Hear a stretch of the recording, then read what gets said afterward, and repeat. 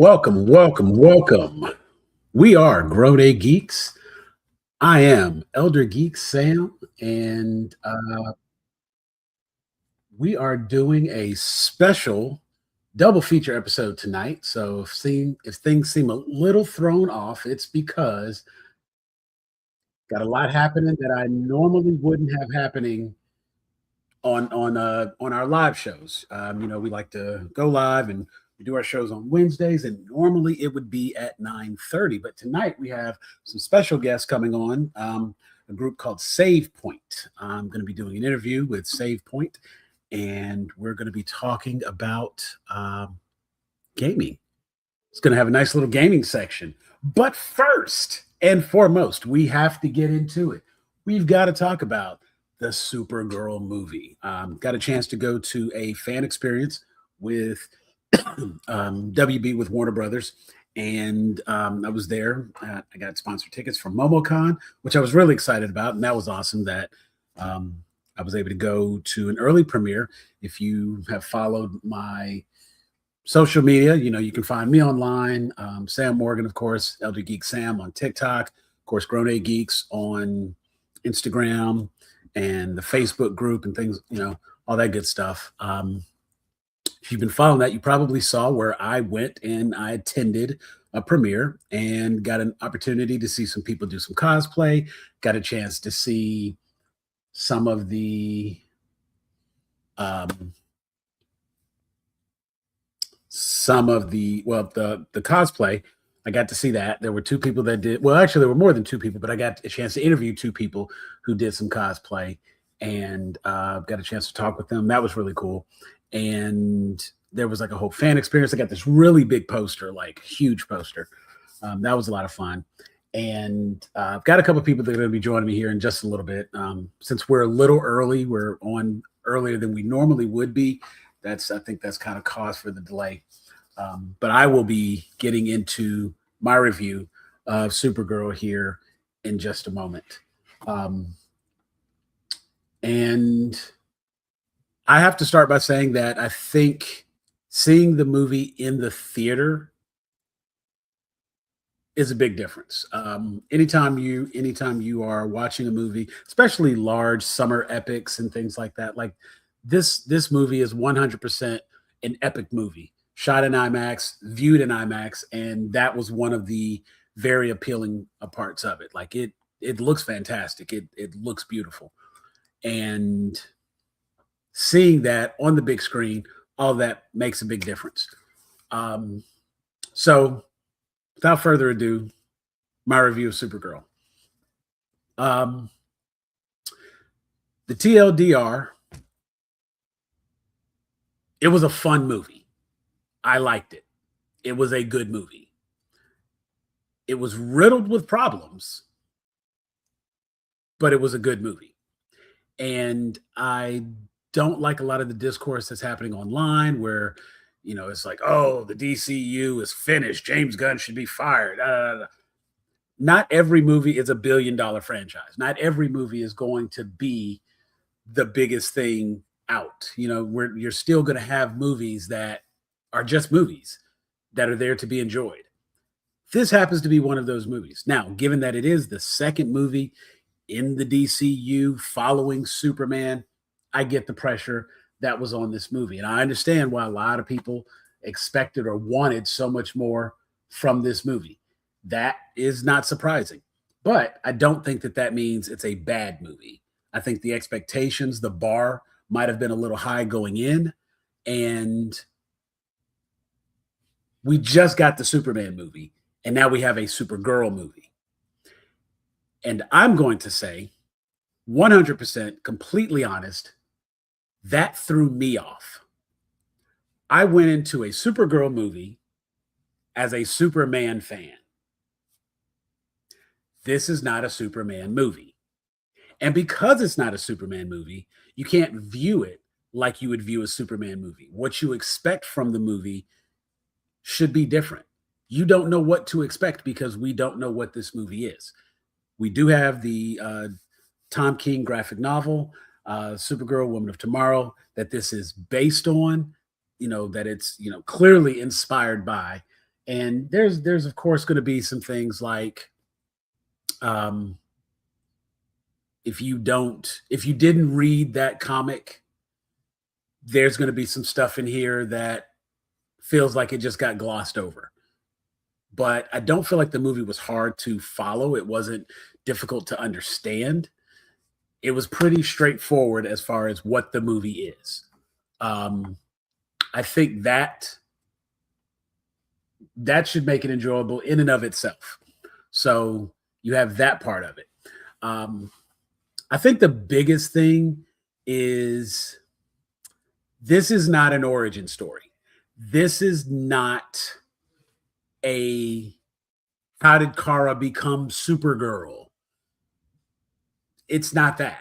And if you go into this movie thinking that that's what it's going to be, that kind of leaves you feeling a little let down.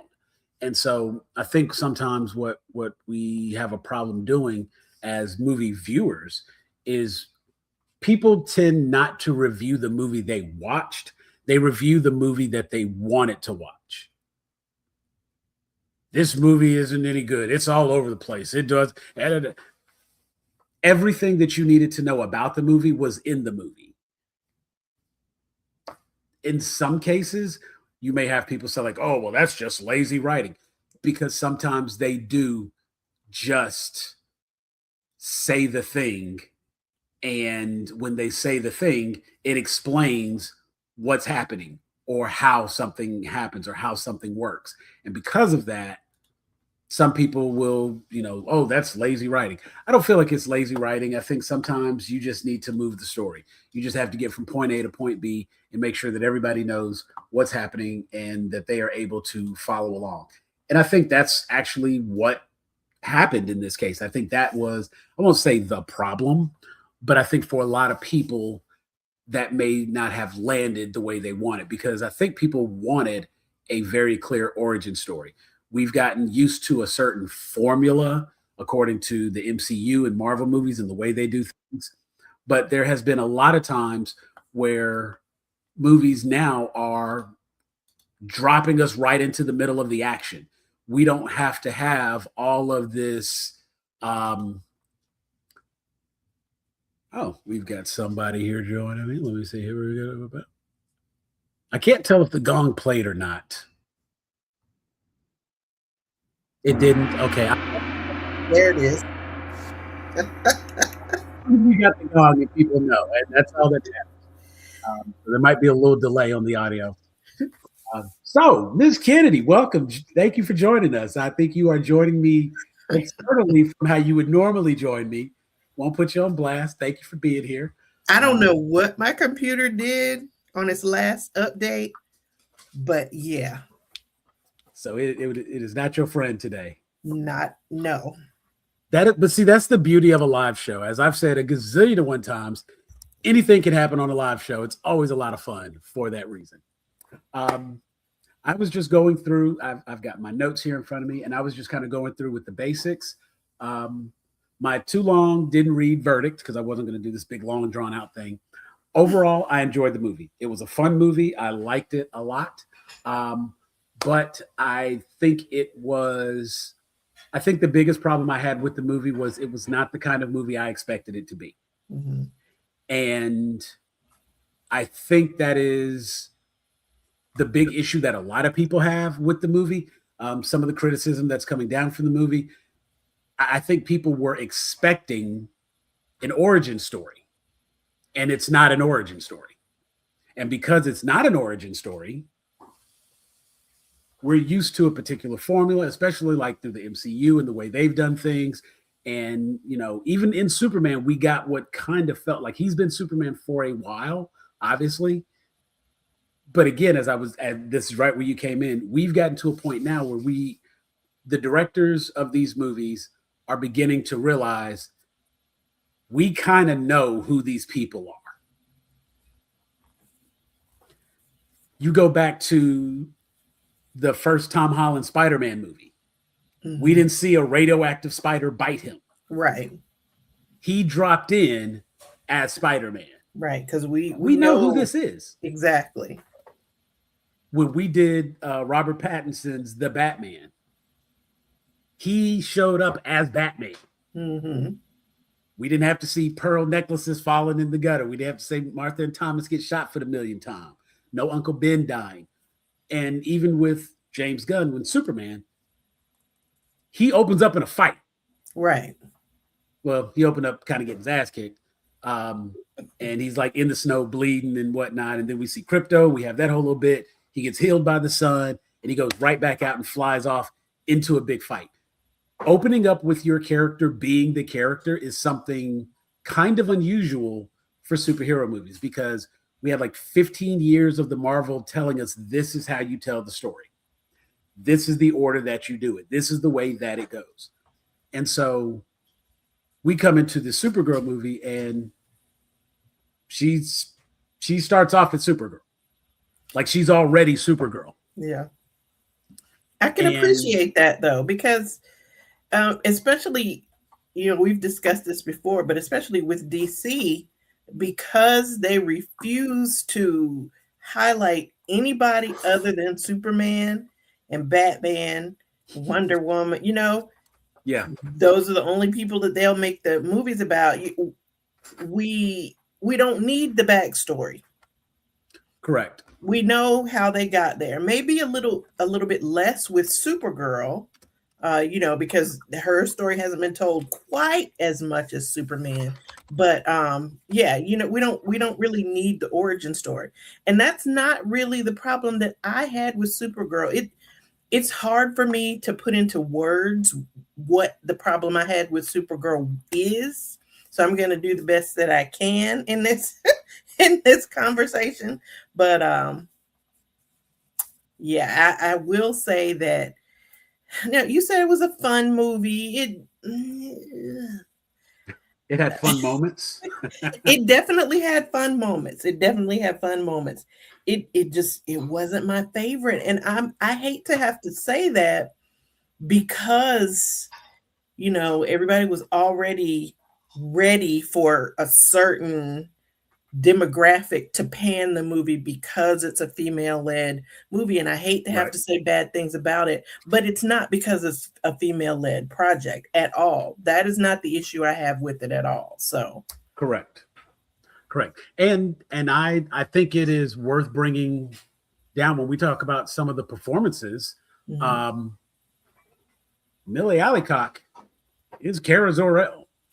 I'm 100% convinced that she can do the things that I saw Supergirl do. Just like when I see David Cornsweet be Superman, I believe he can do those things.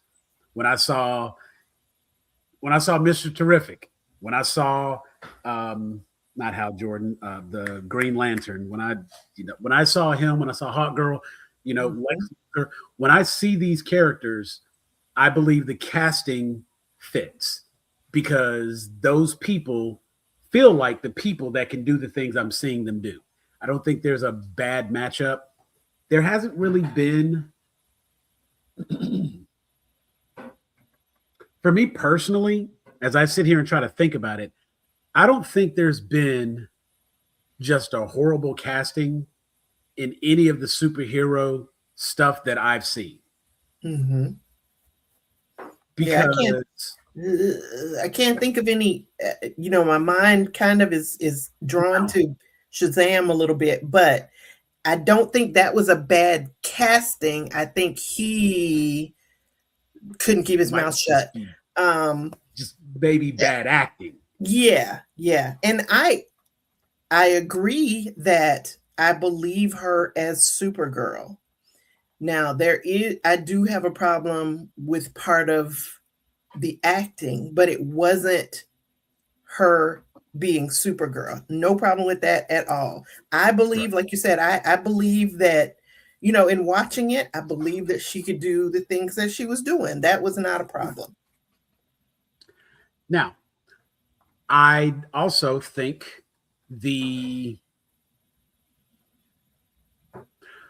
I don't think she gave the full drama that they needed her to give because the way they present the story, and I know we have live show up there, but I just want to make sure that everyone is clear because spoilers incoming. I was not so convinced that she was as distraught as she was. That the emotional angst and drinking herself into a stupor constantly, the depression side, it came across too much like carefree party girl and not I'm trying to drink my problems away. And I think that does not help with the narrative of the movie, where we are trying to see someone who is in this complete funk because everything and everyone she knows is gone. Mm-hmm. I can't even pretend to imagine how traumatic that would be. Right. Because it wasn't like she wasn't like Clark, where she was a baby and has no knowledge of it. Right. Only has secondhand emotions regarding it. She was there. Mm-hmm. She kind of grew up there. You know what I'm saying? Like, we don't know what her life was up until we see that, okay, this portion of the city is going to be saved. And then that portion of the city, everyone dies from kryptonite poisoning. And, you know, so it's like everything that she knows to be true is gone. Everybody that she cared about, thinks about, knows. We didn't see her with any friends. The only thing that we do see, of course, is her and Crypto. And her and Crypto, they go off and they get to live when everyone else has to perish. So I understand the emotional connection I'm supposed to have to Crypto. I just don't see in her face the pain that she's trying to convince me she has. The story did a decent job of explaining to me what's happening. That's where I feel she falls short as Kara Zor-El. Supergirl, she knocked that out the park. Kara Zor-El, troubled teen or troubled young adult. I guess she's unhappy, true. Right. But is she like truly depressed and wanting to drink herself to forget? Like I said, it comes across, unfortunately, more as party girl, less as trauma. And I think that that's kind of where that disconnect might be with Milly in the role. My issue, I think I was so distracted by the fact, and with her being, I'm assuming British, Australian. I was gonna say British, might be Australian. I'm not sure. I think maybe because they have to put on the English accent, if you will, because to us it's not an accent, it's the way we sound, but they have to adopt the English accent. And I think with her having to speak like Americans and then try to speak like a drunk American, to me, her drunk speak was very unconvincing. And I think I was distracted by what to me sounded like a fake drunk. And I couldn't appreciate other things about the performance. Okay. And I've seen the movie twice. Because I wanted to go ahead and see it that second time because I wanted to make sure that I was giving it its fair, its fair shot. But the second time, I think I was even more annoyed by how fake her drunk sounded. And it was even more distracting than it was the first time. And I was picking up on little things that there was some affectation she had when she was drunk. It was like she was using a verbalized pause or something. It sounded so fake. And it was making me mad, really, because I'm like, dude, but I mean, I don't drink. It's a creative, and in fairness, that is a creative choice that must have landed for somebody because Yeah, it's the entire movie. exactly. And it The made it director into didn't get thrown off by it. it So didn't I get bother what you're other saying. people, but Yeah. it absolutely bothered me. It was so distracting to me that it, you know, to me, it helped make it not such a good movie. Okay. Because even in that second viewing, when I tried to give it another chance. Went in knowing it was going to be there, and it was Right. even more distracting. And knowing that she was going to sound like a fake drunk or whatever, by the end of the movie, I'm like, no, it's not any better than I thought it was. Let's see if I can bring us in a little closer. There we go. All right. I'm just seeing too much of my room. I'm like, oh, hey, I know y'all like, I like showing off my room. Now I'm seeing too much of my face, but that's okay. So yeah, okay. That is a valid point. And again, I think that's something that since she spends a majority of the movie as Kara, and she is in this constant state of inebriation, right? I can see how that is problematic. Right. Now,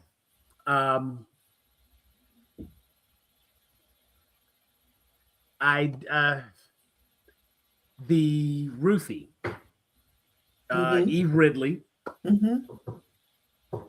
I really believe that she was about that life and was ready to throw hands every time she was on screen.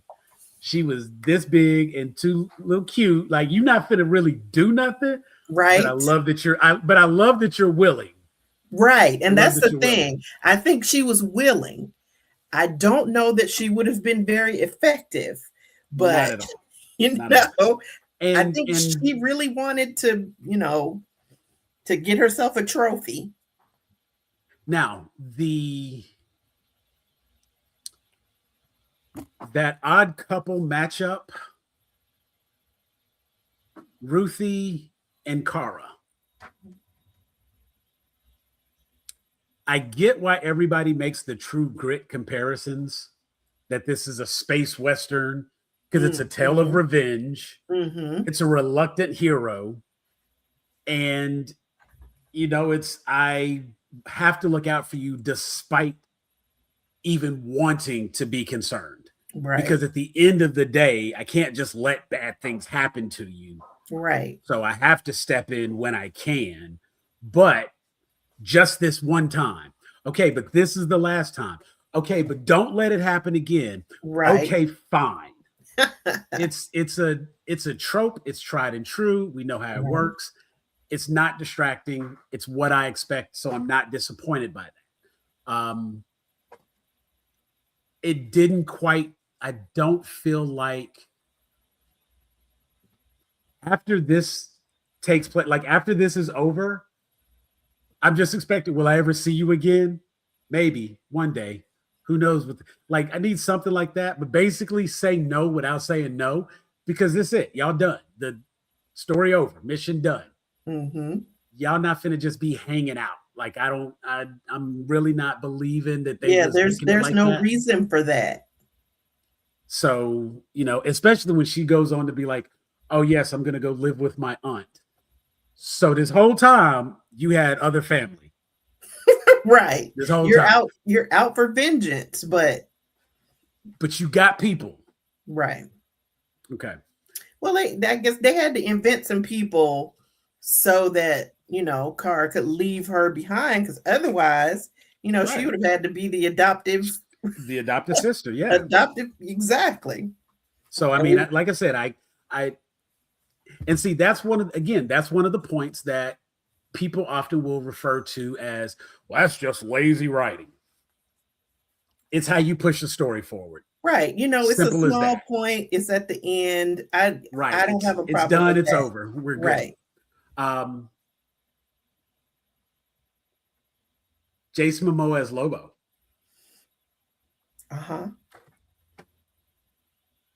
Yeah, that was about how I felt about it. Like,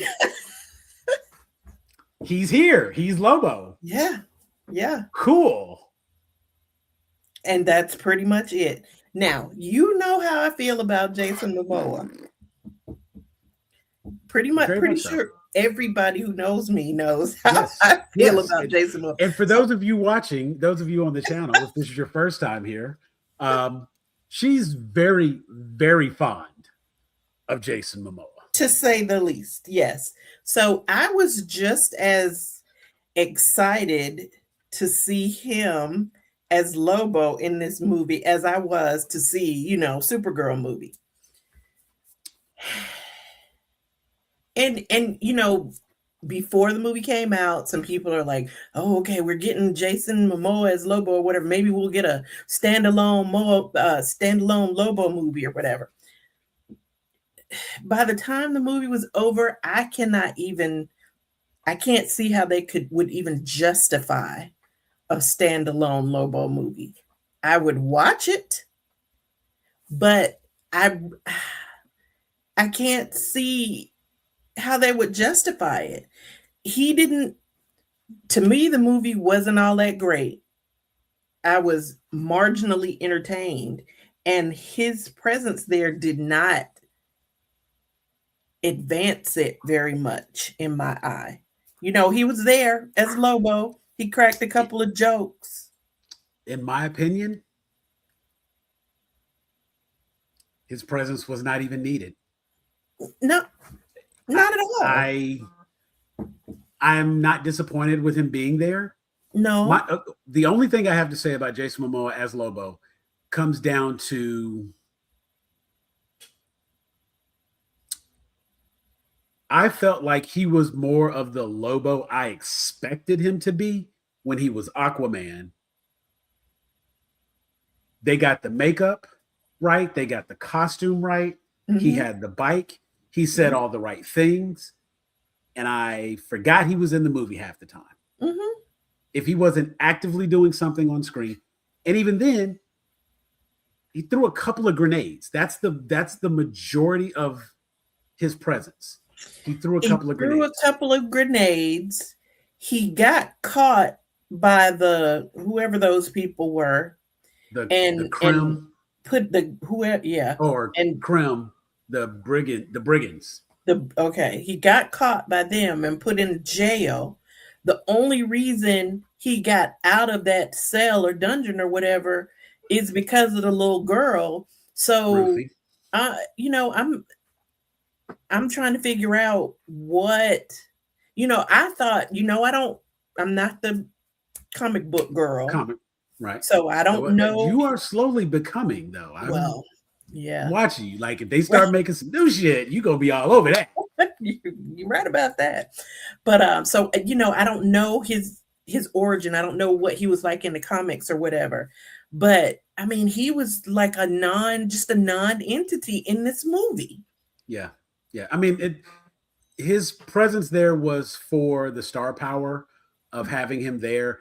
And I don't have a problem. Like I said, I don't have a problem with him being in the movie because the one thing this movie did, and this is actually a really big part of it, and we don't really think about it in this context because we're here to see Supergirl be Supergirl. But we now have a sense of like how big this galaxy is. Because multiple people know who Lobo is. Mm-hmm.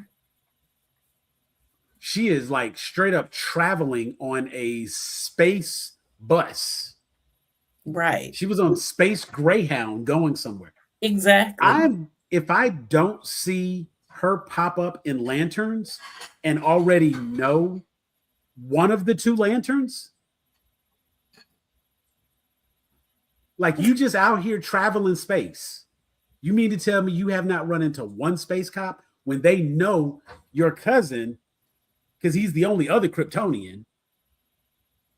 So, like, clearly, you know what I'm saying? But having Lobo in the movie, having the brigands traveling from planet to planet to planet, it gives a sense of scope to this galaxy. Mm-hmm. When we think of Superman on planet Earth, and then we have the Justice Gang on planet Earth, we have a Green Lantern there, Guy Gardner, that's his name. We have Guy Gardner. We know we have the Lanterns TV show coming. We know that Peacemaker is in this same universe because he interviewed with the Justice Gang trying to get hired on. We know we have the little Phantom Zone dimension that Lex created with the teleport technology. Right. It does do a lot to add volume to this world. Because of that, that leaves it open to do more. That leaves it open to include extra. True. Very true. And that is kind of the things you have to do in your beginning movies. In those early stages, you have to lay the groundwork to build up so that you can present something larger later on. And I think it did a really good job of that. Okay. First point. World building, universe building. Yeah, whatever. We got all these different planets that she went to, and we're establishing with the yellow sun and the green sun and the red sun and all of that. We're establishing that all that is out there. With the green sun. Oh my God. Okay, and so that's great that we're establishing that it's all out there. And I'm thinking that maybe part of the reason I didn't completely what's up, man? Part of the reason is that's not what I was expecting.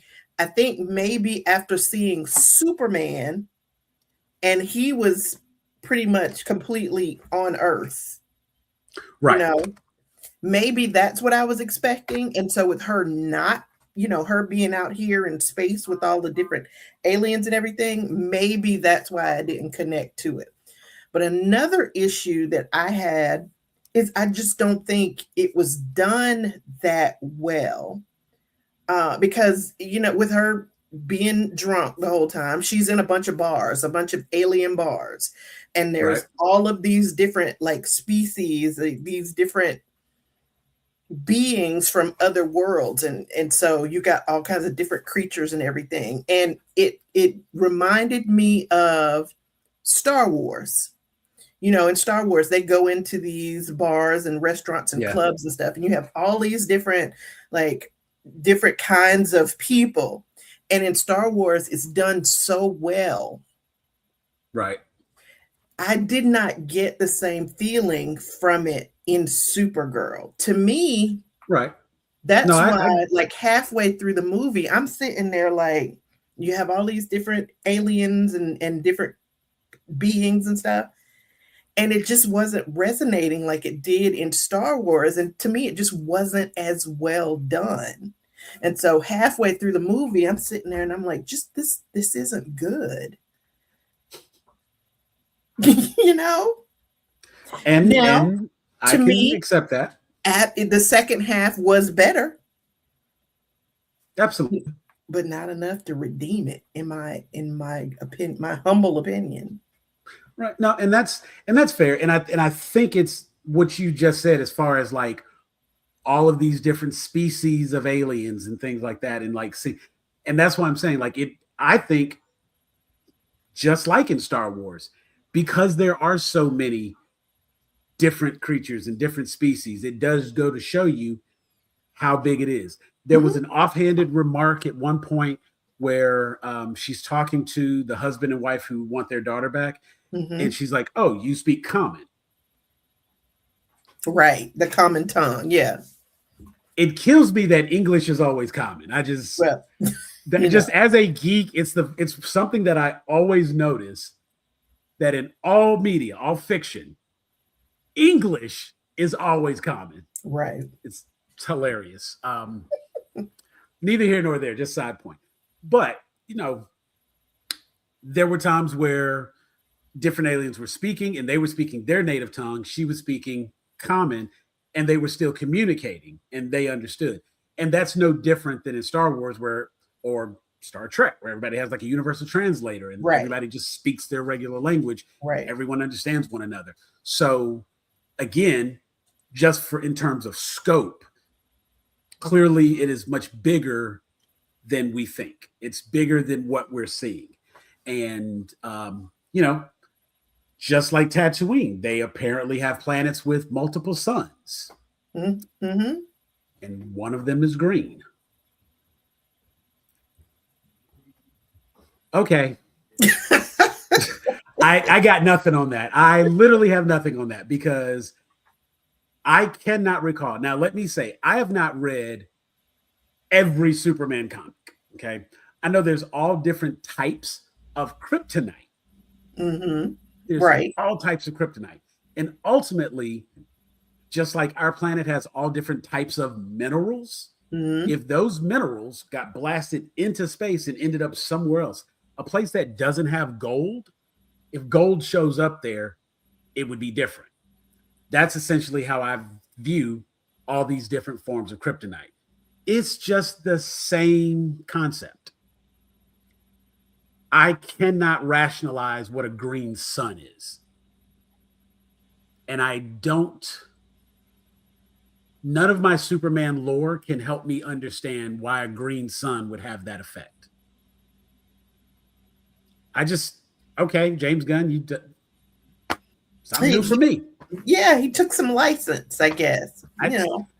Creative liberties. Why the hell not? Okay, cool. And that wasn't one of those things. It was weird and it threw me off because and that was why I initially didn't know how to react to that, because one, I had no concept of it. And when I kind of went back and thought about it later, I could not figure out why it bothered me. And then I realized that ultimately it's not that it bothered me. It's just that there was no canonical understanding or explanation. Right. And again, just the exposition of it being a planet with the green sun, it should have had the same effect as a planet without a yellow sun. She should have been depowered, and that's it. The fact that she was poisoned by it, because now you got me sidetracked thinking, are there planets with blue suns? Are there planets with purple? Like, what is the limit? If we can have a green sun, and let me tell you how scientific I had to get with it. I got to thinking about, okay, it would have to still be the colors that exist in flame. So a blue sun logically could happen because flame can be blue. If you get it hot enough, I've seen green, depending on the atmosphere and things like that. Because you could throw salt in fire and it does, it makes it turn different colors. Scientifically, sure. Why not? If one is actually out there in space, I don't know. I don't work for NASA. I just have to trust what they're saying that it could be, and this is how they're going to react to it. So, but if there was because on Krypton has a red sun. Yeah, but there was kryptonite in the core of the planet, right? Or something like that. And so after that first event happened and, they got the dome up and they thought they were okay because, they were protected from the atmosphere. But what they realized is that there's this stuff, I guess they had to name it because they didn't know what it was. And so they called it kryptonite. This green stuff in the core of the, that was disturbed by the event and that started to poison them. So if this kryptonite is a naturally occurring element, could there not be, a star or some kind of a big whatever out there made of the same naturally occurring element? And that's how you end up with green suns or moons. And like I said, it ended up being something that I wanted to be all in a huff about it. And then finally I was like, there's no reason. Again, exposition. This is what they need to move the story along. Because I will say, once she got her powers, when she was charged up all of those fights were done instantly. Like Yeah. people don't beat Kryptonians on a regular. Okay. Yeah, I agree with Right. that. Universe building device. And that was kind of what I was saying, maybe. People don't beat Kryptonians like that. Kryptonians come in, they do their thing, and they can do what they want to do. You got to be like in some upper echelons of power to, scoff at a Kryptonian. Right. And according to like comic lore, because Kara was more fully developed before she got her exposure, she has a denser physiology and therefore can technically soak up more solar power than Clark, having been born on Krypton but raised on Earth, doesn't have the same density, and therefore she is stronger than he is. The fact that they kind of came, like, the only thing that makes this an origin story, and this is the only part that I wish they might have done just slightly better with, because I think this would have been the thing that could have truly saved the movie.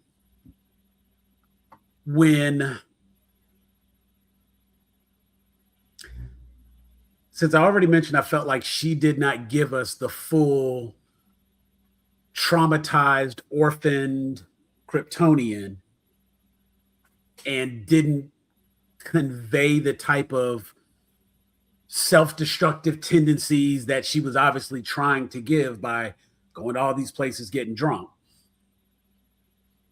If I saw her doing things that were like straight up suicidal, sorry, I don't know if I can say that.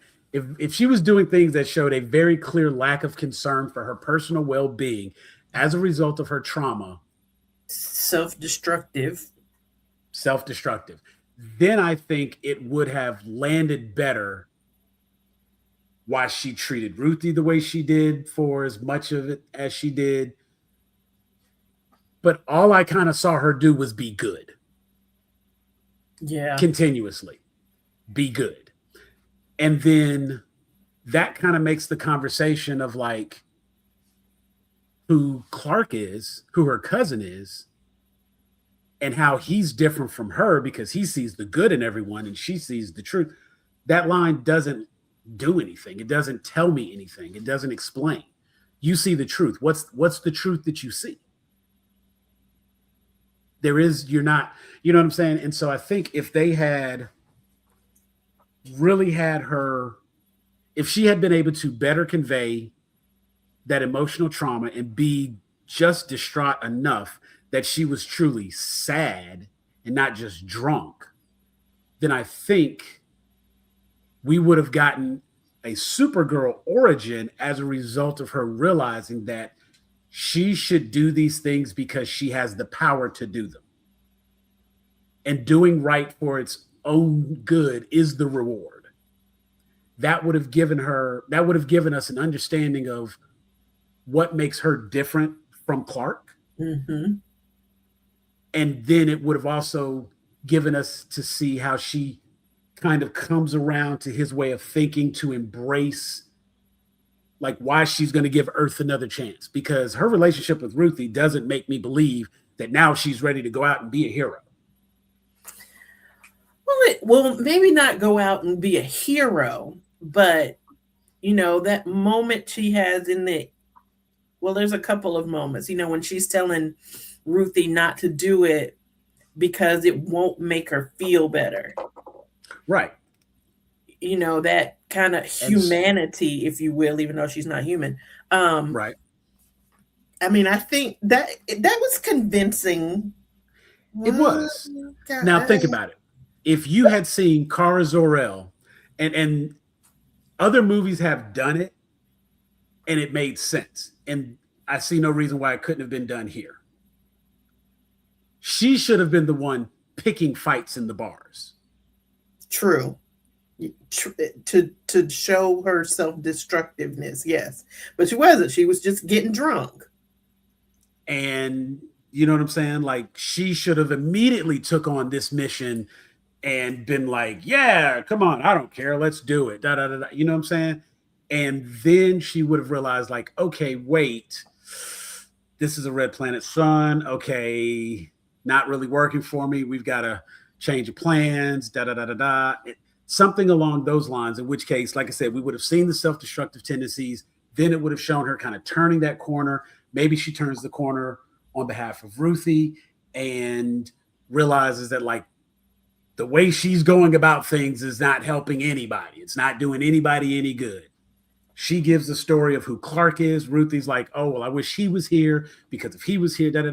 Now that makes her very self-conscious because that's the only other Kryptonian. She's obviously a bad representation of a Kryptonian. I don't want to rewrite the movie. You know what I'm saying? Right. But it's like, that's what I thought they were doing. And I feel like they didn't do it well enough. And that's why they had to add the element of the repopulating the brigands. They had to have something to draw out the emotions to make her feel compelled and attached. Well, and I didn't really see it as like self-destructiveness. I think what I saw it as was just avoidance behavior. You know, she was trying to stay drunk so she really wouldn't have to deal with any of it. Not necessarily get herself, like, you know, taken out. Right. I mean, I just saw it really as the avoidance behavior. And I think that's what made the unconvincing drunkenness even worse. You know, because if she's trying to be drunk so she won't have to deal with all of this stuff, I don't even believe her drunkenness. So maybe that's me. That's why I have trouble believing, or have trouble like enjoying the movie even. You know, I think I'm just being blocked by the fact that I don't believe like her drunk is so bad. I don't believe her drunk. Right. And that's completely valid, because like I said, it was not coming across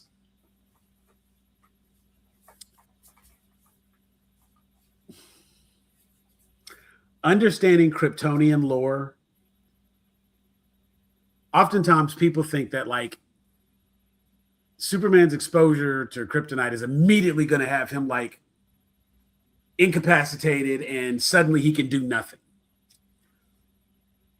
It is a very rapid drain on his powers. As a result, it, like, if it was a 2-liter and you hold it upside, now there's holes in the 2-liter air, so it's just rushing out. And it can get empty very quickly. Once it's emptied, now the radiation poisoning and whatnot starts to take place, and he's actually suffering from it. But initially, just the exposure to it, he can hang out for a bit. And over time, those powers will be gradually reduced. Exposure to a red sun starts to deplete the solar energy that the Kryptonians store up in their body, and it makes them weaker gradually. Right. The only difference is more human. She goes to these planets with the red sun because she's not like healing factor recharging, and now the alcohol is able to take effect. So she does have to drink a good bit to even feel anything. And on top of that, I imagine she would, for it to have any effect, she would have to stay in a constant state of inebriation as the powers continue to drain down. But because she now has exposure to this yellow sun, boom, sobers up pretty quick. And it's like, dang, I was almost good, and now I'm not again. Got to start over. Give me this whole bottle, I'll start fresh, you know. And that's, and I think that's why like you said, she's just never quite drunk enough to act like this or sound like this, but she's aiming for it, and she just can't quite get there. But her exposure to that yellow sun, I think that actually is where the movie starts being better for me.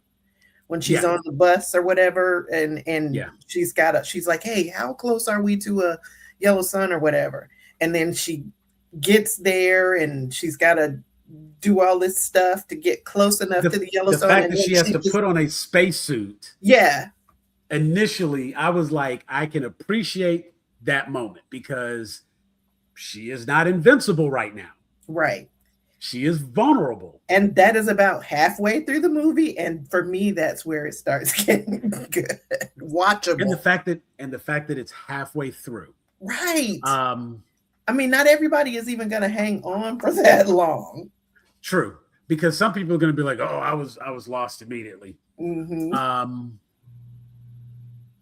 All in all, soundtrack. Because it's a James Gunn thing, so we got to talk about music. Right. I wasn't. There was one song.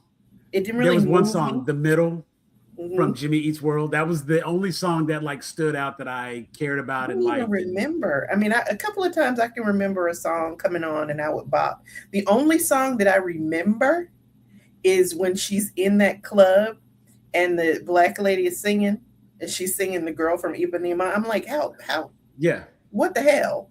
Why would they know that song? Yeah, that was a moment that was kind of like, really? Yeah. Okay. Okay. Okay. I mean, exactly. it's it made me think of like, what was it? There was a, I cannot recall this exact moment, but there was a moment in fiction where people on another planet were just getting like Gilligan's Island or something, and they were talking about it. And because they're so far behind, having just gotten it, it's new to them. And it's like, oh, that show's been off for years. Like, oh, we haven't finished it. Don't ruin it. That's kind of where that came. That's what it put me in the mindset of. It's like, okay, it's a good song. How did it get here? Exactly. Are you human? Because I'm thinking, it makes me think of, Star Wars, Star Trek. Like you say, they go to these different places and there are people or beings performing or whatever. And in those places, we usually get something that's music, but that's like, and it's alien and it's alien music, beautiful, yes. And it's complex and it's intriguing, but we don't completely understand it because it's alien. Here, she goes into a bar on a different planet and the lady is singing in English. The girl. You might as well just have a jukebox. Right. I could even accept it when it was like Star-Lord. And of course, since we're talking James Gunn, when it was Star-Lord, he had his headphones because that was Earth music. He is an Earthlink. Ergo, it makes sense. That, of course, now we're getting into like the real questions of, was that lady an Earthling just on another planet? Has she been to Earth? How did the music get, like, who was traveling back and forth? Like, do we need to blame Hal Jordan's influence on this? Like, what is happening? I don't know. That would probably be more of a Jon Stewart reference. Yeah, that's what I'm thinking. I don't know. But I know we're coming close to our time, but I do want to, it wasn't all dark clouds and thunderstorms for me. There were some good points, and I do want to take a moment to highlight, but it's at the very end of the damn movie. I shouldn't have to wait till the end of the movie for a redeeming quality. But that slow motion fight scene at the end, yeah, epic. That is. I need someone else to hear this. That is how you do slow motion. Yes. That is the time and the way to use slow motion. Not for every punch that's thrown. Mm-hmm. Not every time somebody jumps. That is how you do slow motion. And it does work. And I like, this gave one or two scenes that looked like it was obviously set for 3D because like we got the stuff flying at the screen. I think that's gonna be a DCU staple, that a tooth is gonna find its way towards the screen, and I'm here for it. I'm okay with that. Well, unfortunately for me, I can't see 3D, so okay. That I don't go to 3D movies, but it's that fourth wall aspect of the tooth flying and just hitting the screen and bouncing off. For me, that lands. Whether I'm watching it in 3D or not, I understand conceptually what's happening. Right. and that's what I'm looking for. And And that's I what I'm understand what it would look like, but just right. physiologically for me, since I don't use both my eyes at the same time, I can't see that Gotcha. that 3D stuff doesn't. I'm at the point now where, well, see, my distance is still good. Anything that is like inside my arms, I cannot see without my glasses. So 3D up there is great, which is, I think, why I'm beginning to like really enjoy the theater experience. For me, here were a couple of things that I want to point out as being like the highlights. And it's funny because it was one of the things you mentioned, the aliens, like all of the different aliens. I thought the alien designs were unique and interesting, and not being like, oh, it was so close to the graphic novel. But because the graphic novel is Kara in space and not on Earth, there is a lot of random aliens in the background and in the scenery. And seeing those random aliens in the background and in the scenery, I thought was fantastic. Like I said, I'm good with her in the cape. Keep her in the cape. Give me everything with Milly in the cape. Yeah. I don't care if she puts the coat on over. Let it just keep her in the Supergirl outfit. I don't need to see her in jeans and a t-shirt because I don't like that person. That person is bored and wearing, and I mean, it is weird and boring and doesn't work with me. Mm-hmm. But long as she has on that Supergirl costume, coat, cape, however, now she's in fight mode, and I'm here for it. The cape and the over-the-knee boots were working for me. Yes.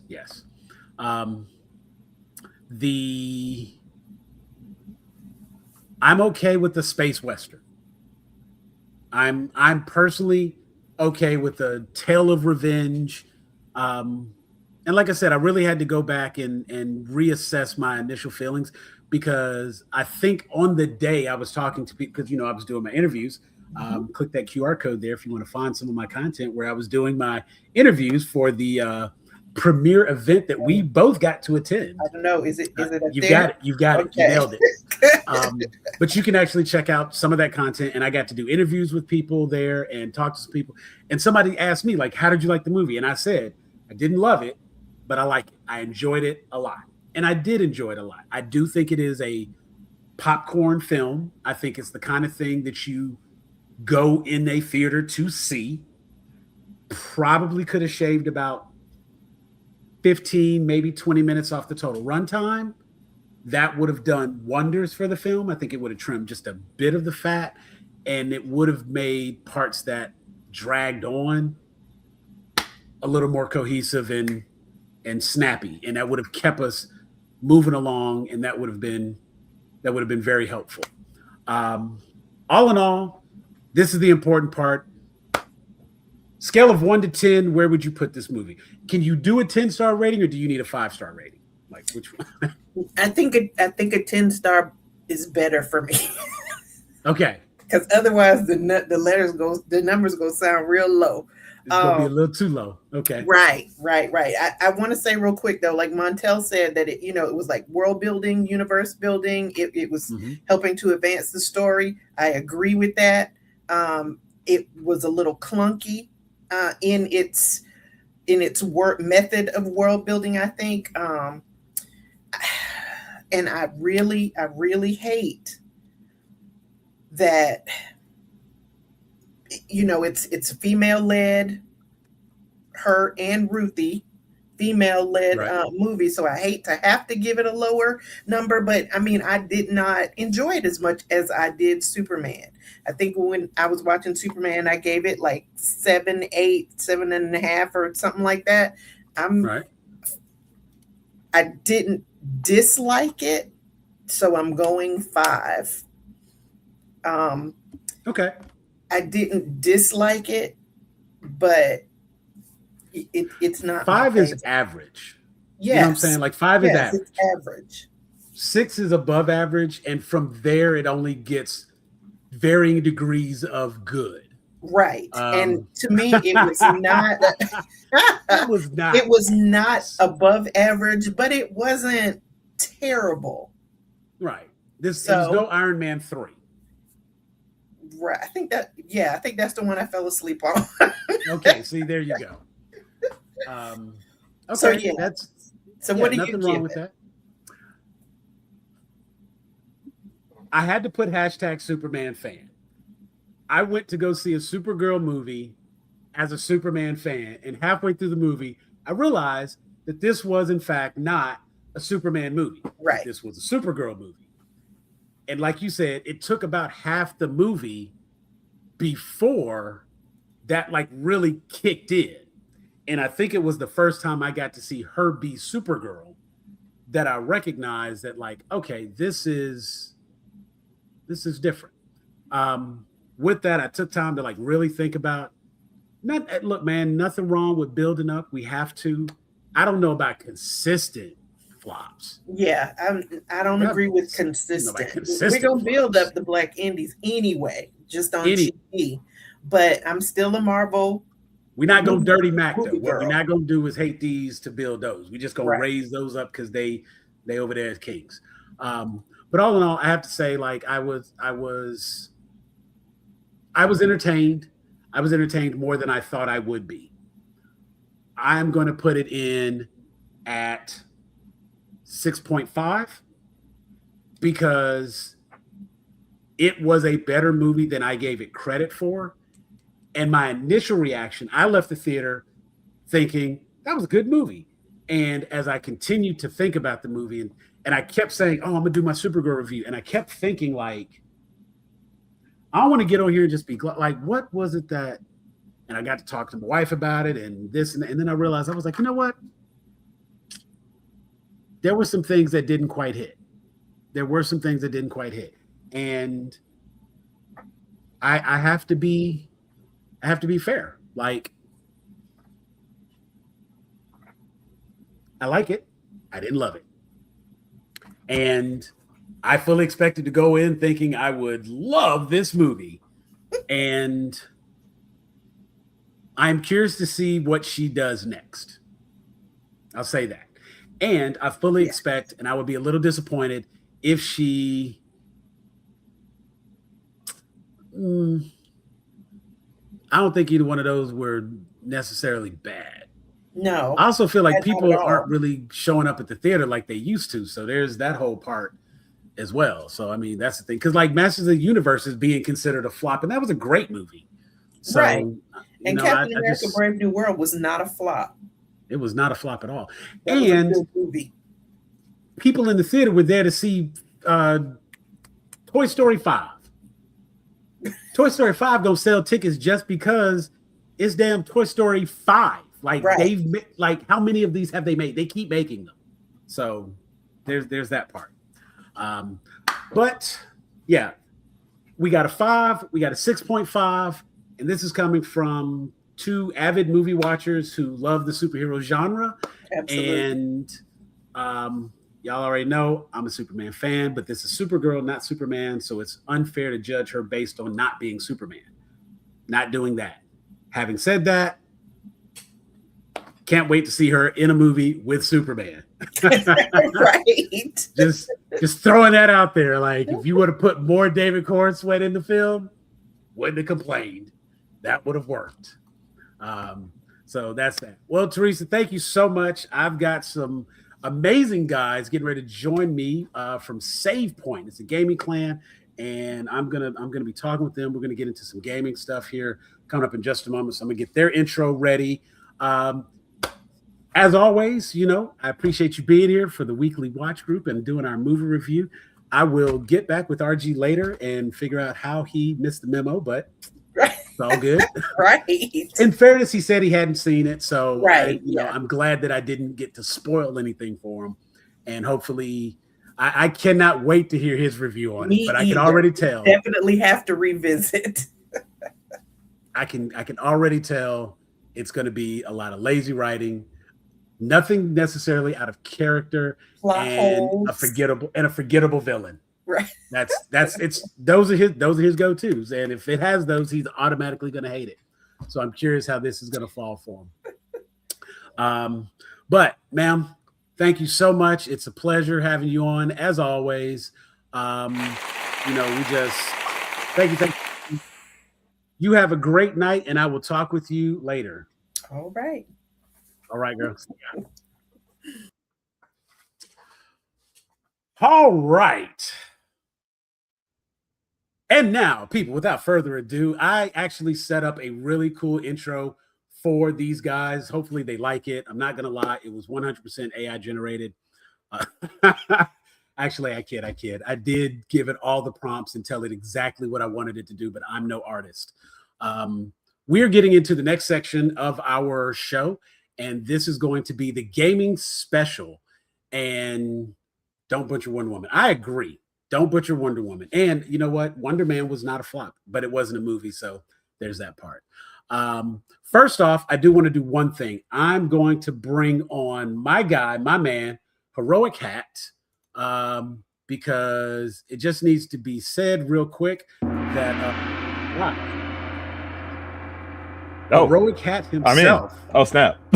What is going on, man? What's good? I don't know how the green room works. I've never been in the green room, but I have a green room. I don't know. Yeah. Can you hear me when you're in the green room? Yeah. Okay, cool. All right, good. So I'm gonna let everybody know we're gonna do an official intro. Oh. And after I do, because I want to be able to cut your portion of the show and have your standalone video, because I'm actually looking really forward to this. I cannot wait to talk to you. All guys. right, now you're hyping us up. No, because everybody, look, y'all wrote a bio. I got questions. Okay. I want to, and bro, I haven't had you on the show in a while, and I miss you, man. You know what I'm saying? You're my co-admin. You were day one, bro. You were day one. So I wanted to give like a very special shout out to Heroichat, because he is a very large part of why Grown A Geeks is still here and why we are where we are today. So major shout out. When he said he wanted Tom, I rearranged everything on the damn show. To sure you didn't have to rearrange everything, man. No. You didn't have to do that. Our show starts at 9:30. You got from now to the rest of the show. We got the Supergirl review out the way. It's all about Save Point. And I even went as far as to make sure that you had your own intro. Oh, so really? Yeah. Bro, I got you. Okay. All right. Let me see. Ladies and gentlemen, let's go ahead and run this thing. We are Grown A Geeks. Welcome to the channel.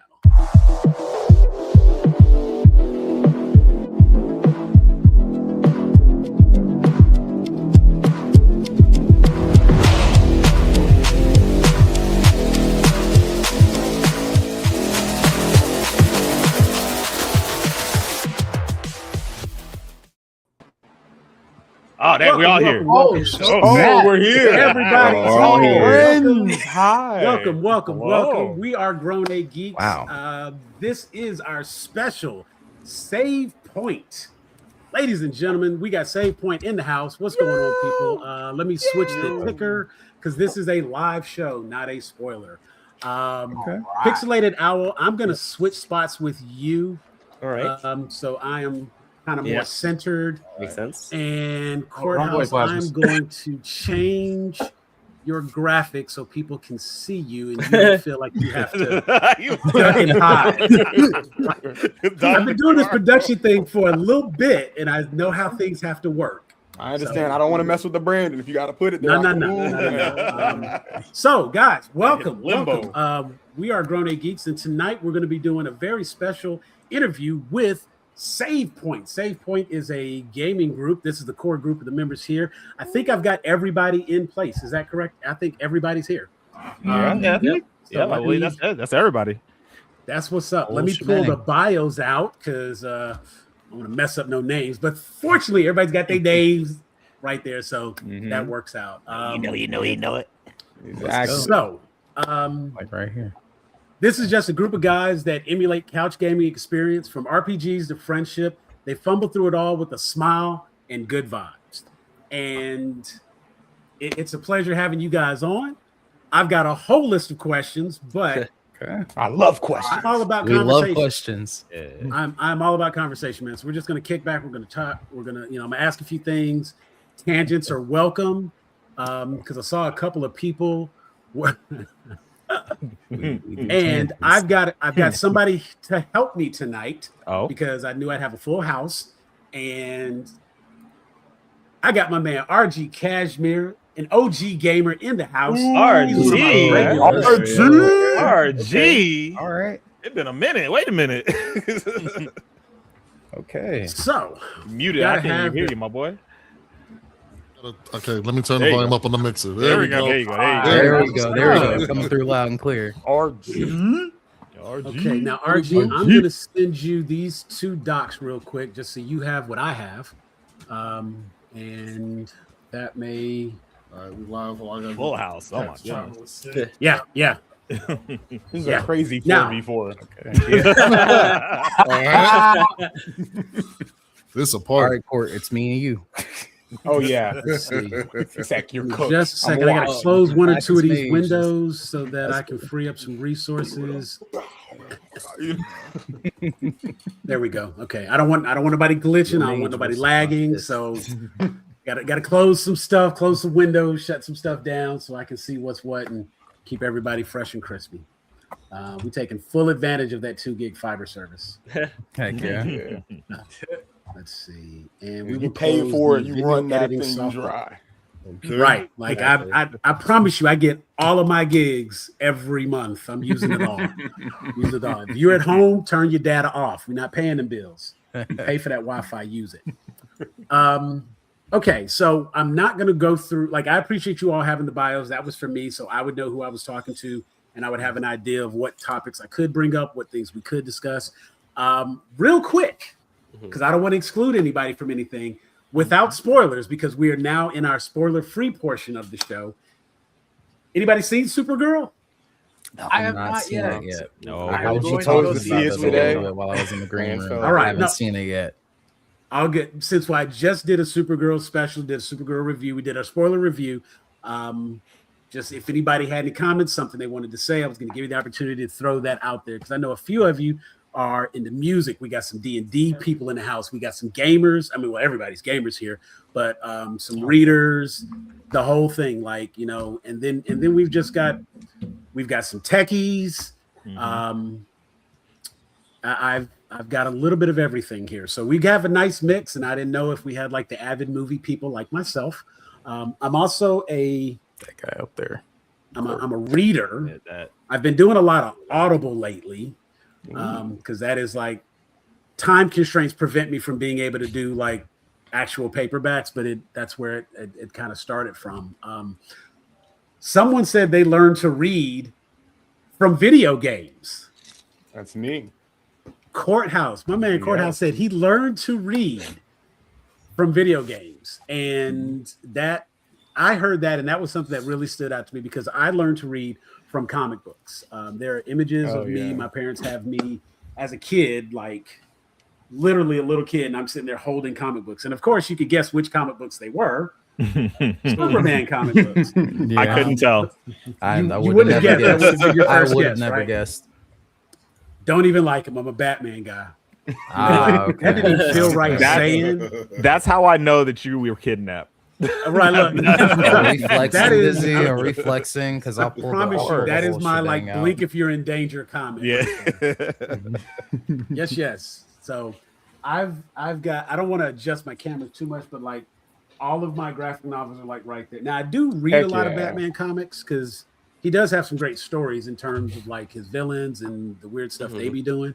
But you know, as far as the character himself, I have issues with that, and I you know, got thoughts and feelings and things I want to say about it. Yeah. The Batman debates we have, Sam. The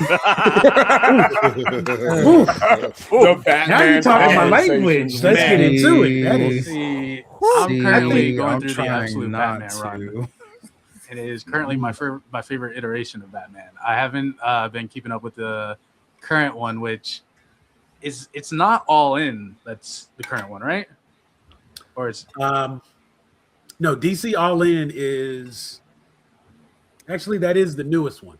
Okay. Because the Absolute series came right before the All In, and All In I think is their current run, but Absolute isn't finished. So because with All In, all I know is that people love the Batman suit in that one, and then Absolute Batman. I've been keeping up with it here and there. I haven't read like the newest like 3 volume issues, I think, but I have like the 2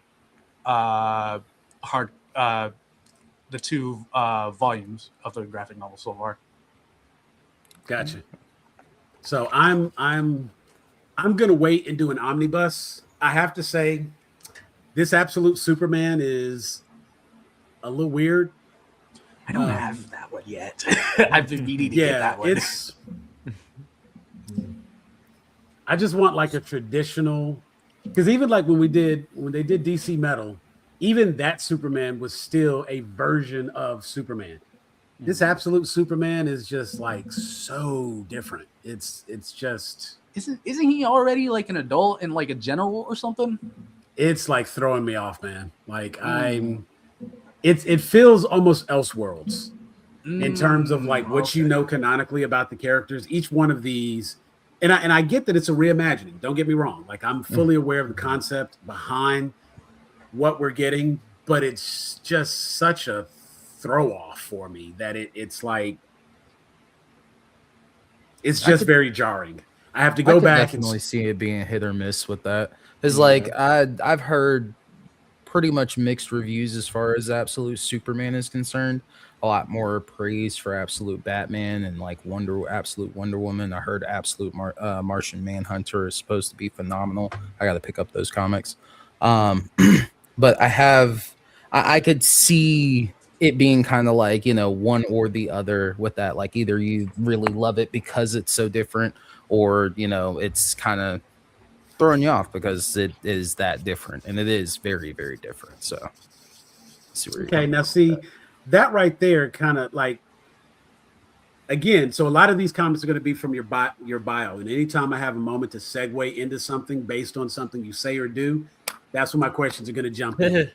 So Sekitai, that review you just gave seems very, very similar to like, so right now you're kind of leaning into review style content while you're like figuring out how you want to do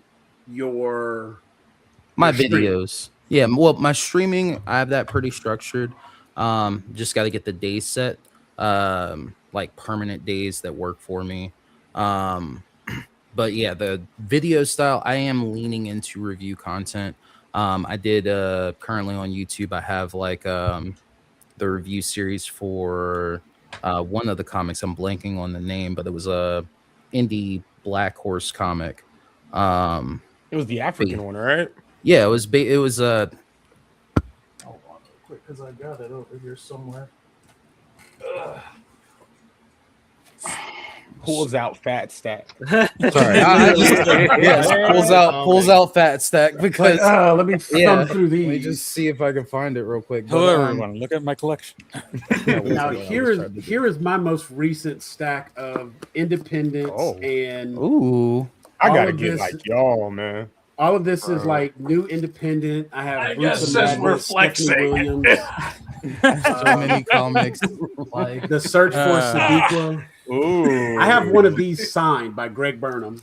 Okay. New History of the DC Universe. See, there's my Absolute Superman. I'm gonna get the first volume of Absolute Superman this weekend, but I managed to pick up the 2 hardcovers of Absolute Batman and Absolute Wonder Woman together. Mm-hmm. That would, Wonder Woman, Absolute Wonder Woman. Hey, Dizzy, what's your address, real quick? I need to come. Let me see about something real quick. I can't remember the name of the comic off the top of my head, and I have to. No sweat. You say it's on your YouTube channel, though, right? It is on my YouTube channel. Yeah. Okay. Well, real quick, do me a favor. Throw it in the. Let's see. We have an option on here. I don't know if you see private chat. Send me a private chat, and I will put the link in the comments so everybody can find said YouTube channel, and then they can just go watch the review. All right. Yeah. That will make it very, very convenient for them. Now, my question with that is, what do you think makes a game review truly stand out, in your opinion, when you have all of these, like, hell, I just did a review on a movie, and it's like went through the ups, went through the downs. You know, I like to do my reviews, the good, the bad, the ugly, and then I do it overall. But I've learned to open up everything with my TLDR assessment. Like, if you're here for 2 minutes, I want you to know what I thought. Right. Come in, hear it. Then if you stay and hang out, we'll talk about it. I'll break it down. I'll get into it. What do you think makes a game review, or any review for that matter, stand out in the sea of the standard out of 10 critiques?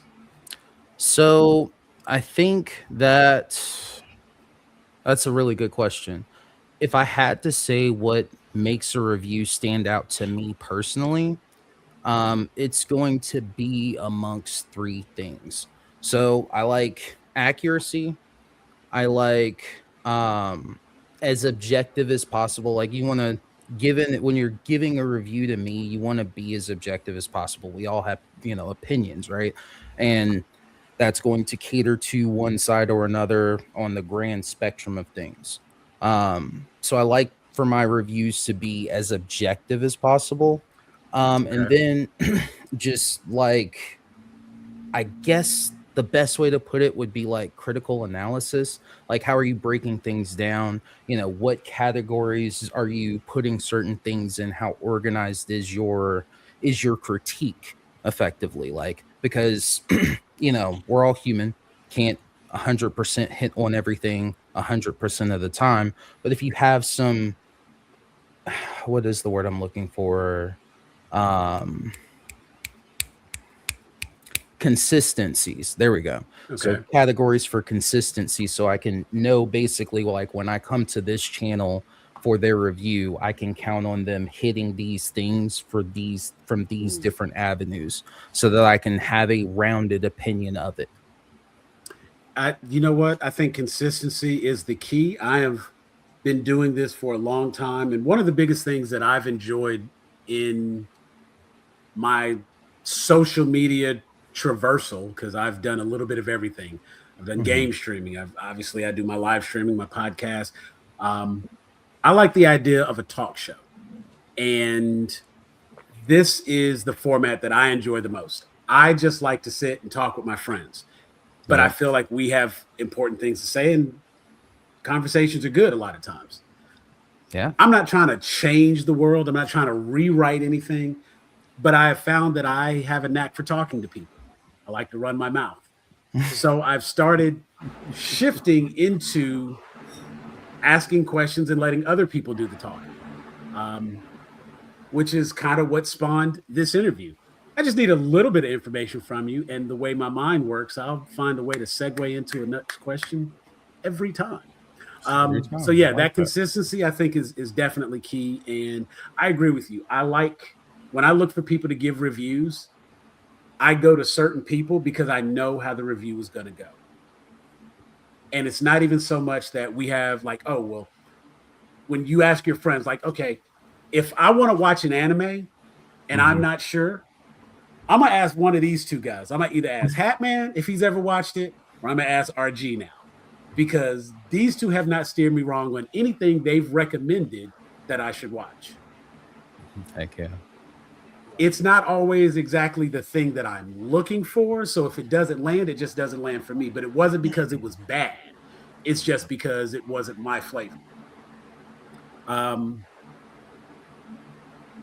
When I'm looking for questions, if I have questions about a game, and this is not to bash those gamers, so let me open up with that.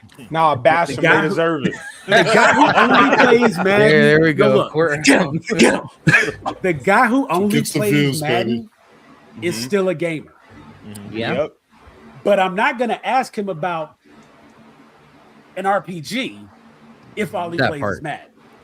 That part. But if I got a question about Madden, that's the guy. That's the guy I'm about to go my to. ball guy. And so I truly believe that knowledge of the subject is equally important, because there's nothing worse than somebody doing a review on something and they don't know what they're reviewing. This is something that me and Court and Pixel talk about a lot. Say that actually. Again, that's something that we talk about a lot. Got him started. So no, because this is why my show is formatted the way it is, because I like to talk. Now, my man over here, RG is my resident hater. Not gonna lie. I keep RG around to keep things honest, because if it's crap, he's gonna call it crap. He's not gonna sugarcoat it and pretend like it's good. I have a tendency to look favorably on most things. It's a hero complex. I'm fully aware of it. I've also learned that I have to differentiate reviewing what the item is versus reviewing what I wanted it to be or what I thought it would be. And it's people like RG who have actually improved my critique of things, recognizing those times when I don't like something because it wasn't what I wanted it to be. Recognizing I don't like something because it wasn't how I thought it was going to be. And learning to truly just critique what was presented to me. The Supergirl movie, I fully expected to go in and just enjoy the hell out of this movie. I did like the movie. Didn't love the movie. But I also went in thinking I was going to see Superman's cousin, when in fact I went to go see Kara Zor-El. Do not go see this movie for Superman. Go see this movie for Supergirl. Because it's a Supergirl movie.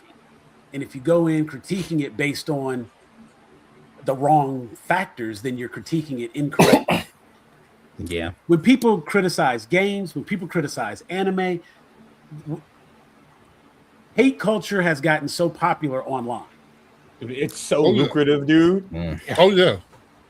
And it is more I can't even say entertaining, because I don't indulge in it. I don't get into it. Same. And I've learned to not even feed the trolls by arguing with their asses, because I used to argue with them. I don't do that anymore.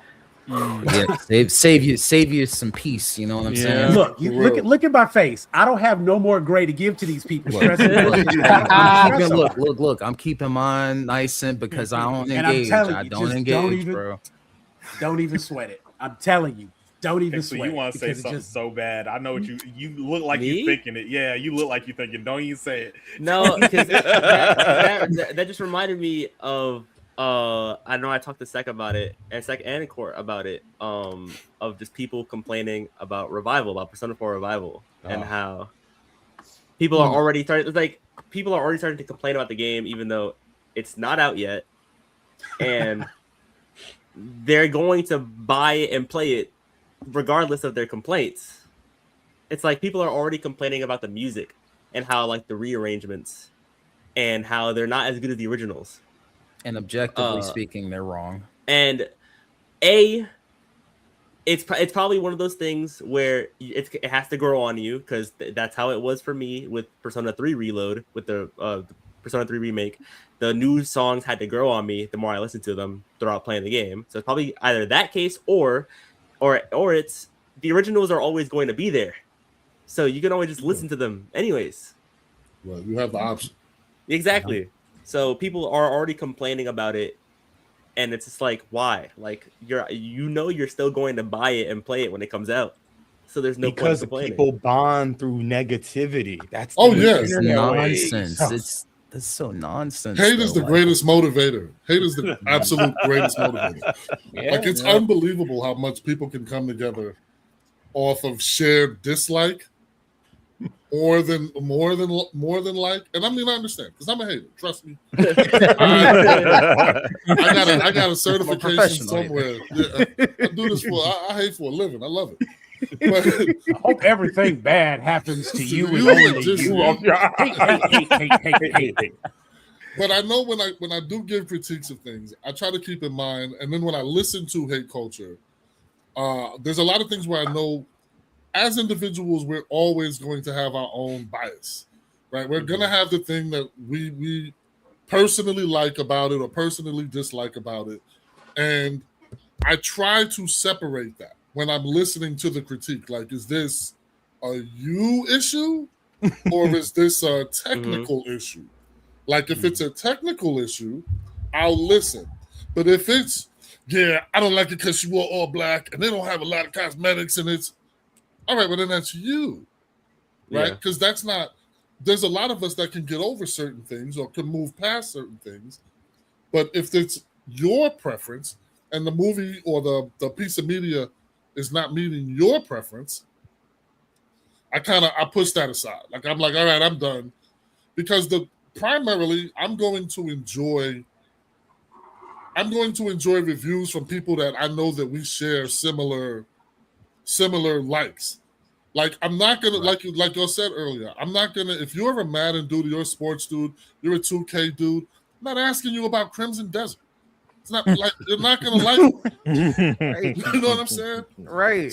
So it's like you go to the appropriate person, because these medias have so many subgenres and specific areas where we all, specific niches where we all can fit in and we all can enjoy. We have to learn to kind of like separate all right, I can listen to you for that, and I can go to you for that, and I can go to you Not for all that. our opinions have to be the same on everything. Yeah, for real. And That's I generally, where that objectivity comes in my opinion. Yeah. I also, too, if part of your review is bashing people that feel differently than you, if the minute you don't like something, you go, well, you don't like because you're an incel, or you don't like because shut the fuck up. We're not like we're not doing that. You know what I'm saying? Like it's not. We all know it's a big fallacy, right? It's a primary fallacy. So it's like that doesn't prove your point. You not liking it because you don't like the fact that I wear Crocs all the time. I got you, bro. All right, you don't like that. You don't like what? But what does that have to do with this particular thing that we're talking about right now? Everything was fine. I found out he had on Crocs. Why are you bashing my shoe game? For real, right. God damn, man. Now, question on that. Okay, so Pixelated Owl. Mm-hmm. Again, as I'm diving into some of my questions here from the bio, now that was a moment that came up really good. So owls are traditionally known for being very wise and observant. You're somebody that likes being in the know. Mm-hmm. You stated a goal of wanting to be a positive force and a guide for people in the gaming space. Mm-hmm. What do you do when the internet gets loud and toxic? How do you protect that positive energy for your community? I typically, because that's one of the that's one of the things I try and promote, especially when I stream. That's like my main form of content.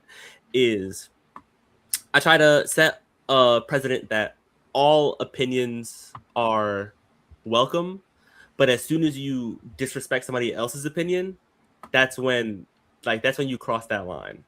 Because there's plenty of things that I like that somebody in my community doesn't like, and as long as we can have that respectable conversation as to why I might like it and they might not like it, that's okay.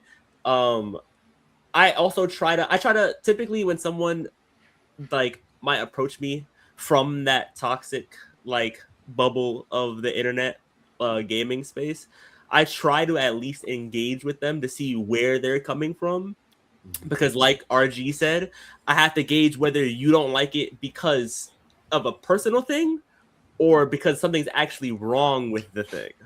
I have to find that out first, and as soon as I find out which it is, then I can proceed with, okay, should this conversation continue? Can we actually have a constructive conversation as to why this is why you don't like it, or should I just dead this conversation right now and just move on? Right.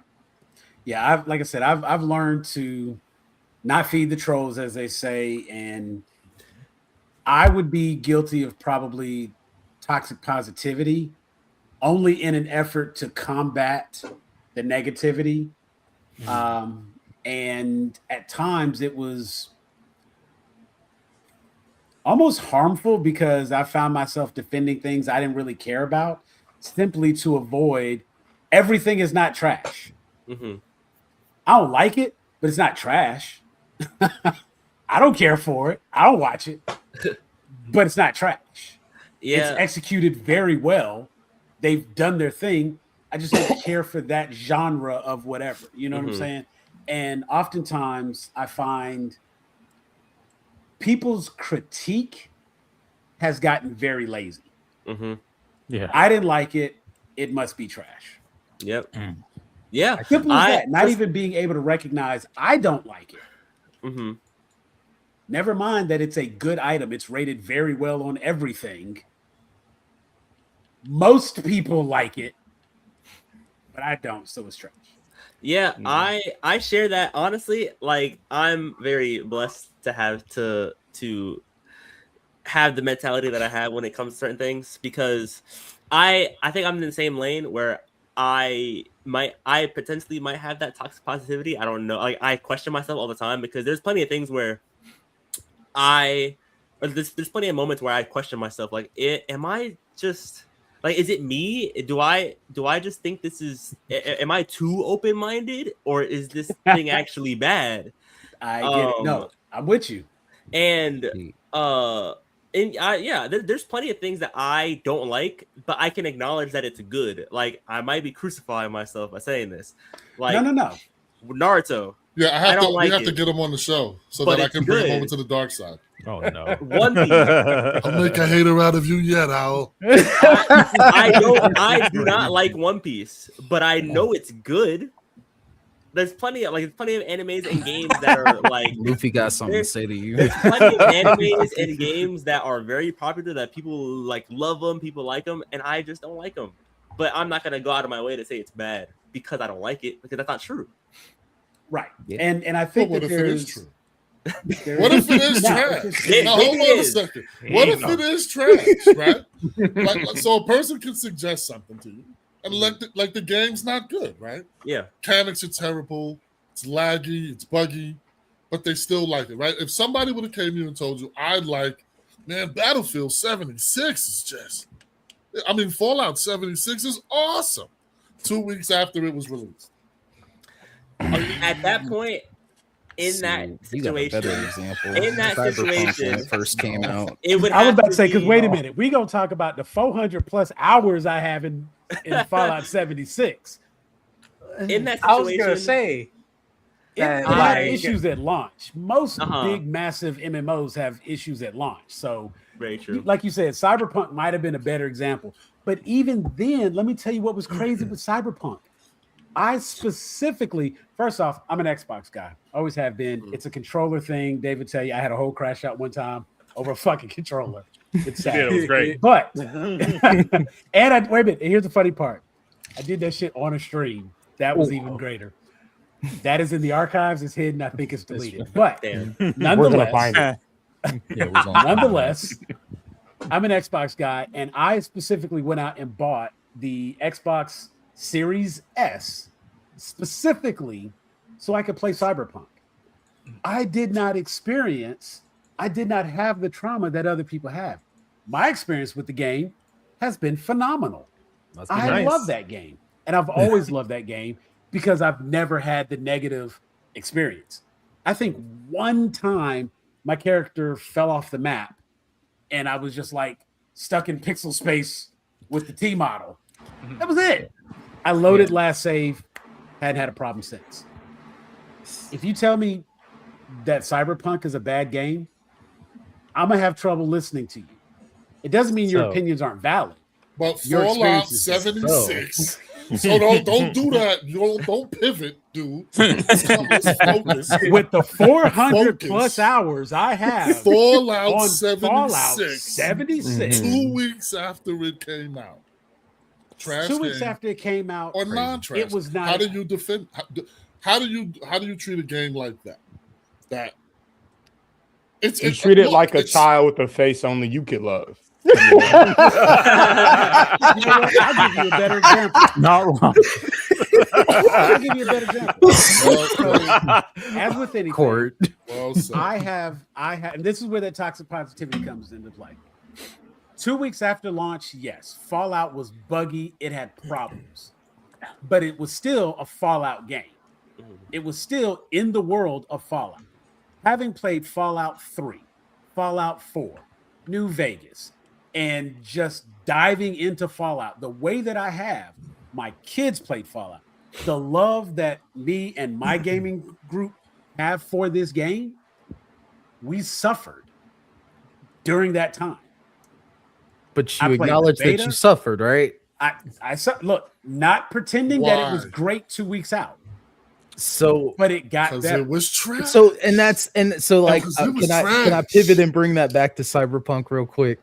Sure. Because when Cyberpunk first came out, it across the board, people like could not play the game, like to the point a mass like what's the word, return across all platforms that had Cyberpunk when it first came out. So that's why I said that with Cyberpunk. And to your point, because Court got me Cyberpunk, he got me to actually play it. And since I played it and played it all the way through, I'm like, to this day, Court will tell you, Pixel will tell you, Plasmas, all of these people will tell you. I'm like, yeah, a Cyberpunk replay through is coming. It's gonna happen. He talks about it almost every day. It's coming, bro. Let me It's tell coming. I've already done my second playthrough. I was going to do a third to go into Phantom Liberty and decided I would just reload my previous character and take that character into Phantom Liberty because I was like fearful that there would be some interactions or some decisions or something that would affect Phantom Liberty. I got on, checked with Reddit. They were like, nah, it's completely sin. I was like, okay, cool. Then I don't have to do a whole playthrough to get to this part. And I just jumped in right there. But my first one, I did a Street Kid. Street Kid. So okay. I said you did. My first one was a Street Kid, and my second one was a female corpo. How did Female that go? corpo was a badass. Oh, that was so much fun. That was so much fun. Playing Downloading it like Cyberpunk right now.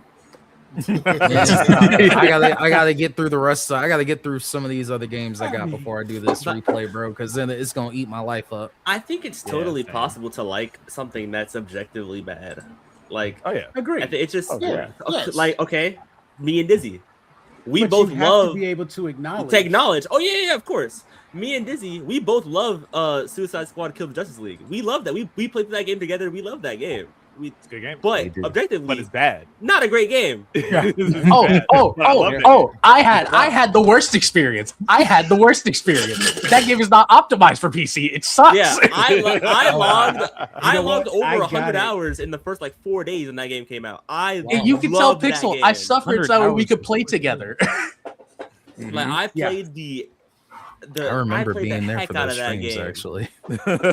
if I was to be honest, I think a lot of things about being objective and subjective is completely pointless when something like gaming or media is a really intimate experience. It's about your time with it. Everything else, if you just want to go online and blab about it and stuff like that, you just want something to fucking talk about, bro. Yeah. Honestly. Like, you should just like for instance, like, oh, sorry, I didn't mean to cut you off, Court. No, you got it. You got it. Right. Like, for instance, me being the Sonic nerd that I am, I unironically love Sonic 06. That game is a trash fire. But you admit that it's a trash fire. Oh, yeah. Oh, 100%. I will be the first to admit it. But I have so much fun with that game. Yeah.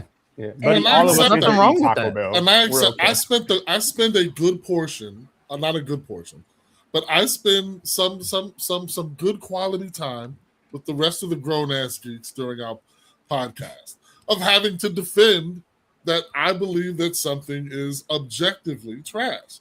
Like I'm like, because some things get labeled as hate. Like I'm calling it hate because I'm just like curmudgeon and shit. But other times it's like, no, that's whack. He says that and that's stupid. Or they do this and that's stupid. And that, it's like that action or that particular thing might be dumb. Now, if you like it, awesome, right? Yeah. Like, I'm not going to sit up and be like, it's trash and you're a trash person because you like it. Don't do that. And I'm instantly turned off by anything that's like that. But yeah, I just want to know if people can, just acknowledge sometimes shit ain't good, man. Yeah. Sometimes shit ain't good. There was an RPG game that came out many, many years ago. Somehow it managed to even get a sequel. But it was called Two Worlds. Oh. I heard about Two Worlds. I know that. I love that I can beat that game in 5 minutes. And let me tell you, I just had so much fun with the foolishness of a game with halfway decent mechanics. Some of them were a little broken. A little? Well, Not too much. somehow they came. Let me tell you, the first game was so bad. It's one of those things like when you watch a movie, Mystery Science Theater 3000 way, you know you're watching a bad movie. Because you know you're watching a bad movie, you don't care if it has plot. You're gonna make fun of it regardless. Oh yeah. You're gonna have a blast somehow. I did a whole series of shows called Why Did I Watch That? Where we would go and find the crap movies, watch them, and look for any redeeming qualities. David gave me 2 of them. Both of those movies were horrible. Can I give you a recommendation? I'm listening. The Star Wars Holiday Special. Oh yeah, that's no. We've Yeah, we were there with. Do not try to talk about the old dark magic to us. we were there. We were there when it was created. I tracked it down on YouTube one day, watched it all the way through, and then at the end was like, "Why did I watch this at all?" It's no, I'm so talking bad. It's about how David, you what feel was the with one that movie? Titanic 2? Oh yeah. Oh, there's a second. How was there a sequel? Isn't it animated? No. Yeah, it was the animated one. Yeah. The revenge. It happened again? No, let me tell you. It's party hurting time. me. It's Party David, in fact, right now. Stop. Look, this is not a shameless plug, but I will say we actually have the review on the channel. You can see the thumbnail. It's Titanic 2. Why did I watch that? We did that one, and the other one was like some crazy movie about some birds. Birdemic. Yeah, I remember. Birdemic is crazy. I actually have a movie for you. remember For it. why did I watch that? Oh, What you got? Warriors of Virtue. Wait, why don't I feel like I watched that? You I probably have no. did. Do you like kung fu movies? I I was love. about to say, is that the Do you like like kangaroos? kangaroo rabbits? Hey. Yes, that's exactly. Yes. Do you like crazy villains that scream? Yeah. Yeah. I think I know what you're talking That's a about. guilty pleasure for me. Like that movie And the is thing, garbage. God. but Oh God. again, loved here's it. the thing. I got that on VHS for my Same. kids, I have it. I still thinking that this was going to be, oh, this will be cool. And I want to say, I picked that is the most traumatizing visuals. What are these things? kangaroos, bro. I'm gonna give you another one that's just as bad because they look just as bad. Check out the movie Tank Girl with Lori Petty. Tank Girl. Tank Girl. It's Oh, based yeah. on. It's based on the comic. Pixel. What happened? Ice-T is a kangaroo. Ice-T is a It's a kangaroo. kangaroo. Is this Nice. pre or He is post a Kangaroo kangaroo. Jack? Before kangaroos were really populating our media like that. You know, and that's the crazy thing. I don't Words know. of Virtue was like late 90s. Yep. Like, Yep. So And Yep. And it was when did Tank Girl come out? pre-Kangaroo Jack. It was pre-Kangaroo Tank Jack, Girl bro. feels, Tank Girl's even before that, 1995. it might be the first. So it is Terrible movie. but disturbing. hey, Both of those movies are just traumatizing because of that. Like if Once Upon a Time, if Jim Henson or He's back. Stan Winston did not do your makeup or costumes, you just shouldn't have it because there was no good. Like people weren't doing makeup very well at one point, which is why we have things like the Dark Crystal and those little puppet things looking the way they look. Because everybody couldn't do stuff, you know what I'm saying? Then Jim Henson like really just took over all puppets for a while and shit got good. You know what I'm saying? TMNT. And then like Stan Winston was in charge of like all creature makeup, all horror movie makeup and whatnot, and stuff got good for a while. And then I don't know, technology improved, spirit gun became a thing, people learned how to use putty. Everything just improved gradually over time, but it used to all be crap, and all costumes were horrible. And that was the era we grew up in. So of course, like something awards of virtue. Yeah, that's not. I've seen that. I promise you, I've seen that. It's so bad.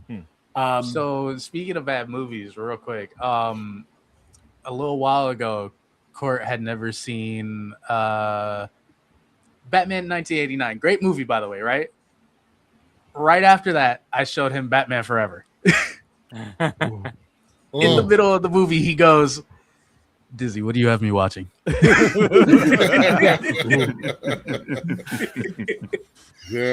Whiplash. Mind you, Sam, I'm like That you. was I'm someone that's I try to have fun with everything. But then after like 3 bullshit strikes, and I'm like, all right, man, what are we doing? It's always funny when you hear him do it too. Now, I tend like, so what I do is if I'm watching a bad movie, if I get to a certain point in the movie, it's a requirement that I finish it at some point. Yes. Yeah. It's just, I've put too much into it to not see it through. Sunk cost fallacy. Exactly. There It's you like, go, yes. and I try to get like, if I'm going to cut this off, I'm going to cut it off early. Because what'll happen is I'll get, something's going to happen on screen that I now have to see how it gets resolved, and I'm stuck. Yeah, that Whether was I want me with to or Super not. Mario Galaxy movie. That was such a That is the worst movie I've seen recently. yeah. It took me 4 times to try to watch Tron Ares. And I thought it was because, like, okay, I keep watching it when I have free time. It's late. You know what? I was tired. The next time I tried to watch it, I don't know. It didn't happen. And then I went, and now here's what's crazy. I went and saw Masters of the Universe. Jared Leto is Skeletor in the movie. I was very pleased with Masters of the Universe. I was extremely pleased with Jared Leto as Skeletor. I heard he was the best part. I was very pleased with Jared Leto as Skeletor. I was so pleased. I was like, you know what? This guy's not, he's getting undeserved hate. Let me go back and watch this damn Tron movie. Oh, no. It can't be that bad. I went back and I watched the Tron movie. And you know what? I don't feel like Jared Leto is the problem with that movie. Not saying it's a good movie. Let me just, I see where the flaws were, but it doesn't rest squarely on Jared Leto's shoulders like he ruined the movie. Because at one point they were like, oh, he's the franchise killer. And it doesn't matter who was going to be Mobius. That was just bad. Because nobody's giving Matt Smith shit for his role in Mobius. He's Aegon. We love him. He's fine. I'll give him a pass.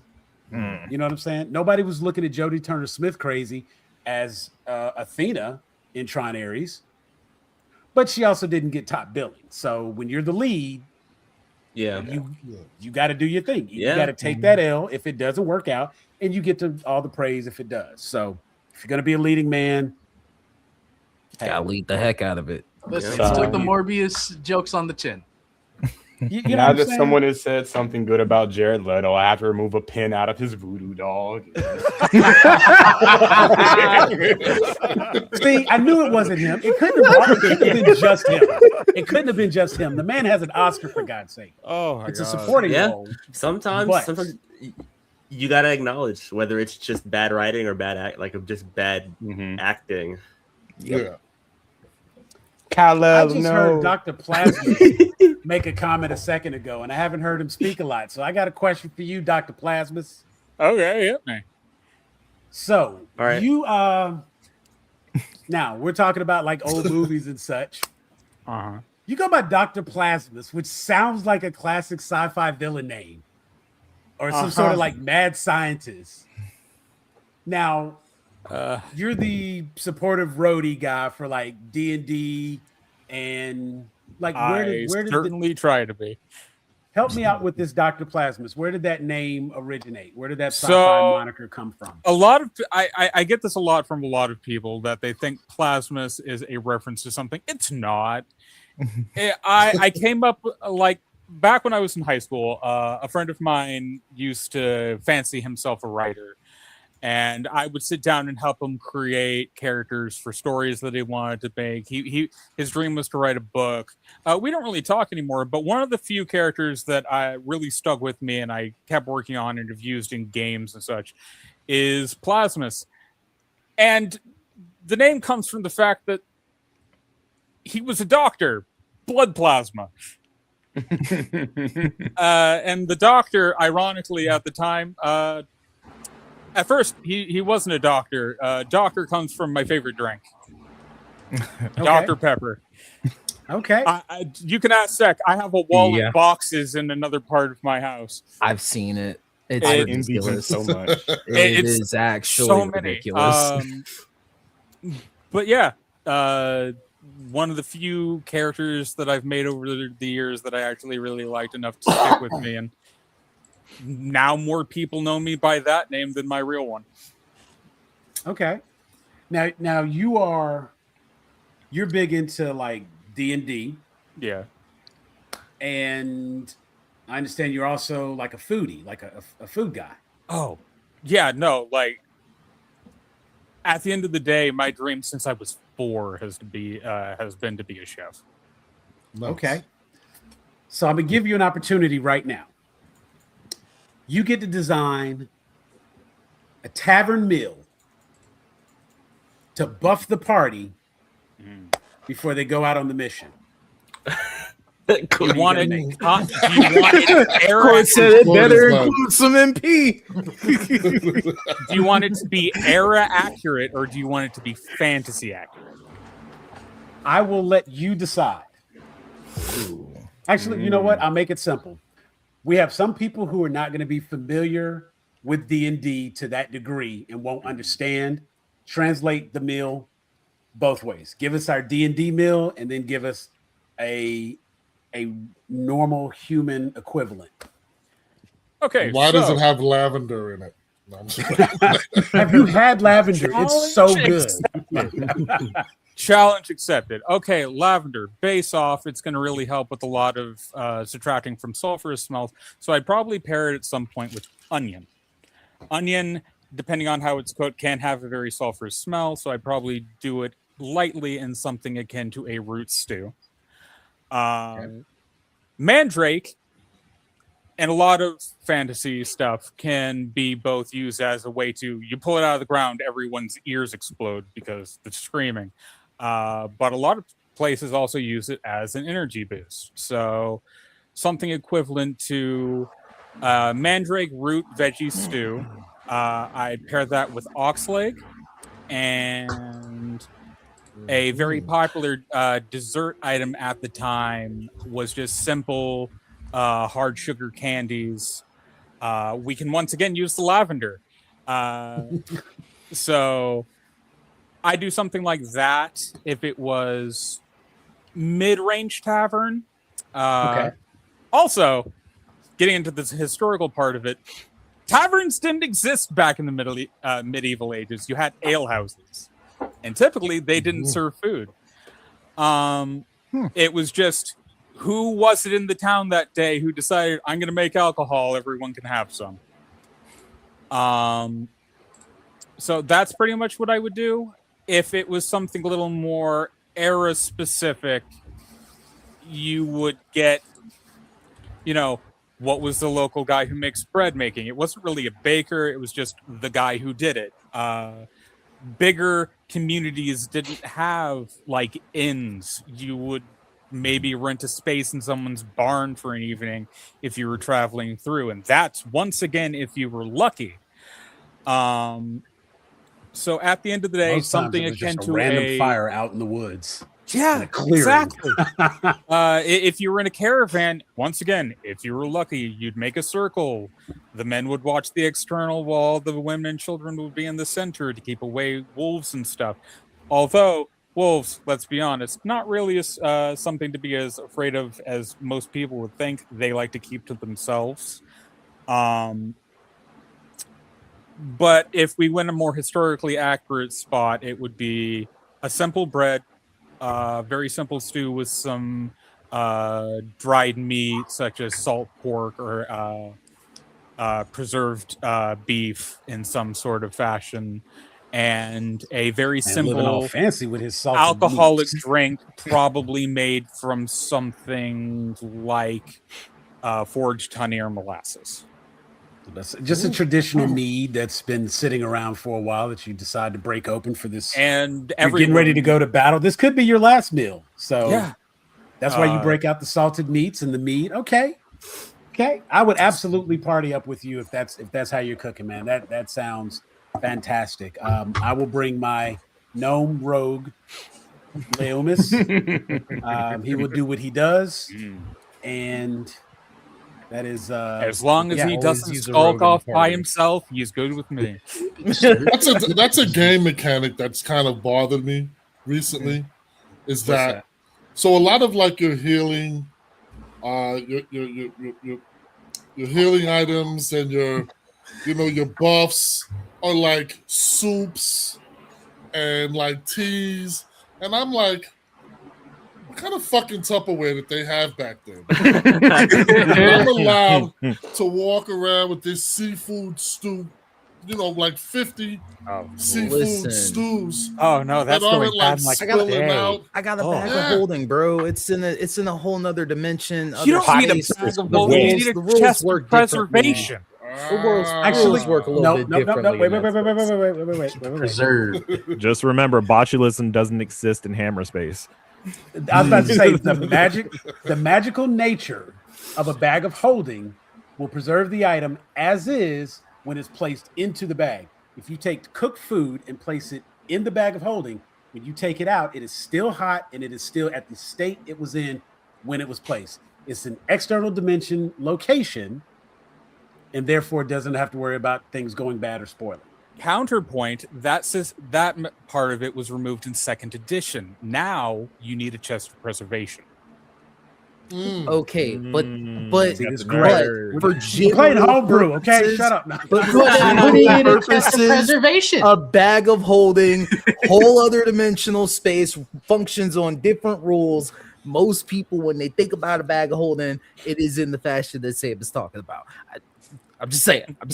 I get what you're saying. Where the food is, what you're saying, but Exactly. we just gonna let it be. That is an item that I've generally found comes down to DM discretion, and it is primarily because the rarity of the situation that's going to require that rule being enforced, unless you are specifically using the anti-aging properties of a bag of holding for your story. Most people aren't going to really care, pay much attention to it. But if, say, for example, your DM, if you have one of those DMs that's gunning for your characters, they will typically be the ones who are very particular about, you put it in there, okay, you didn't do this, so when you take it out, this is the status of it now. Generally speaking, it's kind of an overlooked thing because most people aren't saying like, oh, let me cook the food and make it hot before I put it in so that it comes out hot. They're not thinking of it that way. Right. I put food in the bag of holding, I have food. If I take food out of the bag of holding, I have food that I can eat. And that's generally the mechanic, but you are correct. And if you have a DM who is a stickler for rules, cool. That would be the case if they were a stickler for the rules. And you know what? I find that those DMs are a lot of fun to play with because they make you think. You don't get lazy with them, and you have to start like really applying your character skills and creative a certain way, and thinking outside of the typical. I'm going to do a backflip and throw a dagger. No, you're not. You can certainly try. See what your dice game like. Right. And see, there's nothing wrong with leaving. I'm a firm believer in leaving the game to the dice. If you get a good roll, it was fated to happen. Mm-hmm. If you get that nat 1, I'm curious to see what you're gonna do with it.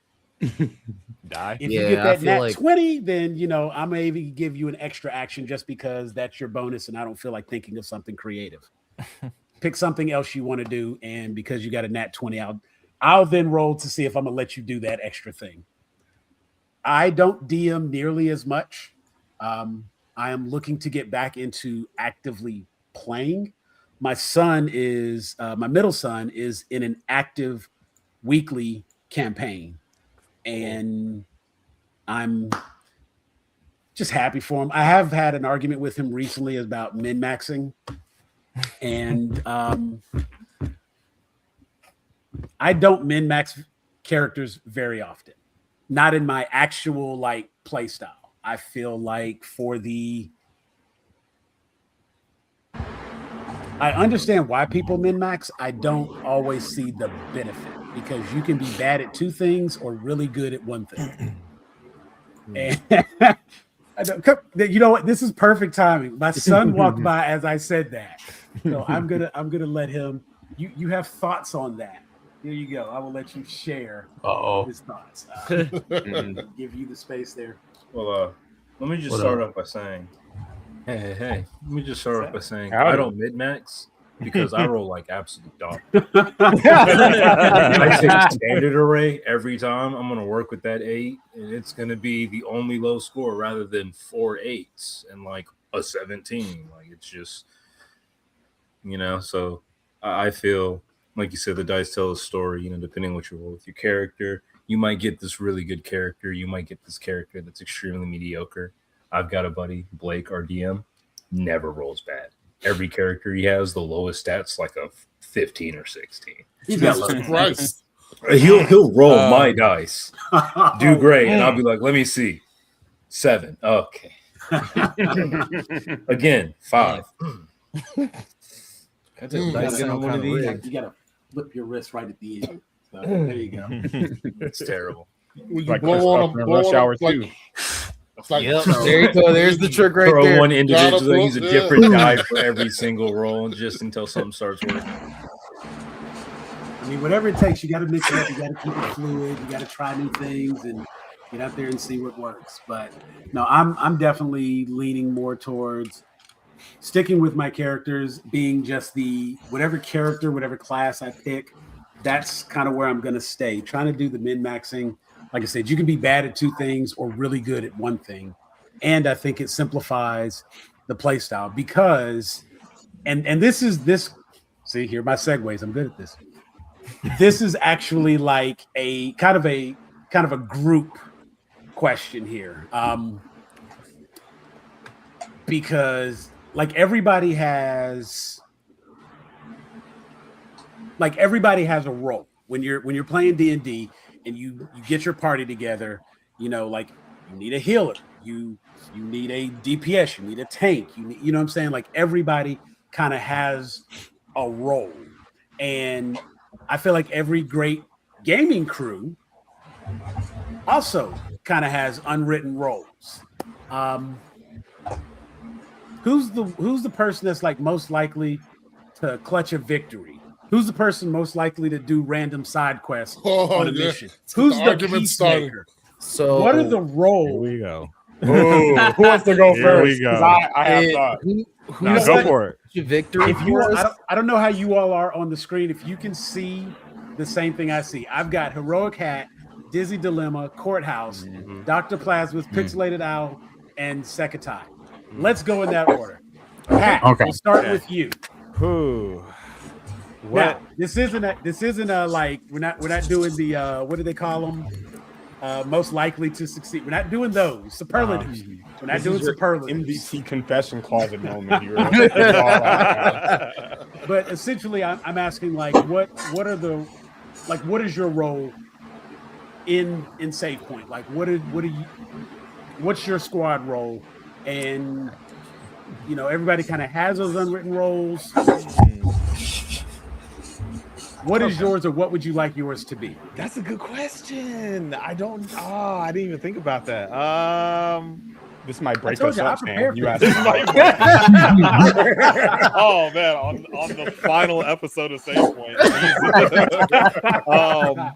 Hey, it says start a new save right under your name, so maybe that's going to have to happen. I consider myself a support role. I consider myself support. Like I couldn't say exactly in totality like what I do to support the group, but I'm there when I can be there, and I put my best foot forward for them. Because these are my guys. These are my guys. If I can do something to help make the group better, I'm gonna do it. That's my boy. Those are my boys, and I want to make sure all of us eat. Okay.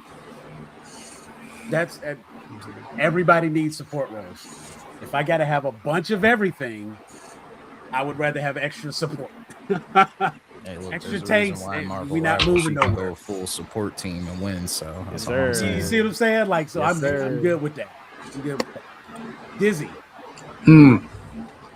I'd say that I'm the chaotic one, because it's like whenever, say like me and Court, we always play fighting games. Okay. He never knows when I'm going to just throw out a raw level 3. And I Because hate it. I'll just do it. I hate it so much. No etiquette, no decorum. No decorum. I'll just do it. Cause and then yeah, no, that's about it, honestly. That's about it. Okay. I Little respect chaos it. never hurt anybody. I Got to keep respect things interesting. I got Nothing one wrong with too. that. Courthouse. I'm the black mage of the group. I am this top 3 up here. We are the most likely to start a fire, whether it be intentionally, on accident, or out of curiosity. And that's We will look at it and go, ooh, ooh, ooh. Yeah, they will. Come and see what I have created. Exactly. I try to facilitate the ideas, and if I can't, I take my step back, let the front line, everyone else have it, and I'm just there. Drop a big bomb or two, drop a fireball, a joke or two, a little reference, and I keep Undaga. It literally, I will quad cast Ultima on any of our enemies. So that's how it goes. And he will. And will. Absolutely. And did, like, yes, absolutely. He Oh, yeah, we actually don't did talk one about that time. guy. You're gonna have people listen. All right, Dr. Plasmus, you're the roadie, but what does that role entail, or what role do you find yourself to be in? I can perfectly condense it to one word: the artificer. That's 2 words. I have a bit of everything. I can buff, I can defend, but at the end of the day, I can make things. Okay. Making shit's important. I Gotta have people to make stuff. Yeah. I like putting things together. Are you also the loot goblin? You sound like the loot goblin of the group. Hey, you don't need to call me out like that. Were you not listening to the Dr. Pepper room? Inventory management where? No, I'm with you there. It's funny. This is the guy that knows the I end up definition being of the numbers guy in every game I'm in. This was the guy that was Understood. immediately ready to break down the do's and don'ts of magical storage space. Clearly, he's the inventory guy. I respect it. Man, Nothing wrong with that. Just Important calling people to me have. out. Wow. Somebody has to manage it. Yep, Somebody has to manage that's it. our logistics guy right there. And hey, when Pixel and Suck are done, I actually have a list of what everyone's told me their class is. Oh, I remember that. I remember. Dude. I passively asked all of you while no one else was paying attention. I remember. Oh man. Sneaky, bro. So Pixel, hi. Yeah, Pixel. All right. I've been sitting here trying to think about it. I don't know. Like, This guy's really good at games. yeah, He's really good at games. He's He's like mechanically okay, gotcha. I guess generalist. like I'm a jack of all trades. Like, I play a lot of different games, So it's like it's very uncommon for me to play a game, and not to toot my own horn and like gas myself up, but it's very often where I'll play a game for the first time and I'll like it'll immediately click with me. Like these guys know. When we played Super Battle Golf for the first time, it was my first time. You guys have been playing before I have, and it's my first session playing Super Battle Golf. And I remember Hero. I remember Hero going, "Why the fuck are you so good at this?" And I'm like, "I don't know. I'm just playing the game." Like, let me tell you, my kid is a technomancer. The one that was just in here. Ooh, you hand him a controller and give him like 10 minutes with the game. I don't really watch streamers that I like I don't watch streamers unless I'm like trying to like, do I want to buy this game or something like that? Outside of that, I watch my friends because I'm interacting and hanging out with them. I'm in their chat, we're laughing, that kind of thing. I'm not just going to turn on Twitch and be like, oh, let me see this person play this game. I don't know you. If I get rated into your channel, then maybe I'll stick around if it's good, but typically not how that goes. I will watch my kid play video games because it is just insane to watch him. And just, I've had him tested. He's not autistic, but damn, it is impressive to watch him when he plays these games because it takes him absolutely no time to understand like all the mechanics. Yeah, that's me. That's me. I'm the guy that has to like run in every blank spot in the map to see, can I go here? Can I do this? Can I do that? He is just like, what's the next mission? Okay, complete. Yeah. What's the next mission? Okay, complete. Ooh, what's side the mission. next game? Complete. I'm like, dang. And it's, I get where you're coming from, Pixelated, as far as like, it's just an uncanny natural ability. Some people have it like that, and it sounds like you might be like that. So yeah, it's just like I guess it's just that sounds like DPS to me. Yeah, I'm with them. That sounds like DPS to me. From all the games that I've played, give him a weapon and let him do things. No, literally. Give him the weapon, let him do things. Okay. Yeah, second time. Where do you fall in that dynamic?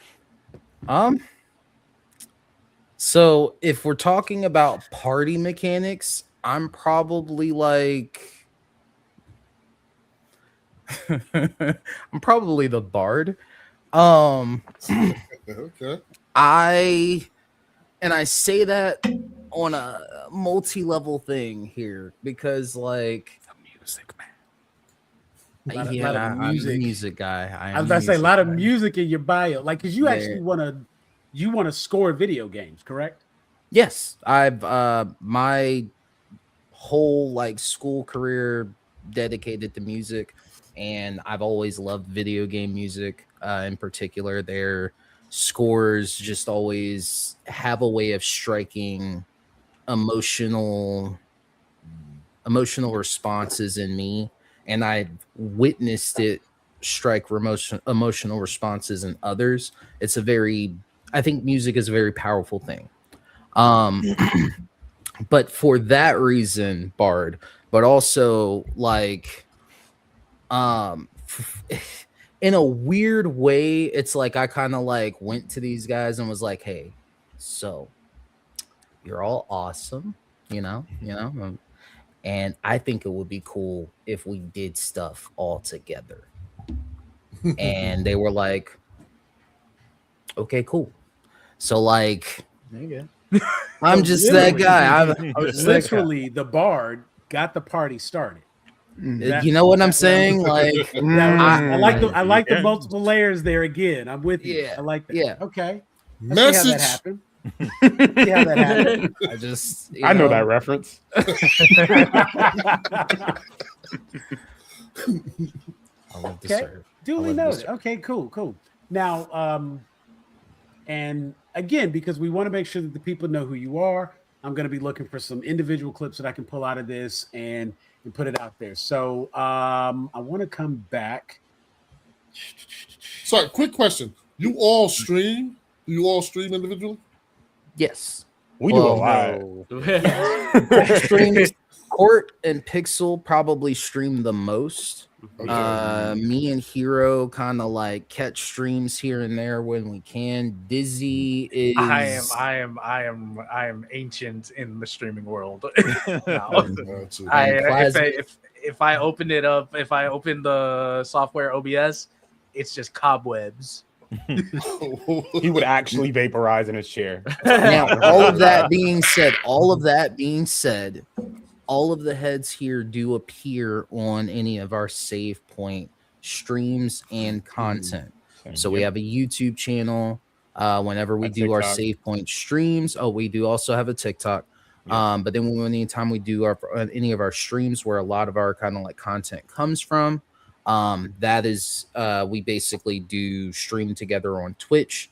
So it'll usually it's me and Court or me and Hero or me and Pixel. We do it that way so that we can get the reach out as best we can. Understood. All right, so be sure to send me that link so I can throw that one in the chat for save point. Court, you want to grab that? Oh yeah, I did make a link tree. See this shit. Yes, you did. I also while we were Sam, you had asked me about the comic. I incidentally got the links in there.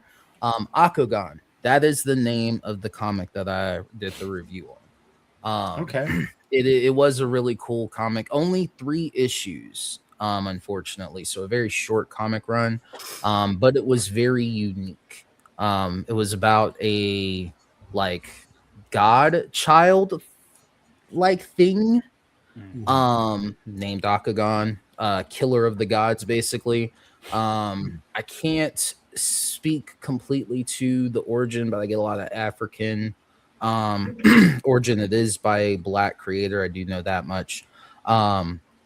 So we get a lot of these a synopsis of the plot would be we get Akugan, he grows up, stuff happens as ordained by gods, and Akugan says, yeah, I'm fucking shit up. That's the brief synopsis without spoiling anything. I highly encourage you guys to check it out. The Orishas, huh? Oh yeah. Now is he defying the Orishas, saying you're not going to tell me how to live my life? Or is he saying, because I have this divine power, I get to do what I want? The first. So it's Akugan within and of himself. He's like an enigma, if you will. Like he just does what he does, and that is like his nature. But then by that very same nature, he ends up coming for the gods, if you will. So it's like it's almost like an African version of Kratos. Yes, yes. That's very exactly where I came from. Okay, I got you. Powered by. Oh yes. Okay, and it's based off the Yoruban gods, like Ogun and. Thank you. Okay, Thank you. Yes. Like okay. That's why I was like, I didn't want to say it wrong. So I'm glad you got the exact one. Yeah, I didn't want to say it wrong, but yes, it is very good. I would highly thank you. Yes, thank you for that recommendation. I'm gonna have to tell both Brandy and Teresa about that also. That right now. Put on game. Maybe we can get some more. Maybe we can get some more issues, you know. Hey, well, and it's funny because like Teresa is a big supporter of like indie Black comics. She's always jumping out there. In fact, that stack that I held up, she has every one of those, and she's got other Kickstarters I haven't even jumped on yet. And it's like there's a here in Atlanta, there is the Black Comic Expo that's going to be. It's a new convention that's going to be in town. It'll be Halloween weekend. I think it's October 31st, November 1st. Details to come, but I mean, you can find it on Facebook. Oh yeah, BACE Base, and it's looking to it's shaping up pretty good.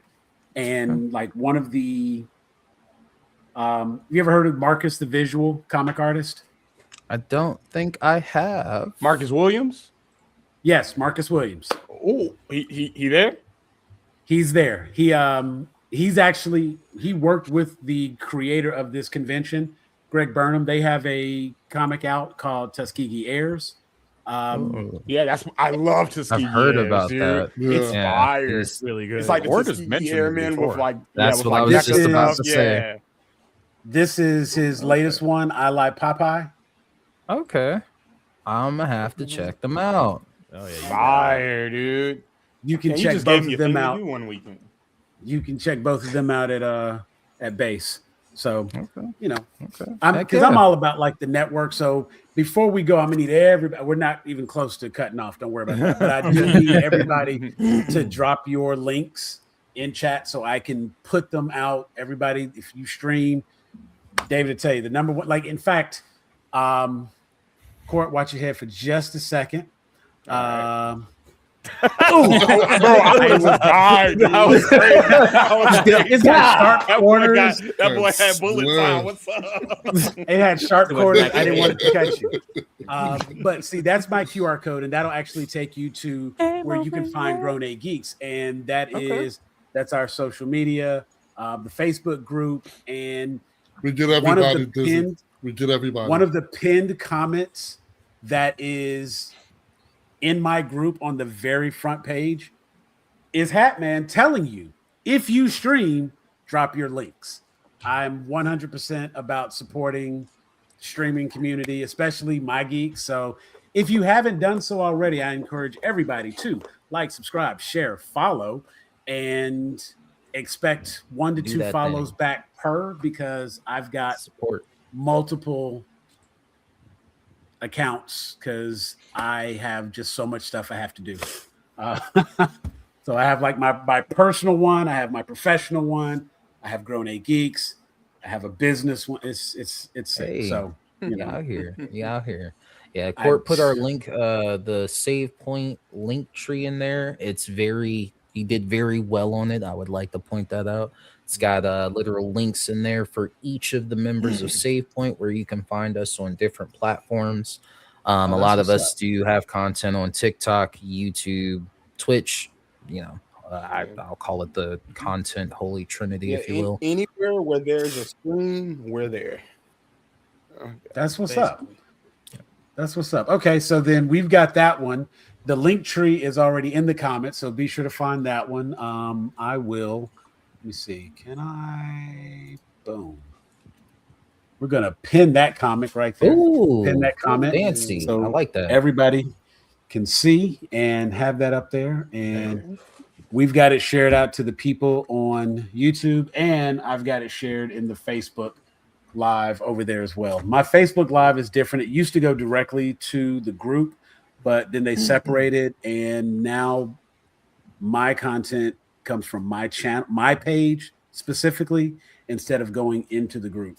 So it's weird, but I encourage everybody to, Facebook. I'm not trying to monetize there, so I ain't worried about that. I'm kind of pushing everybody. Now the Facebook is where the group is. So like these kind of conversations, we be in the chat, we be talking, folks be posting. My moderators stay on top of news info drops. So I'm at the point now, the shit is almost on autopilot because they are like really good at what they do. So shout out to my moderators. You can expect to get like all the news. You won't be missing out on anything. New stuff drops. And I do need a gaming person, just throwing that out there. So someone that can keep us up to date on all of the gaming news. We get a lot of it, but not as much as we could. I'm just saying, these two right here, they just stay all of them. I get most of my news from them. Throwing that out there. So if anybody, we I'll are be in there like that anymore. I somebody got to do it. Right, because I like, what I'm saying, we get busy, and it's like the job be a little busy. It happens. Let me pull the links down because I suck with names, but I think it was Owl who challenged me to ask, and so I am going to. Was it Owl? What did you do, Pixel? I don't know. What did you Why you already starting? What's going on? It's just like magic all over again. Okay, nope. In the bio he sent me, he told me, don't be afraid to ask. So here it is. Okay. What is your absolute top tier must watch anime, or help me out with this, Tokukatsu recommendation for someone who has never dipped their toes into it? Okay. Interesting. Hear me out. Interesting that you said anime. that. I'll separate. I'll do one. I can't do one for Toku because there's a lot. For anime, I can. Oh, that's a good question. My favorite anime of all time is That Time I Got Reincarnated as a Slime. Slime. Okay. All right. No, I'm fucking with it. Okay. I'm with you. I know it's not the best anime out there. I know it's not the best isekai out there, but there is something about the characters and how the show genuinely feels. I put Court onto it. We watched all 3 seasons before season 4 started. Pretty good. And now we're actively watching season 4 as it's airing. Okay. So I've told Second Court about this. And we've had this discussion where Slime, there's something about the way that the show treats its characters where it doesn't feel like it's a Rimuru show. It feels like it's a Tempest show. It's about the entire community. Right. And that's one of the things I love about it is it treats all of its characters like it gives everyone screen time. Yeah. Like Benimaru, Soe, exactly. They all get screen time. Yeah.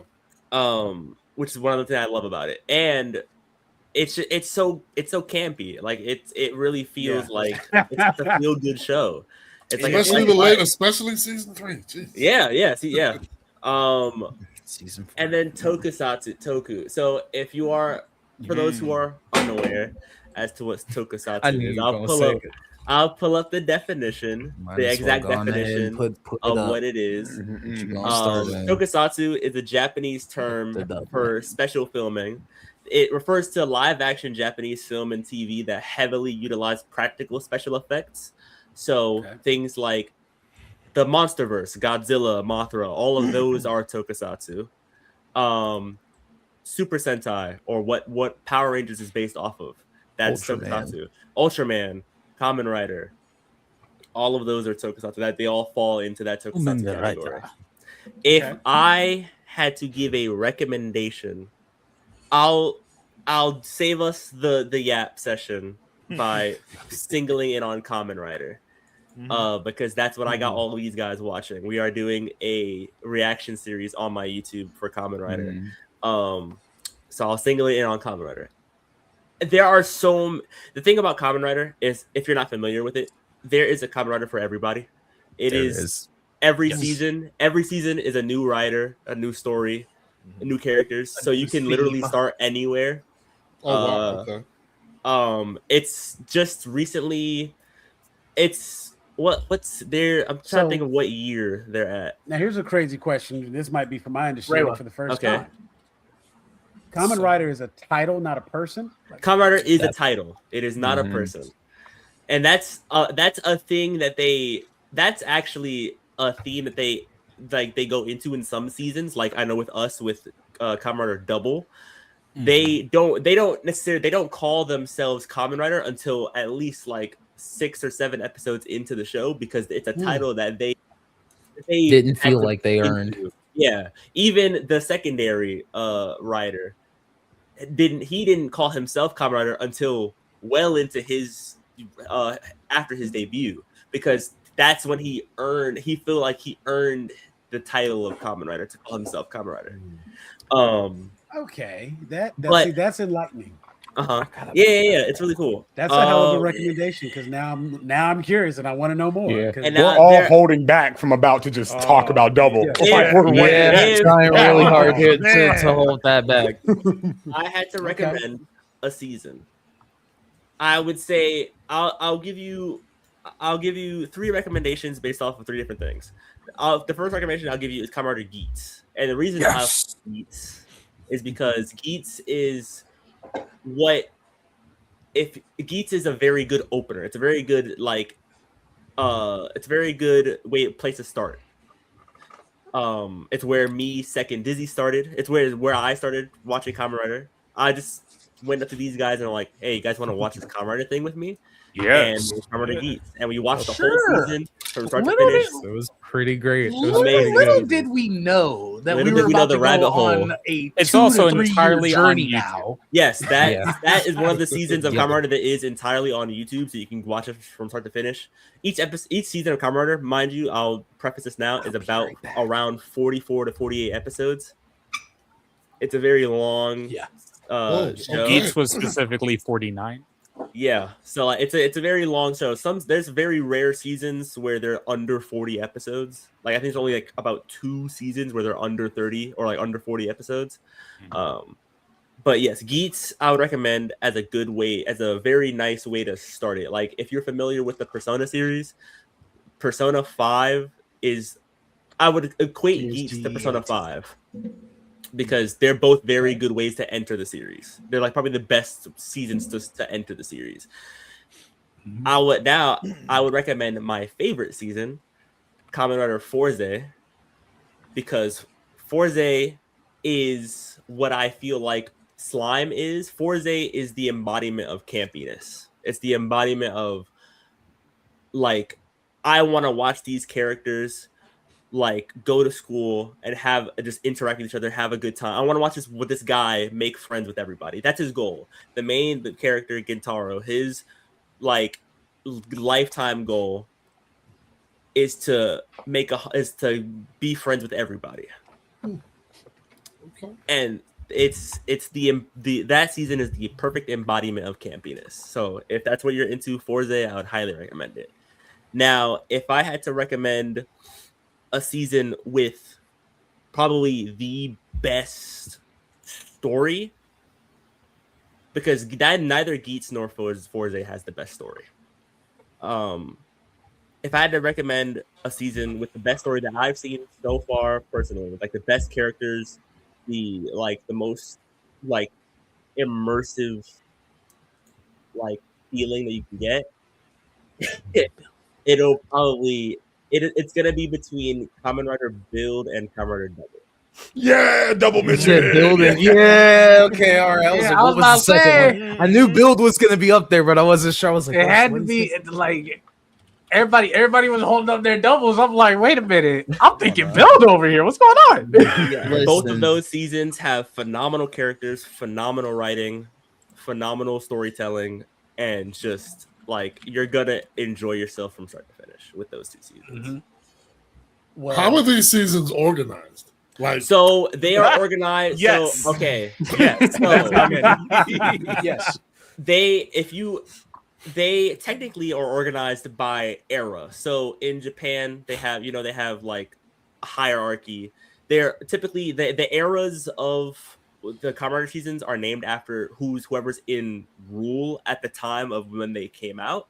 So there's 3 different eras. There's the Showa era, the Heisei era, and the Reiwa era, where we are currently in the Reiwa era. okay. That's technically how they're organized. So whenever you ask someone like what their favorite era of writer, they typically say, the Heisei or the Reiwa era, Showa era, whatever. That's typically how they're organized. But yes, it's much like Final Fantasy. Every season, aside from like a select like one, I think there's only like 1 or 2 seasons. Like typically the Showa era is where you have to watch them in order because that's how they were created. The Heisei era ditched that idea entirely. The Heisei and Reiwa era ditched that idea entirely. So every season is different. New character, a new writer, a new main character, new story, new cast from every season on. So it's much like Final Fantasy. You can pretty much start wherever you want to, and then you'll be good. Still understand. Yeah. Exceptions to that. About every 10 years. They like an anniversary season. Yeah, they like to do an anniversary season that makes callbacks to all the ones in the previous seasons. Yeah, typically the anniversary writer can use the abilities and powers of the writers before them, and we'll probably have cameos from those writers. So if you want to be able to understand that, you have to watch what came before it. But You could That's still like watch the it only even not exception. knowing it. It would Yeah. still be able to. So I would appreciate it. say Decade and Zio for very late into your watching. Yeah. But yeah, I think they passed their 50th anniversary a couple years ago. I believe it was 2 years ago, and they had a thing inside of. No, it was longer than that because Was Revice was their 50th anniversary season. Yes. Oh, you're right. So I think they're on their 56th year, 57th year. 71. Guy gotcha. Really? 1971. Oh yeah. So they're well past their 50th anniversary. But it's and Super Sentai just celebrated their 50th anniversary last year, I believe. Wow. And James, what's up, man? But yeah, I would like. Go ahead. I would like to add. Watch Tojima Wants to Be a Kamen Rider. Yes. This is so good. It's such an anime recommendation. That one right there. If you just want to see how it touches people, how it really means something to people, right? Tojima Wants to Be a Kamen Rider. Yes.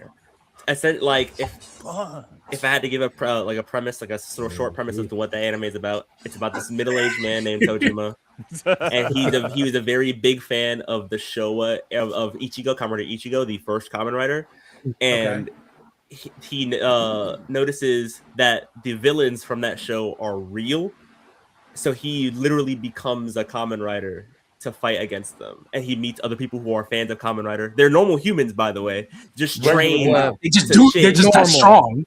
They're normal. They can't transform. They can't transform like in the show. They are like regular people.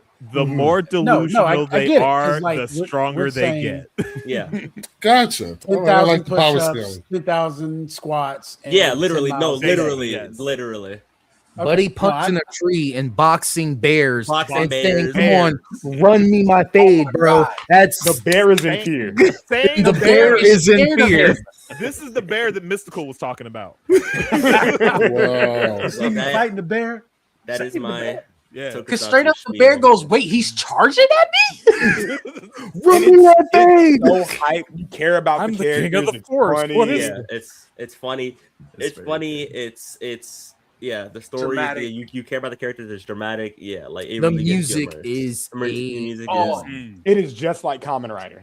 yeah. In So the best way possible. that's my Okay. Toku Now spiel. I have that on my watch list. I have not started it yet because something else just got added to my watch list, and Go ahead and move it. that's the biggest issue of Yeah. ever. Is Gotta find like the time. I do, and I get through a lot of stuff. Like right now, somebody is saying like, "Hey, we got to watch Black Clover when the new season come out." So I'm like, "Shit, I got to get through these last couple, get caught up." You know what I'm saying? And when I say last couple, I mean like a lot. Yeah. I'm gonna just throw it out there a lot because David tell you, like, I complained for a very long time and was like, does Asta ever stop yelling? Because I can't do this if he's just gonna be yelling the whole time. Make the This is entire not first happening. season fucking unbearable for me. Didn't And do it. Yes. it was better The first when I 13 took, episodes. I was gonna say, I'm not gonna lie, it was better when I put it dubbed. Yeah. Surprisingly, it was just easier to get through it dubbed, and so now I'm like, okay, well, I can watch these next set all dubbed and just get caught up. I can fly through them. I can watch them while I'm eating dinner, and I'm not doing anything for at least 2 episodes. So I'm gonna sit here, I'll get through them, and since they're dubbed, I don't, because everybody's seen the meme at this point, I don't have to stare at the TV the whole time. Yeah. And actually eat. Because when you look away, it changes, and I don't know what anybody's saying anymore. Actually, speaking of Toku, I have my shelf back here with all of my Toku, like the actual toys. Oh yeah, from each season, from a lot of different seasons. They all Pixel work. got me that wizard statue. Yes. They all make noise. They all make noise. Wait, They all wrong layout. I wanted to do. That's the one I want. Let me find it. Boom. Yeah, they have Here we rider go. belts and everything. Yeah, they have actual belts. They actually make noises and everything. Cyclone. They actually make noises. Could you hear that? Yeah. Yeah. They actually make noises. They actually do the same effects and sound that they do in the show. You know, like I could do it. Joker. Wow. Mm. That reminds me. And that's where everybody was. Looked doing like the, Soundwave. Okay. Mm-hmm. Okay. They all work. They all actually do things. Kamen Rider's so good, you secondary, will be right? hitting Yeah. poses in like your 40s, bro. I have Yeah. a TikTok. I have a TikTok actually with oh dang, I don't have it on my new TikTok. I'm gonna have to put it back up. But I made a video of me literally, actually it's on my YouTube, of me doing a henshin pose because why not? Because why the fuck not? Yeah, that's Why cool. not? No, I'm with it. It's a good I'd like to time. pose Anytime this is a good time. opportunity. Hey, Sam, if you do finish a season of Kamen Rider or Tojima wants to be a Kamen Rider, bring us back on to blab about it because we would love to. Yes. Yeah. That would Okay, be- so you know what? I'll make it very simple. RG, which season we gonna watch, man? There are so many seasons. I mean, I feel you begin at the beginning, man. I need to kind of understand. You know, Well- I'm like, No, wait. Begin at He the actually beginning. just told us which one to start with. That's what we're gonna do. If We're you- gonna start there. If you wanna, like, the best starting place that not only me but a lot of like the Toku community recommends is Geats. Was Geats, yeah.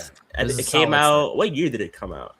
I believe it came out. 2020? It was No, 20. Good that's- just yeah, wait, 2020. I think it wait. was 2020. More importantly, that's the one that you said the 2022. entire season is on YouTube, right? Yes, the entire Yes. season on YouTube. Yes. the Okay, entire season like I on said, you just look. The whole question was where do we start? That was the one you said. You so know what? that's You're the one right. we're You're gonna right. start You're with. right. all There it right, is. all right. So done and RG, done. we'll you know what, and that'll be so let me just throw this out here now. I absolutely love the idea of bringing you guys back on if you want to talk about it. RG and I are going to start moving our anime show specifically to Mondays, separate from our watch group show, which is typically on Wednesdays, because it started off as weigh-in Wednesdays. Now it's random geek chat, and Mondays are for anime. And so we will schedule a Monday and we will get in here and we will absolutely talk about it. So I will. Heck yeah. That just got moved all the way up on the to-do. We're friends now. You can't leave us. Yeah. You're part of the That is true. We're Welcome cool. to You say will have anime issues. There we go. It is like Sub me in. I'm a DPS. That's what I am. That's what I do. Oh yeah, I Plaza, kill did you things. want- That's did what you I want do. To go over Yeah, the no. class. Oh, yeah. I still have the list. Hold on. Okay, so I'm acting like I'm reading it. I have it memorized. What am I doing? Heroichat, cleric with a bow and arrow. That's right. I Busy, forgot. Yeah. Barbarian with a morning star. Court, black mage with a bauble staff. Pixel is a monk with a bow staff. Yeah, that's what I Sekatai is a dark knight with a scythe, and I'm an artificer with a shotgun. okay. Yep. I can tell respect you, it. and this is based on my actual character. I am a gnome with a short sword. I am a rogue, and I was going to go like rogue fighter, and I was like rogue thief, and I was trying to and like for the longest time, I was always trying to debate whether or not I should do ranged attacks because like I'm absolutely a support person. So I am 100% like here to help and always concerned about the welfare of everyone. I am Overwatch. I am sitting up high with my sniper rifle, calling out the stuff, letting you know what's what, where it is, and that's how I'm going to collect all my points and level up that way. Don't get it twisted. I know how to shoot. I might You know what I'm saying? I might be So it's calling like- everything out here, but that don't mean that I'm not going to Just know the stuff I didn't call out. Slash The stuff I Gloomstalker didn't call out Ranger. is because I didn't have to call it out. That was no longer a threat. So, you know, like those are typically the types of characters that I play. So I guess in the campaign you've listed, I would probably sub the short sword for either daggers to do mostly stealth, or I would go with bow and arrow and stay at range. Okay. So Nice. kind of a rogue assassin, Gloomstalker Ranger. Yeah, yeah. It's It's Break that down for us. usually assassin. I'm not gonna lie, it's usually assassin. Ooh, you're but up there I for me. like- High five. I was about to say, you know what I'm saying? Yeah. Usually, I'm trying to not have all aberrant characters who are only self-serving and nice when I have to be. I'm trying to play more me, and I'm trying to lean more into like not necessarily chaotic good, but like lawful good, or you know. That didn't work out for my paladin. Well, see, and the thing is, like when I Oathbreaker, Yeah. so They just I in didn't many know cases- the spell was gonna work that good. You died. I'm sorry. My bad. in My many cases, bad. what ends up happening is like when I play RPGs, and I play. Typically, I'm going to play through 2 times. The first time, I'm going to play a natural playthrough. Make the decisions I'm going to make. Do the things I want to do. That character pissed me off. I don't want to shoot him. They're getting shot. If this character was mean and I want to say something to them, I'm going to say the thing. Based on whatever outcome my character has at the end of the game, I will then purposely play the opposite style afterwards. That tends to go far left, whatever the opposite is.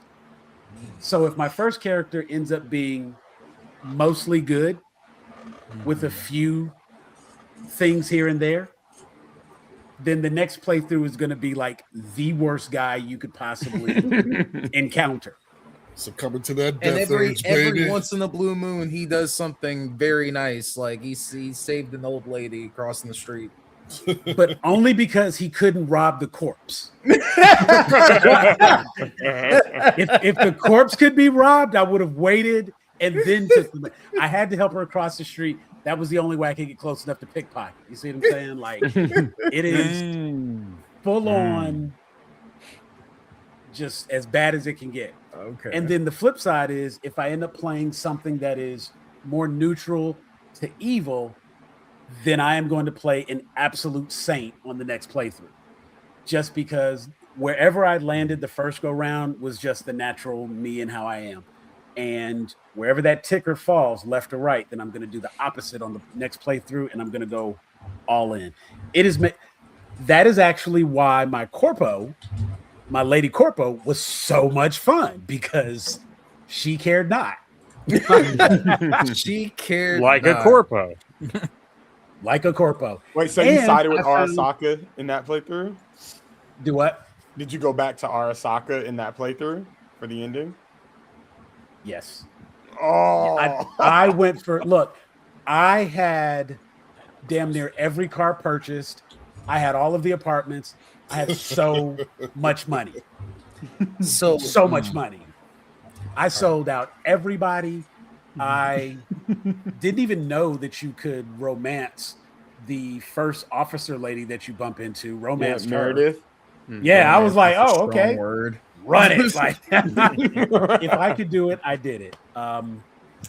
And it was a very interesting, like it was a very interesting playthrough. And the dynamic for that character, along with Silverhand, was completely different than being a city kid dealing with Silverhand. So it made for a unique gameplay. But I mean, I've done this with Mass Effect, Star Wars, Knights of the Old Republic, Good Fable. game series. Good game series. Love Knights of the Old Republic.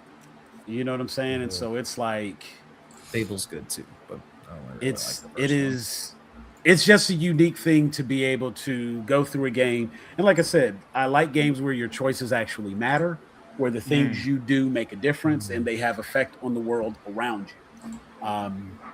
For that reason, that's why I'm like, however I play naturally, that's going to tell me where the slider is. And then I want to see what the extreme looks like after that. And so that's just just something I've been doing for a while, and it's always made a good second playthrough because it's so out of character for me to do. And sometimes I even struggle with some of it because it's like, this is not what I would do.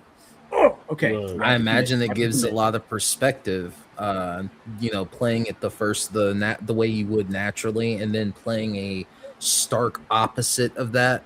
Because if with the street kid, you're like it would Silver Johnny Hand.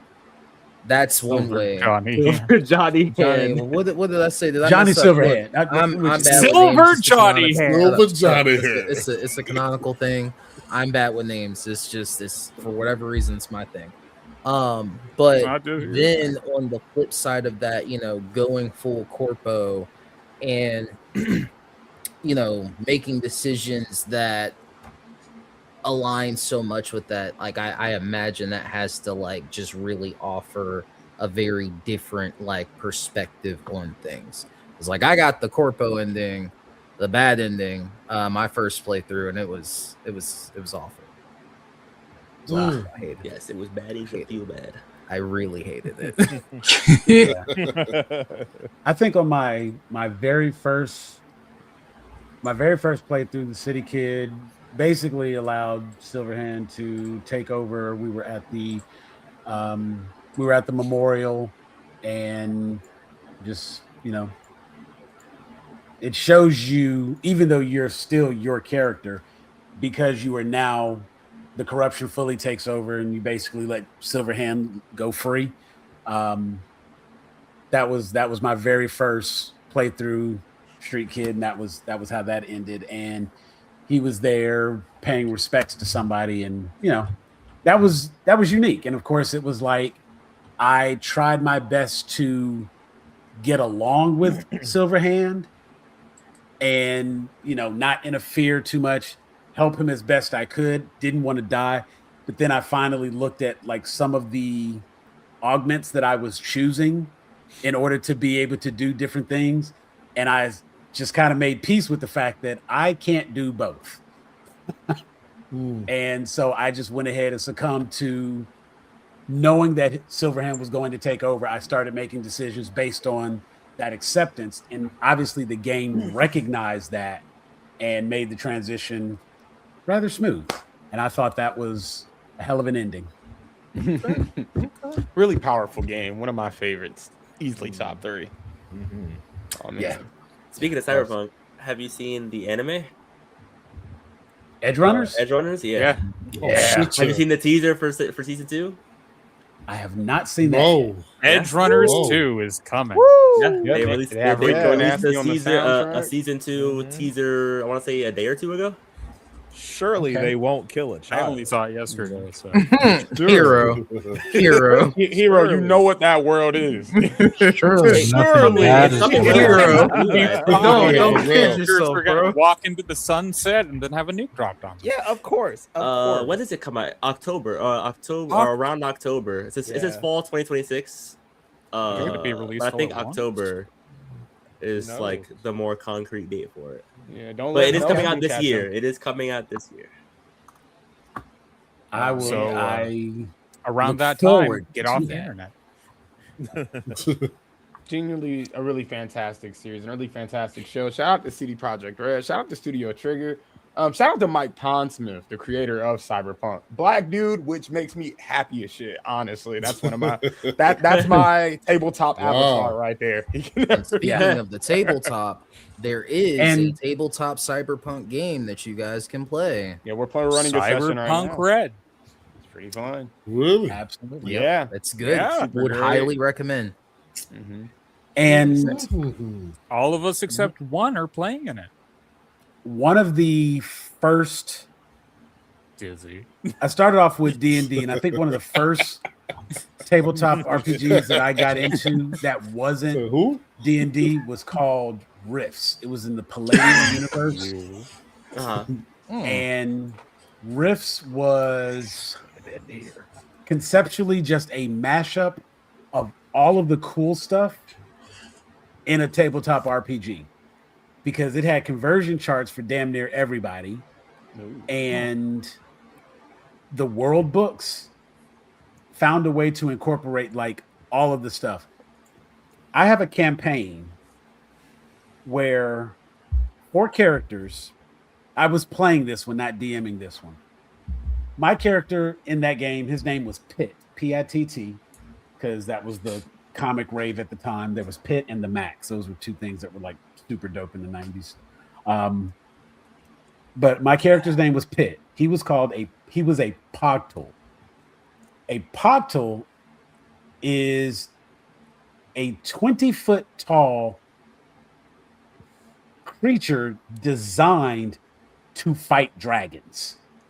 That is what they are. Their whole, like, think of an orc on steroids. They have a jaw that can disconnect. Oh wow. So that they can like take larger bites because they fight dragons. Why you dislodge your jaw, bro? Because I fight dragons, cuz. In the same party, built different. There is a glitter boy. No, get this. In the same party, there is a glitter boy. A glitter boy is your average mech warrior.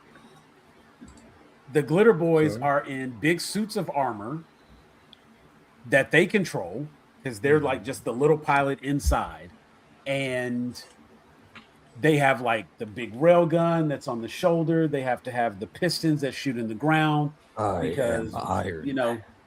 So like they're just your average mech. We have this other thing called a juicer in the party. Okay. Universal Soldier. I don't want to know what he does. You guys need to relax more, man. He is a juicer, and the juicers, think of like Bane.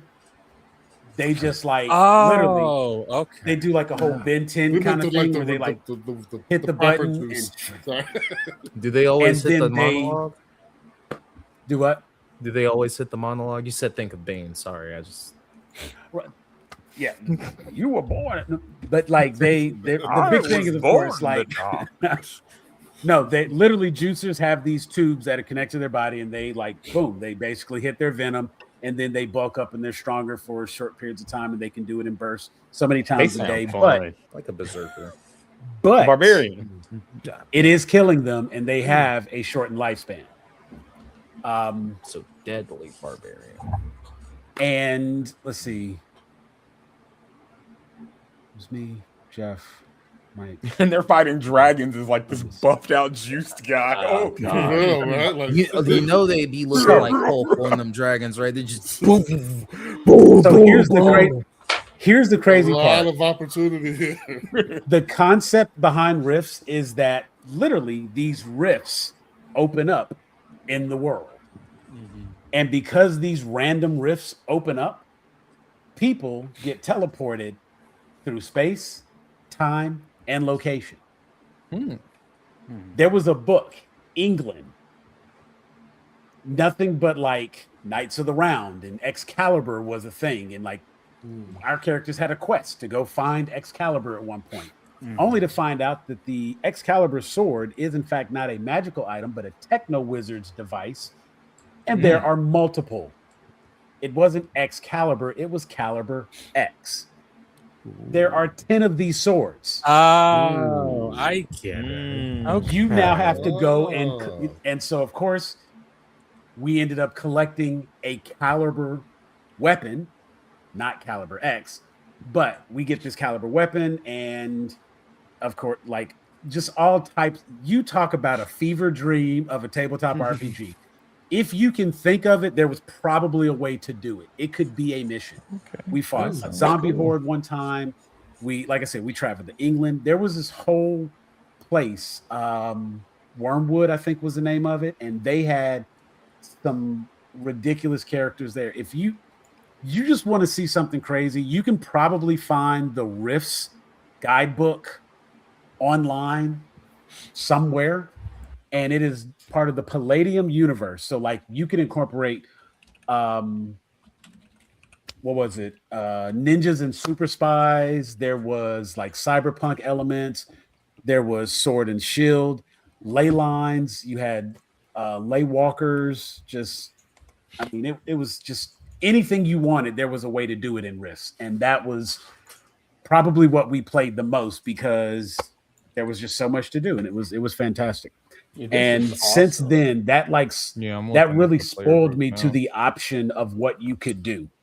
Atlantis was a thing. I want to say there were like 10 different world books, and it was just the craziest fun to be had in a tabletop RPG. So, How did you get into tabletops, if you don't mind me asking? I know, absolutely. I got into tabletops accidentally when I was in high school. So I went to school out in Rockdale County, and in the early 90s, that was not a very diverse place culturally. And so, me being me, I was friends with whoever was friends with me. You know what I'm saying? If you were nice to me, then inherently I was nice to you. I don't know where they went. I guess they'll be back. But if They you were went to the nice to me, Ritz. I was nice to you. And I ended up befriending. I had a friend. His name was Ben Wong, and Ben was like the best artist I knew in high school. And all he used to draw were these characters that look like the guy from, because of course this is like my early high school years, but they look like the guy from Fist of the North Star, and that was all he drew. Do the math on that. His name is Ben Wong, and these were the characters he was drawing. It was what he was familiar with. He was drawing anime characters. I did not know it at the time. I did not know what it was. I knew what Vampire Hunter D was. I knew what Princess Mononoke was. I knew what Fist of the North Star was, but I did not know it by the title of anime. It was just those dope ass cartoons that only came on every once in a while on it wasn't even UPN 69, it was Channel 69. You might catch it after Kung Fu Theater. But while I was in high school, of course, talking with a couple of other friends, and they invited me to hang out. I thought we were going to be playing. They were like, we're going to be gaming tonight. Da da da da da. I was like, oh yeah, cool. I would love. Yeah, let's do it.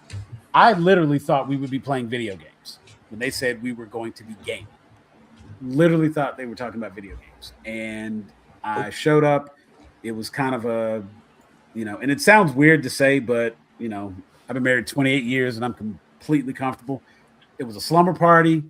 Dudes were hanging out. It was pizza. There was Mountain Dew.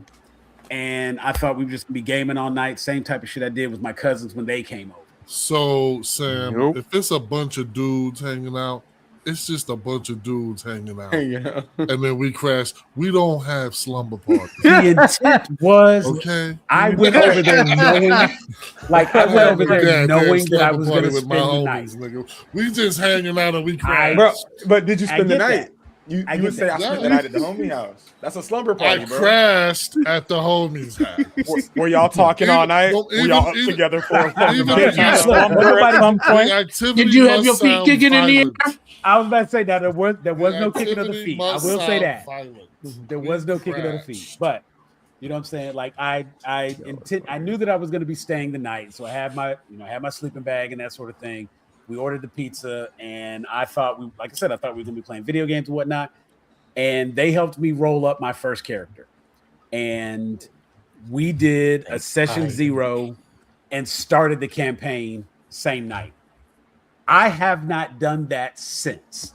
I have not been able to roll up characters, do a session 0, and start the campaign in a day since that one time. Yep.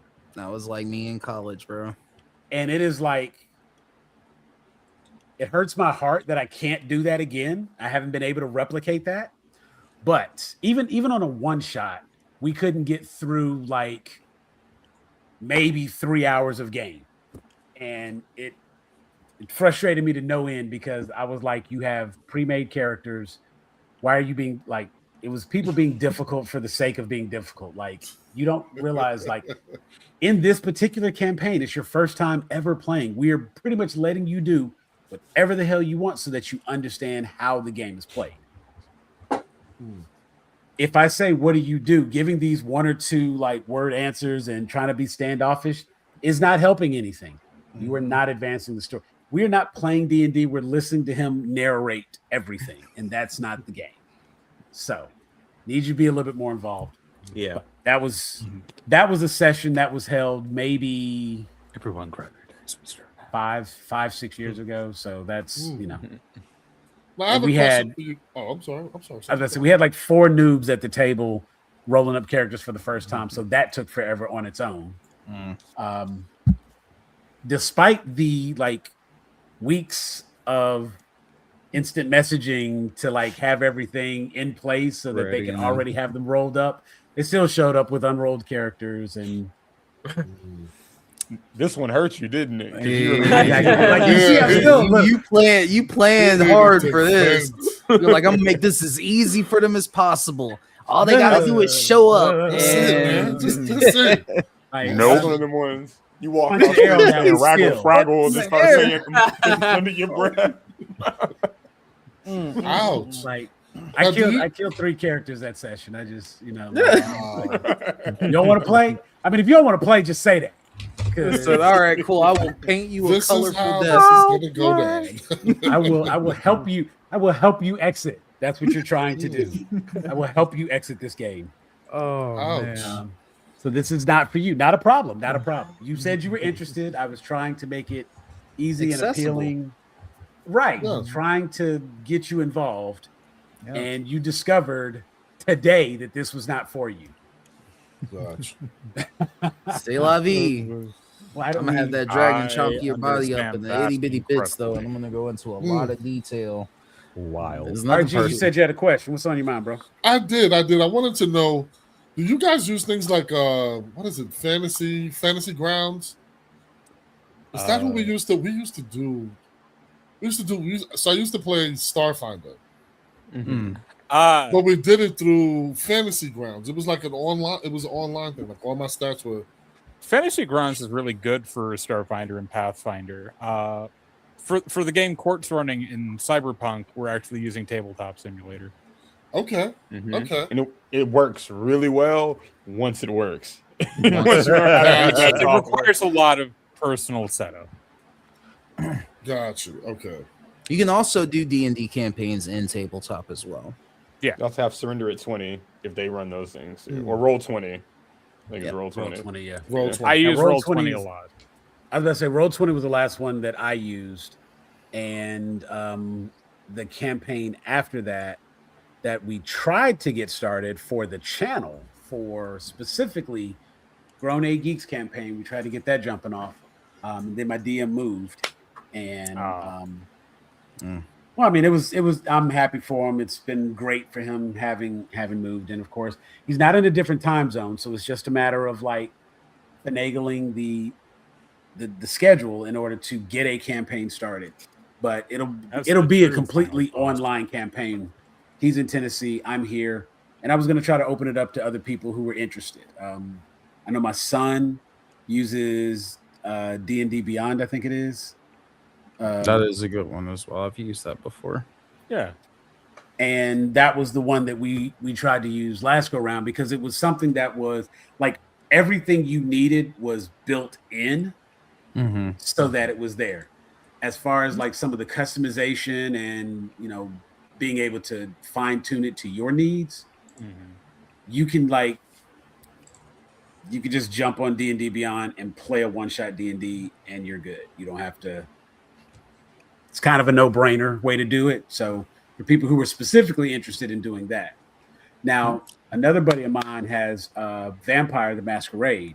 Ooh. And I loved that. I absolutely loved that. I was about to say, he gave me all of those books. So, yeah, I've got those. I still have those PDFs on a drive that will remain safe. Throwing up my A's for Clan Asimite. We in the house. Save point and Elder Geeks, saying, that's what Vampire Masquerade, I'm just saying. I've never played Vampire Masquerade. Neither have I. I played the freaking games that they made based off of that world, but not the actual tabletop. So what kind of vampire would you be? Because I feel like I would struggle trying to be a vampire.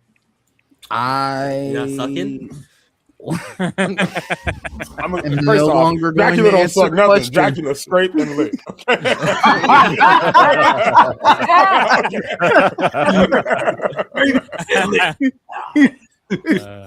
Oh god! But I feel like I can't be a vampire in baggy clothes, right? I feel like I got to be like sleek. You can. stylish. You I can. mean, oh, they you have, totally they can. have clans for Yeah, they have want. clans that do match up to that lifestyle. That So are just there kind are- of chill. There were I'd say probably There's- the primary 8 14. clans that are like, you know what I'm saying, that are like that have that you'll find that most people will pick, because there's a lot of like off-brand, like there's a lot of Thin there's Bloods. a lot of a lot of clans, but the primary 8 are the ones like they have the, you know, like it's either you're an aristocrat, or you know you're Those are into the the- occult, or You have, I know, or- Ventru, you have Nosferatu, Thin Bloods. there's a what are ton, the and my wild gummy just beast kicked in, so ones? I just completely forgot. They're like feral vampires, if you will, and they're the shapeshifters. Sounds It's pretty very cool. interesting. I didn't even know there were that Sounds many like- kinds of vampires. I thought it was like 5 types. Say hello of to vampires. No, Sombra. there's a really good number of them, and they break them down. Yeah, yeah. Really? See, and Yeah. like, so I mean, there's lots of different. The biggest thing, I think, the biggest challenge for this is, as opposed to most dungeon crawlers type RPGs, you're not hunting monsters; you are the monster.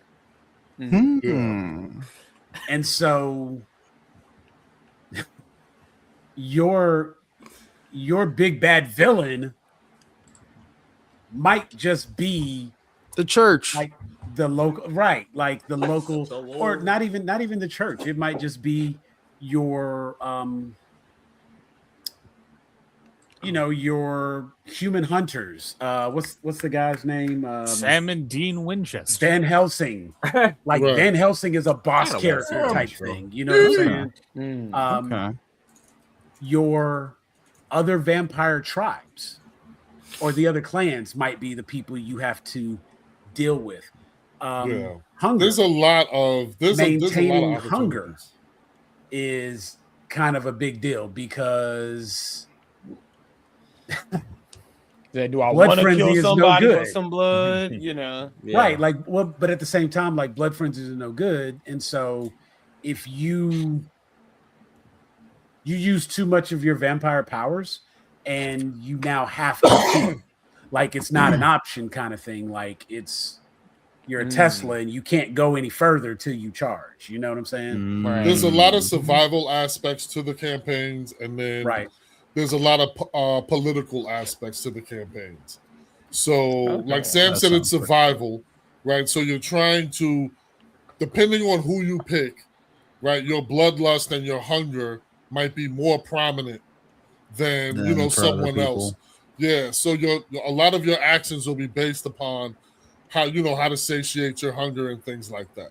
But then at the same time, there might be a point to the campaign where, because of the different clans, there's a hierarchy.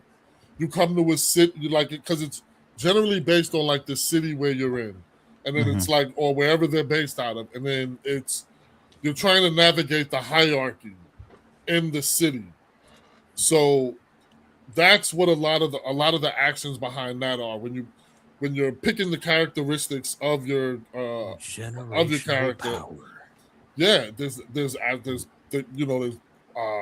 there's plot lines like that, and then there's it can really range. crazy. It can really Oh, range, man. because I did it in New York, like back in 94, 95. And I mean, they had us like, we would like, we had like at task, like we had to go, it was almost very scavenger hunt. Ooh. So Okay. yeah, it got pretty deep. But you had people, filing their teeth and shit like that, and actually New drinking York blood. by And night. I was like, "Yeah, I'm good, bro." Like, So I ain't trying to do all of that. my clan don't do that, dog. Y'all crazy over here. This reminds I me of just the Key came and Peele to sketch. get the book. My man said there was a book. Can I just get that real quick? I got some questions. Let's go. Hey, that sounds dope. That sounds like it would. I think that would be a really good like role playing experience for sure. Because one of the things, and this is like so I have a IRL D&D campaign group that I've recently been with, and some of them struggle with the role play aspect of it. They love like making the characters and everything, but when it actually comes to like doing the role play part, they need a little extra help. Some of them do anyway. So the Vampire Masquerade sounds like it would be really good for stimulating that side of things. Like one of the biggest LARP scenes in the world. What Vampire Masquerade? Yeah, like I can believe that. There's giant LARP scenes in pretty much every state. Yeah. Oh, wow. I could easily believe that. I believe And that. I one think day the walk down one the street, time like, is that a Vampire the Masquerade No. player? I went to two. No, that's I've just a been to god. two actual You think they've sucked me? LARP sessions. I did Nero, and I did Solar. I've LARPed twice in my lifetime, and in both cases, I went on the free weekends that they had, where basically, if you don't already have like your whole, if you're not a paying member, if you will, they will let you come, and they will give you like the little, think of like PE. Like when you were in PE class, you had to do like, okay, this team is going to be red, so they had to put the little fake jersey things on. Yeah. Mm-hmm. They You have got your different colors, visitors pass. right? And that's how they know that you're welcome to play, but you have like limited character classes you can choose and things like that. Because I am me, I chose a goblin. I'm only 5'7", so I'm not a very tall person. I tend to gravitate towards characters who are not very tall in support of myself. So I chose to play a goblin this weekend. So I had one of those green little vests, and they were just like, okay, well, here's a sword. It's a short sword. You don't get any magic. Go have fun. You get to fight whoever you see. You can be in as many battles as you want. And every time you resurrect, you just have to come back to this building first. And then you can go back out. Because I was an NPC all weekend. Just a random ass goblin. And it was come here. It was great though, because Pulling up on people with a short sword. I didn't have to worry about quests or storyline or remembering anything. And I decided it would be pretty cool. I was walking like through the woods. It was me and my buddy Bart. We're walking through the woods, and we see like this one person not far from us. And I'm like, you know what? We should sneak up on that person. And as we, we're getting overlooked. It's this lady. She's by herself, and she has pointed ears. I was like, that's an elf. We should go. Let's kidnap the elf. Right? That'll be fun. I'm about to start a whole new side quest. For real. We kidnapped the elf princess. Started a whole new side quest. Wow. Unknowingly, we kidnapped the elf princess, and because there was nobody else around, she had no choice but to succumb. She was with us. We ran back to the main base, and like the place where we have to spawn from, because I didn't know what else to do. Like, I had no plan. I didn't know what was gonna happen. I was just like, this was gonna work. I was just doing shit. We're gonna just do this live action game thing. It'll be fun. She's probably gonna beat us up because like she's an elf. Of course, she has like magic or something. Oh, Nothing. no. Quarter lacking. Straight quarter lacking. What? One of the admins walks over and is like, "What did you do?" So the only cool thing that I can remember about that is we ended up having to get into this large scale battle, and I ended up like having to fight against, because of course I ended up ranking up, so now I had like better weapons. I had a shield. I got a lot of XP. Goblin, bro. So I was now a hobgoblin. You like, hey, look at me. I got taller. I pretty much, I ended up having to fight against these two guys in the battle, and it turns out that one of them was the guard for the elf princess. These two guys were like well known at Nero. Their characters were Balkan and Kaboom. That was their characters' names. Balkan was this big barbarian. Kaboom was a mage. I don't know how many times they tried to end me. I was done very quickly, and they made it a point to find my goblin the rest of the war. I'm like, spawn camped you. I'm sorry that your guards didn't do their job. Exactly. I did my job. Like, shoot. You want to take You weren't out a efficient this goblin. Okay. Wow. You know what? Random goblin got your princess. You do better. Exactly. Because I mean, like there were other people like who So in their this main characters universe were goblins and stuff like that. So I mean, I will say that LARPing is 100% fun. If anybody's ever seen the movie, what's the Paul Rudd and Stifler Role Models? If you've ever seen the movie Role Models, what that character is doing, they go out and like the king is there and nobody can see the battle. Like that is what LARPing is, live action role playing. You have like foam swords and shields and like the shit is a ton of fun. It is so much fun. Dan, we appreciate you being here, man. Thanks for hanging out. Don't forget to tell your friends, like, subscribe, share the channel. It helps us out and keeps us doing this thing.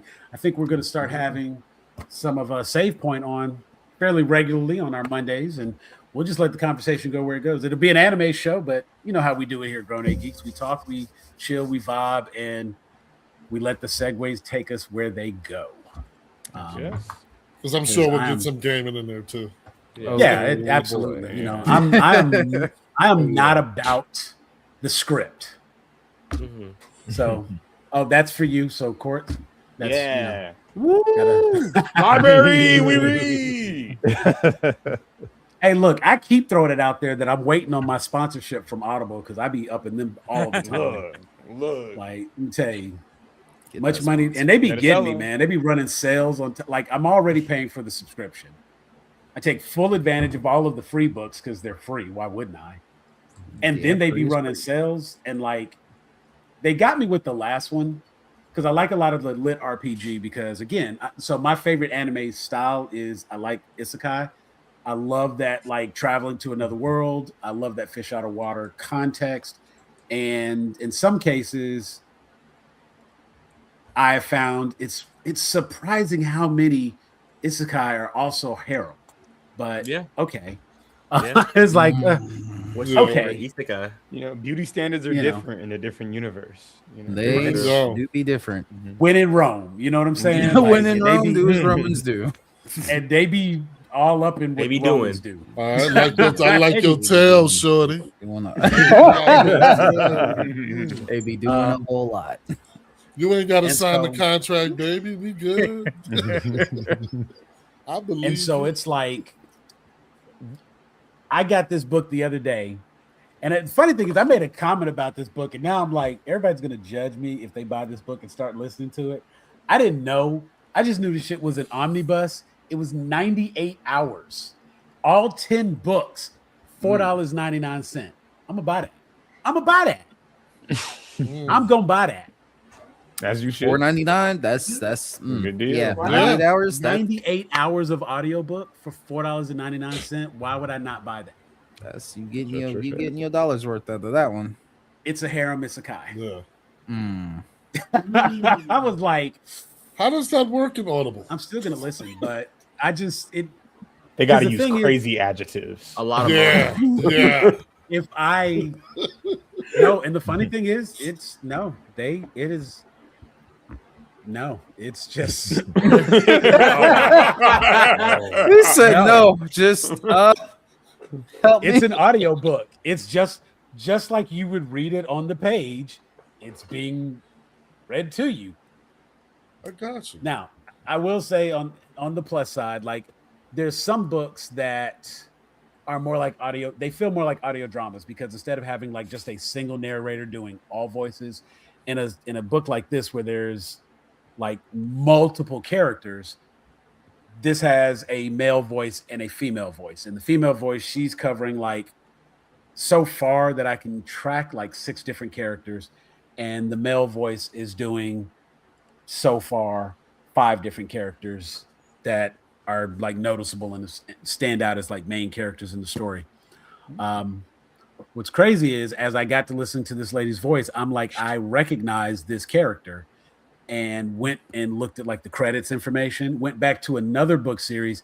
It is absolutely the same voice actor who's narrating both stories. And so I was like, that helps because I already know, like, I don't know what the guy is capable of saying, but I know where her limits are. I know what she is and is not going to say. So, okay, that means it's mostly fan service. It's not full on hentai. Okay, cool. I can. all right. It's safe. It's safe for consumption. It's not that kind of book. And of course, it's like, again, 98 hours. Like, if they would just tell me, like, you can skip the chat, like skip to the end of the chapter, and you're through this part. Sometimes it's okay in the story just because it's organic and it actually, like, you can see how we got here. Other times it's like super random. And why is it everybody he meets is, of course, the most attractive person in the world? It's like, come on, bro. This is not even how this works. Like, at some point, battle royale takes place. Right, like at some point.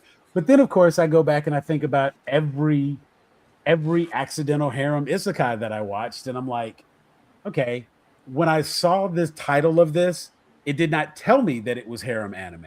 It just says that this kid, something happened to him in his world, and he woke up in this other world.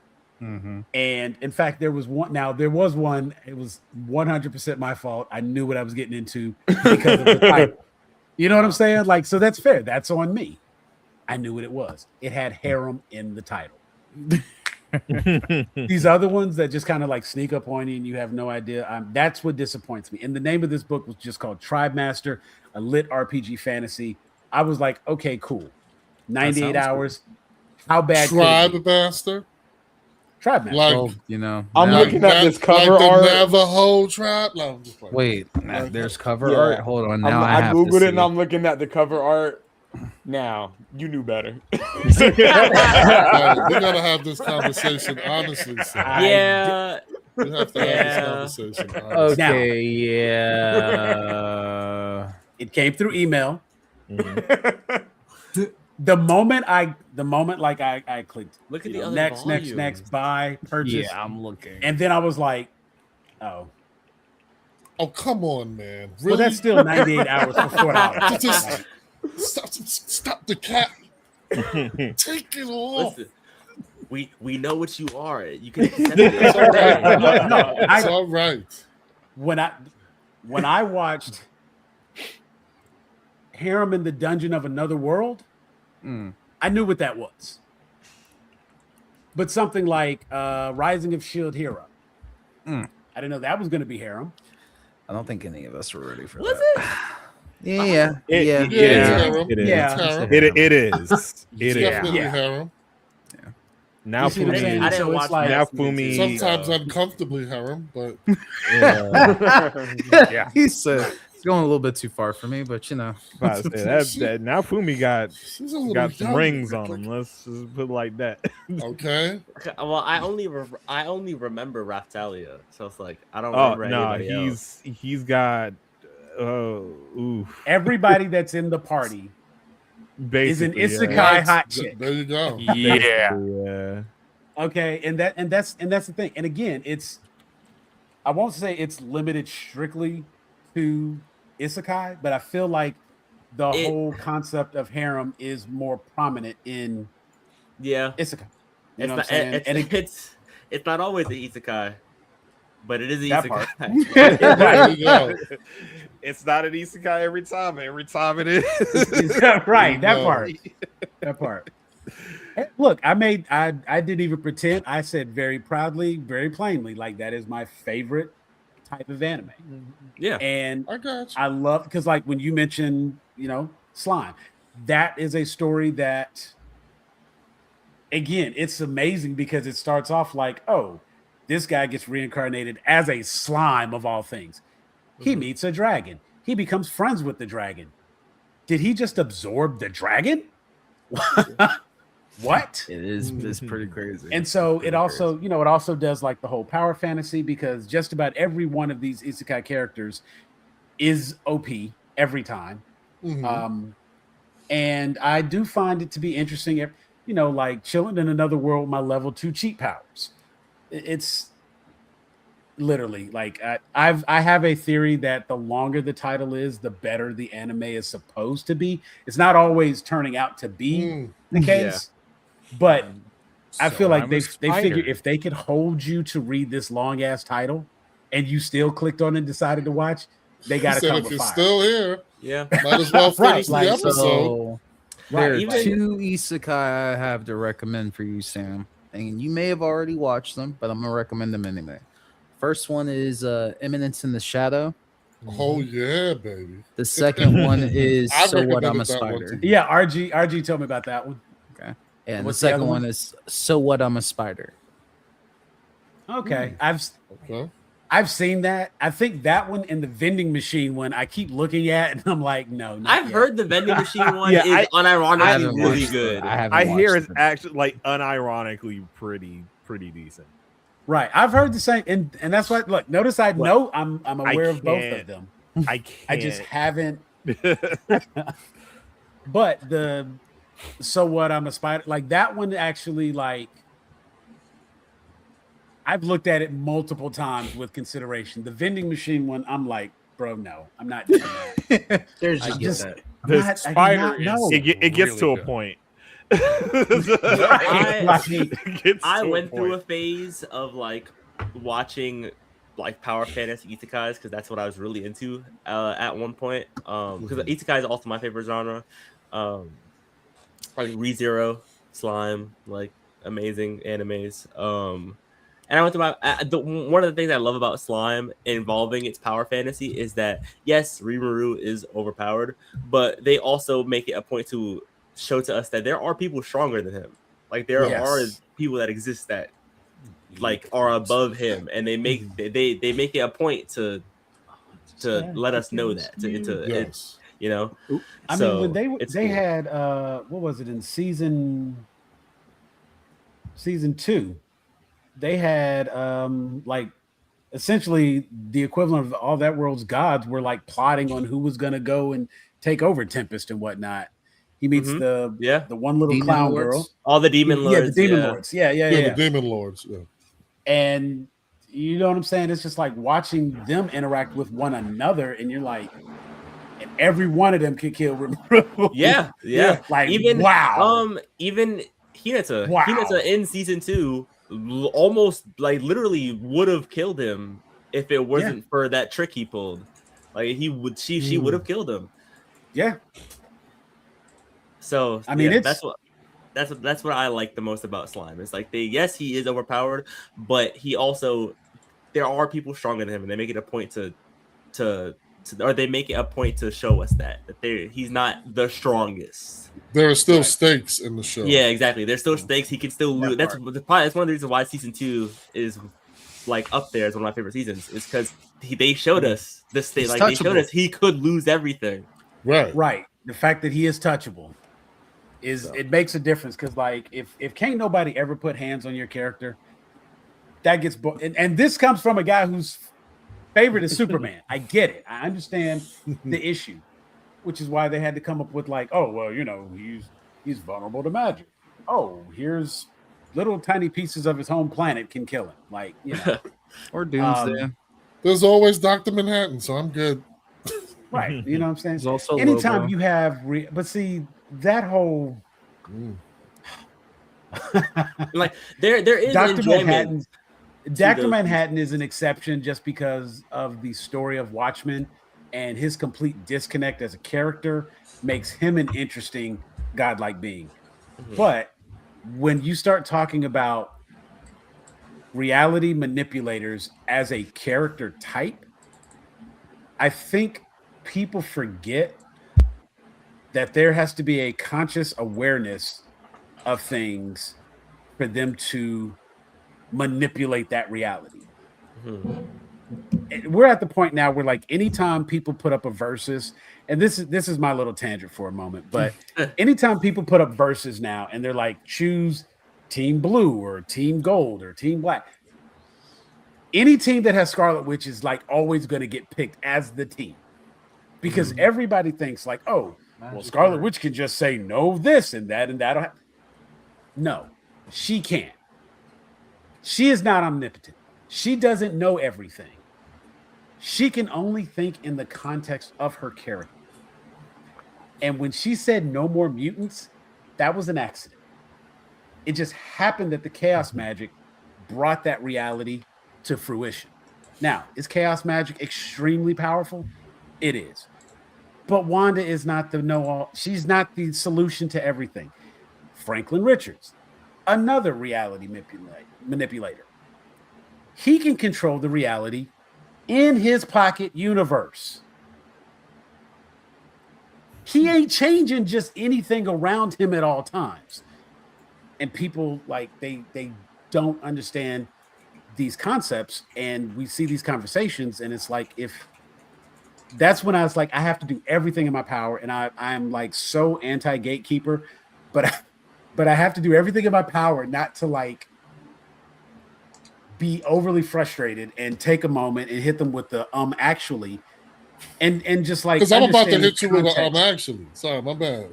And understand the context. Understand the context of their argument.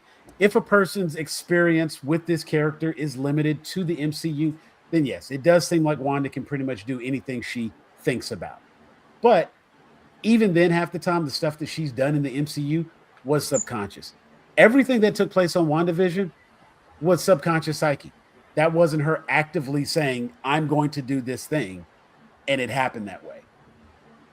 As a result, she is not always going to be the answer to every solution. Now, when we saw her in Multiverse of Madness, she had been studying the Darkhold for some time. She had fully embraced her position as the Scarlet Witch. She was now a little bit more in control of what she was capable of doing. And yes, every time that character opened his mouth to say how she could be beat, she said, no, that doesn't work because of this. And it didn't work because of that. That is an accurate depiction of the chaos magic. What? So just question for you real quick, because I noticed we're flip-flopping between like with the No More Mutants that was in the comics, then we went to the MCU. So I'm just, because they do operate differently. Like and that's why it happens in the MCU, in the context what happens of this in the person's understanding. What happens in the comics happens in the comics, depending on who wrote it, depending on all of these things. But Wanda is not the answer. I will agree with you on that. She is not the answer to everything, but don't play on Scarlet Witch's G. That's all I'm going to say. That woman is powerful. That woman, it's probability manipulation is more core to what her like power set kind of ultimately encompasses, and that while she may not have full control over it just yet, that does put her in an incredibly high kind of like power weight set. I understand power scaling. Power scaling is determined by the writer of the story. This is something that I have come to terms with a long fucking time ago. I have watched X-Men go through all these various iterations, and I have watched the bad guys get increasingly more difficult and more super, and all of a sudden I've watched a dude who I knew that the most that he can do is jump far and lift things up far and punch hard and be strong, all of a sudden become basically the one below all. Right? Like this is where this is Hulk's evolution, right? When you think about power scaling for these characters, it is so you have to disconnect so much in order to enjoy each story on its own. Because ultimately the writer's going to find a reason for the thing to be Hulk. And the writer's going to find a reason for Jubilee to all of a sudden be able to manipulate the fire atoms in the atmosphere that all of a sudden saves them from this world-ending race. Like, it's so tough to have that. As much of a hater as I am and try to find everything wrong. Jubilee is light construct, But no, I think I will say, and as an X power scaler versus like that was something like when we talk about like social media, like that was something I was heavy into, and I had to drop out of it because it got to a point where it was just a popularity contest. It wasn't really about toxic. That is literally the creation of Grown A Geeks. Yeah. So being in other groups and having those discussions, and again, like it got to the point where I had to just understand the context of their statement, and I come to realize a lot of times people weren't even arguing the same points loudly. So, and this is where we get to what I was gonna say. If you really truly want to have a debate, this is my opinion. So, if you're gonna hang me on the cross for it, whatever, it's my opinion. If you're going to have a good, intellectually integral conversation, debate about these different power sets and how they come to clash against one another, you need to have, just like I was saying in what I like for my reviews, there needs to be a form of consistency, right? If you're gonna go with Superman, since you like Superman, there is a set of abilities that throughout most of the different renditions of Superman that are constant and consistent. So when you're trying to be like, okay, does Superman beat, for sake of argument, Blue Marvel? I'll just use Blue Marvel because I love Blue Marvel. I'm not going to use the Superman that is in this one comic that gets this temporary boost that basically makes him the almighty god for the sake slept of that in the sun for a million years. So Superman 1 million prime is not an acceptable character. No, it is not an acceptable character. Yeah, I was for say, having a versus debate. Typically, with those conversations, Superboy Prime, and honestly, no, I 100% agree with that. And to RG's point, as far as like the power scaling, I completely understand the idea of people. It all comes down to what the writer says. It all comes down to what the story aligns to, because ultimately they are trying to tell a specific story. Right. And in order for that story to be told, these things have to happen. If they don't happen, that is a different story. That is not the story we're telling. Exactly. So, for the context of the story we're telling, the one you're reading, this is how it went down.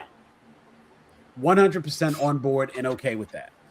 And I'm also a firm believer when we get to talking about, you know, like I feel like Death Battle has always done a pretty good job because they are saying, here's a clear list of the powers and sets that we're going to use for this matchup. Right. If you have very clear parameters in your verses, I'm okay with however you pull it out and however you bring it out. I am not the guy to sit here and try to say that Superman can beat every character in comics. No. No. There are people who are physically stronger than he is. Mm-hmm. Yeah, if Doomsday can kill him through brute force. The moment that comic came out for Superman, where Doomsday beat him through brute force, I was like, yo, Superman is on the table, like, as touchable for a lot of people now. So, like, yeah. Now, of course, they're going to go and they're going to do exactly what they did. And they've honestly gone through a transition of like playing with his power, having him overpowered, then underpowered, then overpowered. And it's like it's in a constant state of flux. Also, he is not as canonically strong as he is in a lot of his one-offs. All-Star Superman is not canon. Right. It's not a canonical story. It's all right. Strong as a motherfucker, though. That is perhaps one of the strongest depictions ever. But that's one of the times that you're going to see people reference in terms of his strength very often, because he is standing there, one arm behind his back, holding his arm up against this machine, and they use the phrase 15 quintillion. Like this number that doesn't even exist. You know what I'm saying? Like, I can't fathom how heavy that is. Nope. There's another scene that a lot of people see, and I think this was during New 52. He's got the special little machine, and he's like, his arms and he's bench pressing. And it's like, he bench pressed the equivalent of Earth for 5 days straight. That sounds. How the fuck did you put that? Did you put one Earth on one end and another? That's one of those things. That's where we start getting into. You have to like you said, RJ, you have to suspend disbelief, because now we're like, who's recording the flash run? Like, the cameraman is clearly faster because he's recording it from multiple angles. You have to step out of the reality of what you're being told and just accept at some point this is what is. Or so it's trash. No, it all comes back to my master plan. See, we come full circle.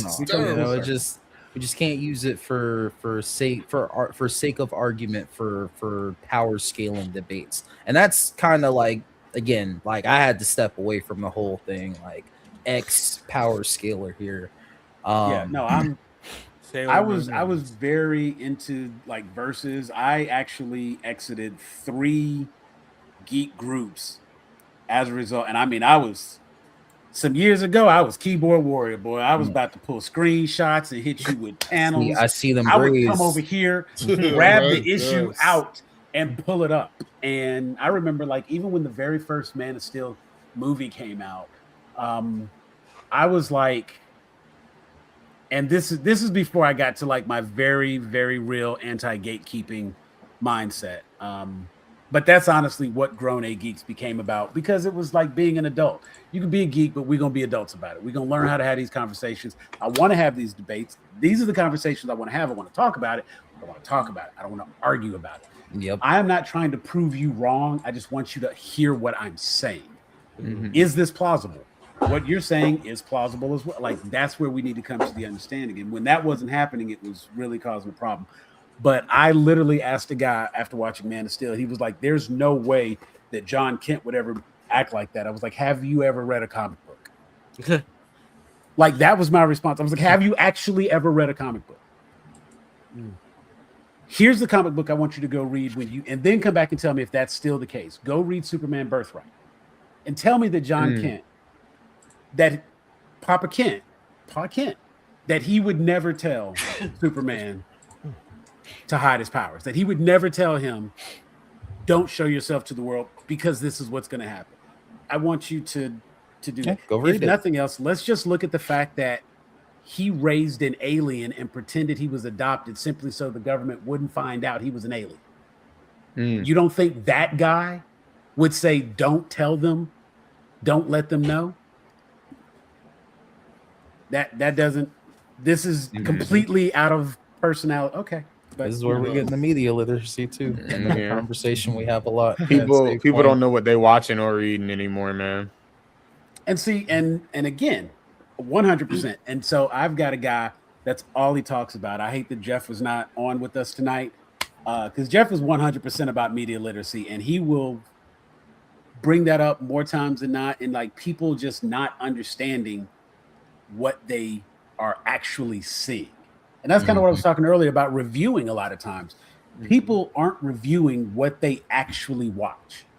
They're not reviewing the movie they saw. They're reviewing their version of what they wanted it to be, or they're reviewing what they hoped it was going to do, and not reviewing what was actually What up on it screen. did.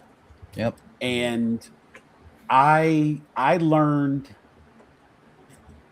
of all the movies, and this is one that like I'll still get dragged for it today. It's fine. I've made peace with it.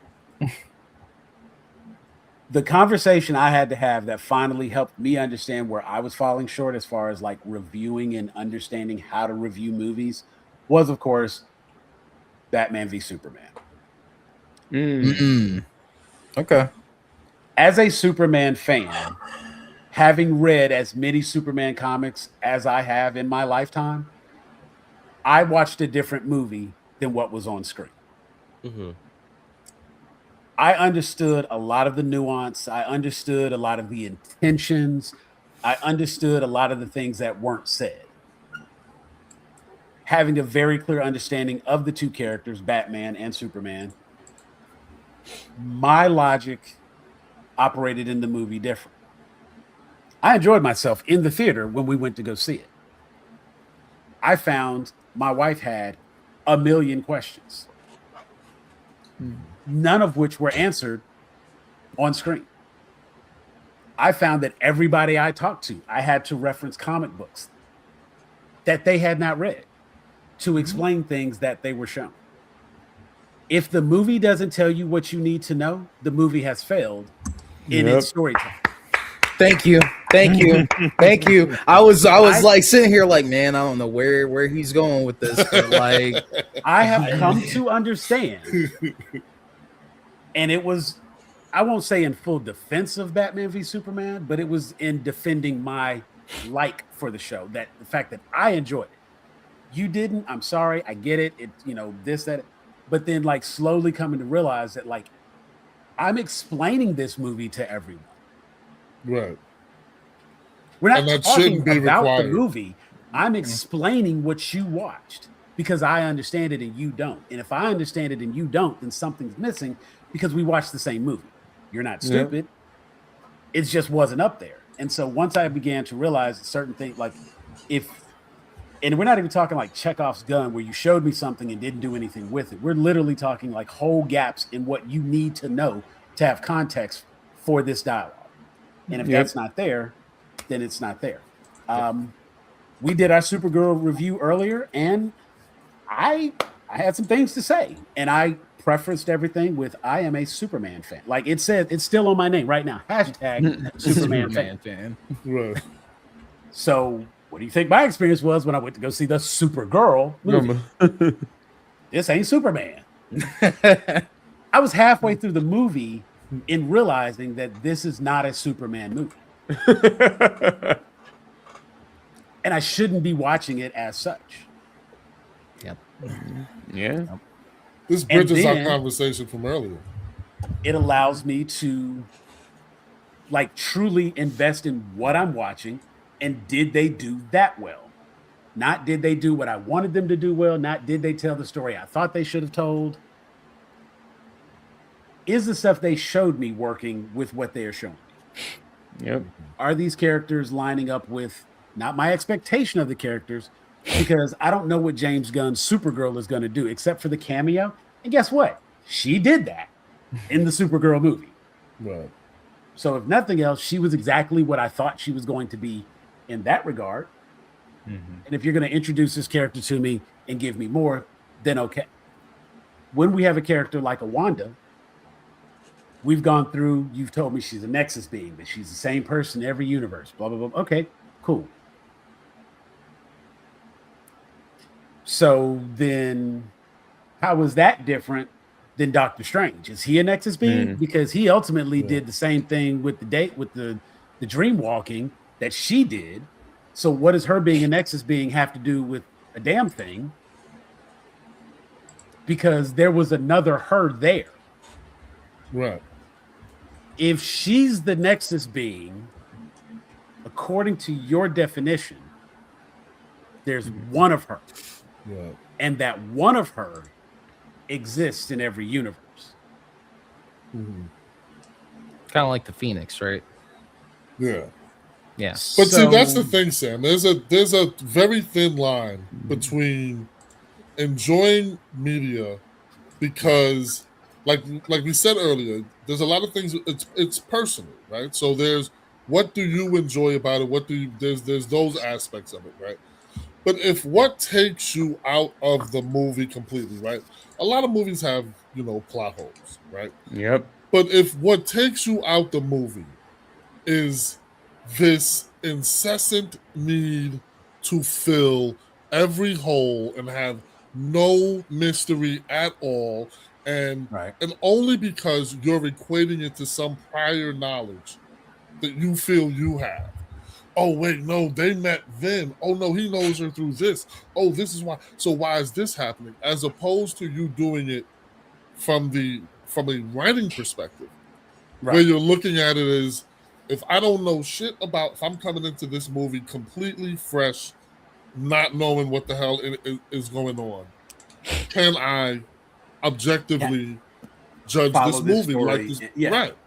Because a lot of times if I'm hearing a critique and the person is like, oh, well, they wouldn't do this, their character wouldn't do this. According to what? Yeah. Right? The MCU has already broken a shit ton of rules from the actual so fucking many. Yeah, so if we were hung up on This those point, things, it is fine. based on Marvel Comics. Right, Inspired by Marvel Comics. Exactly. And that's and I'm not mad at that. And that's completely fair because like that became very obvious to me when I watched Civil War. Right. Yeah. Right. And I have that. and- I have that. Freaking The comic and movie are so different. And let me tell you, very dramatically different. I appreciate that they got as many points as they did incorporated, but they missed everything else. I was about to say, like, the major point of that whole Civil War thing coming to a head the way that it did, like, the major takeaway that they got that I will give them is the whole conflict with the Cap and Tony, even though they completely changed it. Like, at least they got that conflict. I'll give them that. Yeah. But like everything else that was important to why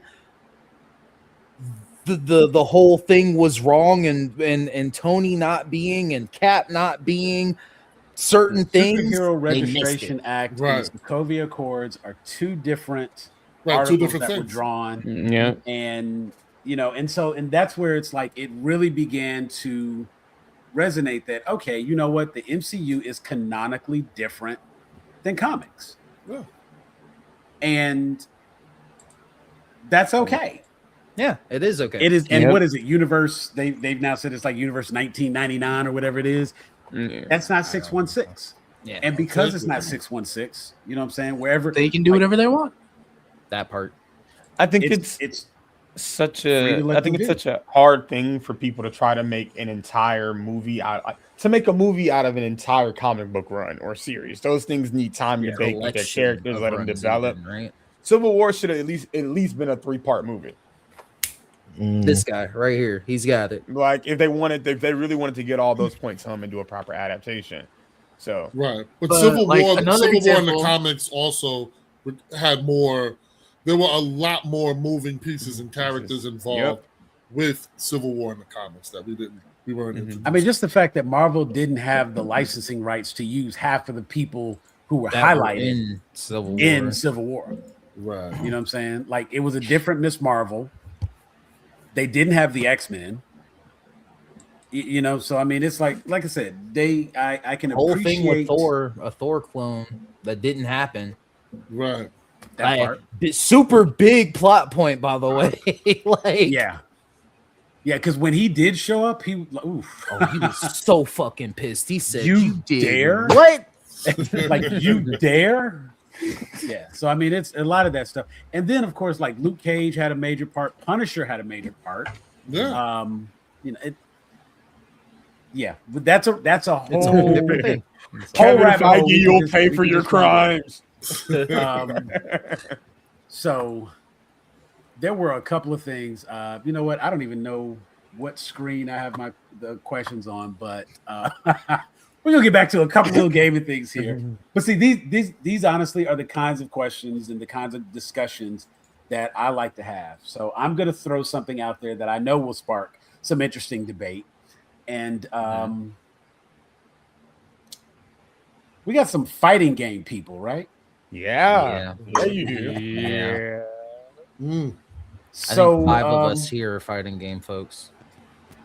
So let's talk about some fighting games. Like, what are some of the popular, the favorites, the looking forward to? Let's shift the conversation to I know fighting. what Court's Avatar looking forward Fighting to. Legends, right? Marvel SOCON. Yes. Need that. Yes, Avatar Legends. I'm very excited.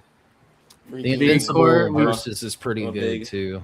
Big Me and Avatar Court are playing fan. Street Fighter 6 right now. Okay. Yeah. Okay. So Owl, Yes. next week I am doing a show called Therapy. Okay. It is their IP. Okay. That's Okay. smart. I like that. I like that. Okay. And so when we do our therapy show, Mhm. we take the IP, we put it on the couch, and we find out what's wrong. It's not Okay. just an opportunity to come in and have a bitch fest. We look for actual solutions, and we discuss like what things are genuinely considered problematic and what things need to change for the IP to be healed. Okay. We've done Star Wars, we've done DC, we've done Marvel. They've done Jurassic Park. We're doing Avatar coming up because, of course, season 2 just dropped. Sir, I would like to invite you on for that show. You got a whole Avatar. I'm there. Yes, Yes. I'm 100% inviting you on for that show. So Yes. we will get contact information before the show's over. But next week we will be doing Avatar Therapy, and we will be talking X-Men season 2, X-Men 97 season 2. That'll be the big show next week. So that's why I had to make sure that you guys were here tonight, because next week is already scheduled. I gotcha. And so I was like, okay, you know what? We go get in here, get Supergirl knocked out. I got things to say, but I can't even Super get into all of productive. that. You know what I'm saying? And I'll have Save Point on tonight. It's their show, so we got Supergirl out the way. That way, you guys can come on at 9:30, and we can have our regular show. Okay. Because a 3-hour show is like nothing for me. This is what Weigh In Wednesday used to be, because it was just a bunch of people talking. I invite the audience to come in. You got something you want to say? Hop on in. I would put the link to the same link you guys came in with. I would put that in the chat and let random guests come in and be on. Like, come on, talk to me. You got something to say? Let's talk about it. That's how Weigh In Wednesday worked. We have since moved on from that format. You're inviting some nonsense. We don't do that no more. Yeah, no, we don't. Every once in a while, depending on the topic, I may throw something out there like that. But you can get crazies in the chat. You can get crazies on the live. Yeah. I have no problem kicking somebody, but I don't want to put my channel at risk. Gotcha. So we just, I got to vet you first. Smart. I like murdering babies. Yeah, see, because when I'm live, like if I record a show that we can edit before it goes up, that's one thing. But when I do a live show, I'm taking a chance. So yeah. I be having to make sure, like, see my background, that is my content. That is us right now. Oh yeah. On my, you know what I'm saying? So it's like, actually, if Plasmus waves, then you should be able to see that come up in just a second. Oh, there you go. See, we got some waves. Oh, that's him checking it out. He's looking, and here comes the wave. Yeah. There's the wave. Oh, Gotta get a 30-second in. Yeah, but see, I do that honestly just to make sure that I don't have any issues with my feed and keep it up. And sometimes I have other stuff playing in the background. I may have appropriate content in the back. Like if we were like when we talk about Avatar, I will probably have Avatar playing in the background because why wouldn't I be showing Avatar while we're talking about it? But so let's get back into these fighting games. Avatar Legends. I'm very excited. I am kind of iffy on them releasing mostly Korra characters for DLC. I feel like they should have kind of split it up evenly in the base roster, like some Korra characters, some Avatar like Last Airbender characters. I feel like Korra is overhated. I feel like absolutely. It only because of how good The Last Airbender was. I have a guest coming on who is more than prepared to defend Korra, and I cannot wait. Yeah, I was one of those people. I'll admit I was one of those people that was like, Korra's like, mind you, before I watched it, like, Korra's bad. It's not as good as Last Airbender. And then I saw on Netflix they released all 4 seasons. So I'm like, you know what? Let me give it a chance. Let me actually sit down, watch it. I binged it. I came out of it not nearly as bad as people made it out to be. It's actually pretty enjoyable, like a solid 7.5. Not nearly as bad as people said it was at all. I think the supporting cast around Korra is better than Korra herself, but that's just my thing. Bolin, my favorite character. I'm excited he's getting into the game. We'll dive more into it later. But Korra was the linchpin that brought a lot of these people together. So she was still required, and it is still her narrative that drives these different points and things to happen. I think part of the biggest, no, not doing that. The characters, fighting games, Sam. Fighting games. The characters. You mentioned the roster. Yes, the roster. The characters you would take from out of the roster. Airbender and Korra. Like how many characters are on the actual roster? The main game roster starts with 12 characters. 12. And I think so give me 6. Is there 6 and 6? Could we do? They're doing 5 DLC characters. And they're doing 5 DLC characters for the first season. The 5th one is going to be voted by the fans. Yes. Okay. Yes. Which has not been done before. This is a new thing. So there are only in the base roster. There are only 2 Korra characters, being Korra herself and Zahir.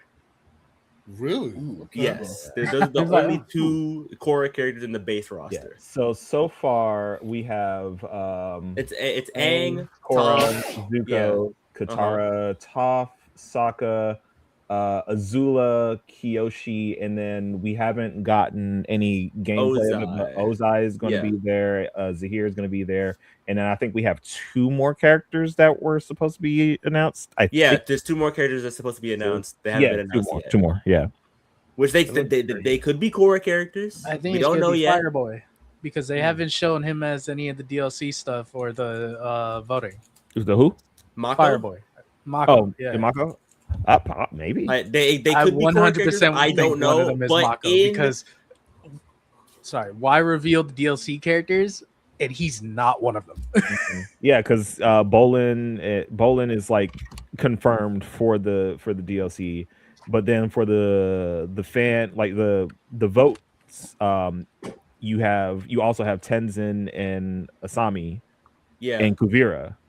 And Amon. Come on. 4 of the 5 potential, 4 of the 5 vote characters for the last character are Korra characters. Yeah. So okay.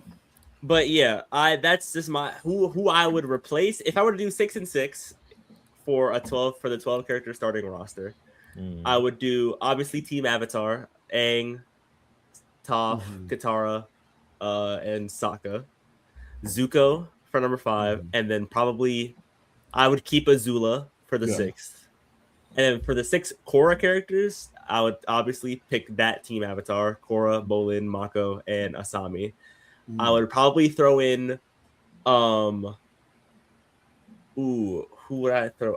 Kubiera, which she's as base roster, I would throw in Kubiera because she's one of the more popular Korra villains. Yeah, Kubiera's incredible. She's dope.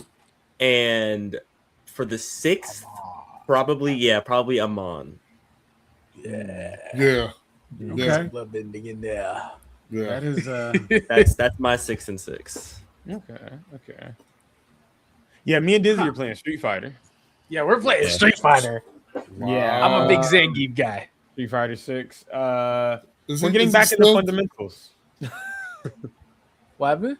I have not watched the latest Street Fighter, so Zangief, because he was a beloved one, around Street Fighter 2. Have they? Oh wait, hold on. Zangief, the fucking wrestler. Wait a minute. Yeah. I don't know why Yeah. I don't know why I was picturing Dawson. I was picturing Dawson. I played Is he fucking playable? He's fucking playable now? Pretty sure. Yeah, he's DLC, right? Isn't he Tornado. DLC? No, he's standard. Yeah, Standard? Zangief. Oh, yeah, he is Zangief standard. is one, He is yeah. No, you're I thinking just of mean Alex. like, Talking about Dolly. I just Dolly. mean like, is he fucking playable? Like, can you win with him? Yeah. Oh, yeah. Oh, yeah, you can win with Oh. that. This is a rat bastard. You heard him say how he'll just wake up level 3. He will do that to me in Street Fighter with Zangief. Just grab a motherfucker twice, and there you go. I could be playing my hardest. Have him in a blender. He's gonna do it every Just watch time. Zangief just go. The moment that I see you do this, I'm going to super. He's like, oh yeah, come here. It is nice to see Big Man get his props. Yeah, watching their Street Fighter fights is always pretty hilarious. Yep, we It's play always Skullgirls, Marvel. We Tekken. play. I'm the Tekken guy. Grand Blue. Grand Blue, yeah. I don't know if they. I these play guys Dragon play, Ball but Fighters. He does Yeah. play Dragon Ball Fighters. He I does don't, indeed. I don't know how much they get into it, but Guilty Gear. If it's not Strive, I love Guilty Gear. That's crazy.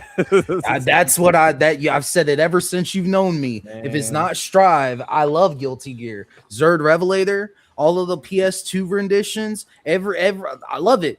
But Strive I can't fucks with Strive, bro. I just skill can't. issue just So, Shut up. Do It you- ain't no skill issue. I just don't like the game.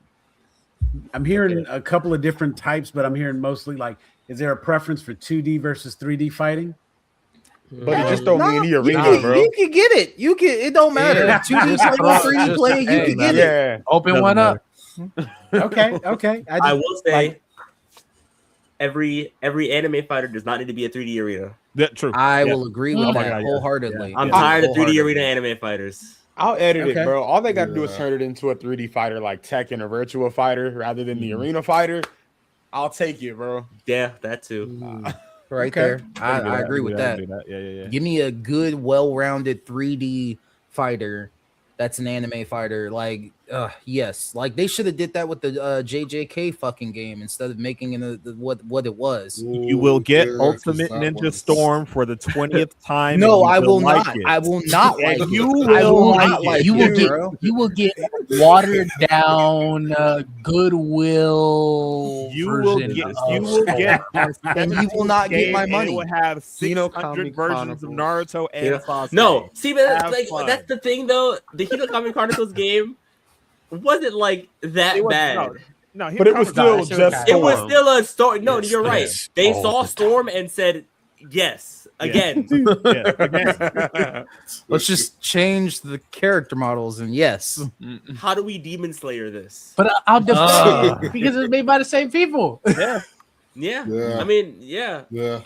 They found their Like, formula. I feel like that's Give them that they have an excuse because that is their formula. Yeah, they have Everybody a else is formula that fighting works their for them. style. You know, hey, Well, what are but you I talking am tired of seeing anime arena fighters. I'm tired. Oh, of for that. sure. To be fair, that was CC2's money laundering scheme so they could fund the next .hack game. Okay. Court said if it funds .hack, I ain't complaining. I feel like we had You this heard it conversation. first here I on forget Grown who A it's with. Geeks. I forget who it was with. I feel like we had this conversation where I think it was Court or Sec, where we were talking about the anime 3D arena fighters, and we said that they more so like the spectacle isn't the super. Like the supers look Beautiful. good as shit. Yeah. But as long as that looks good, that's gonna sell copies. Everything after that, whatever. We'll just do this Storm. Pretty much. Supers look amazing. Super's got to look great. We could put all our kids through college, guys, and just gotta make like 12 of these. You gotta master the motion blur.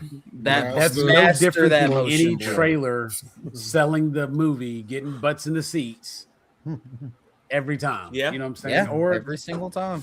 Listen, You make that CC2 are masters at making like the super absolutely beautiful, Mm. and then just being like, "Hey, we're just gonna make every Storm. character do the exact same thing."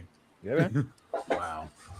And, to go off of what you just said, Sam, the first person to sync up music to a trailer with like story beats and stuff like that, I feel like they became the village king that day. Like they became king of the people. And they changed the whole game up. Yeah. There's a fighter that I've been kind of watching on my Instagram. The guy's still in development. He's been making it for like the last 2 years. Yeah. And he talks about it like it's got elements of like Jet Set Future, but then it's also got a fighting mechanic similar to Def Jam.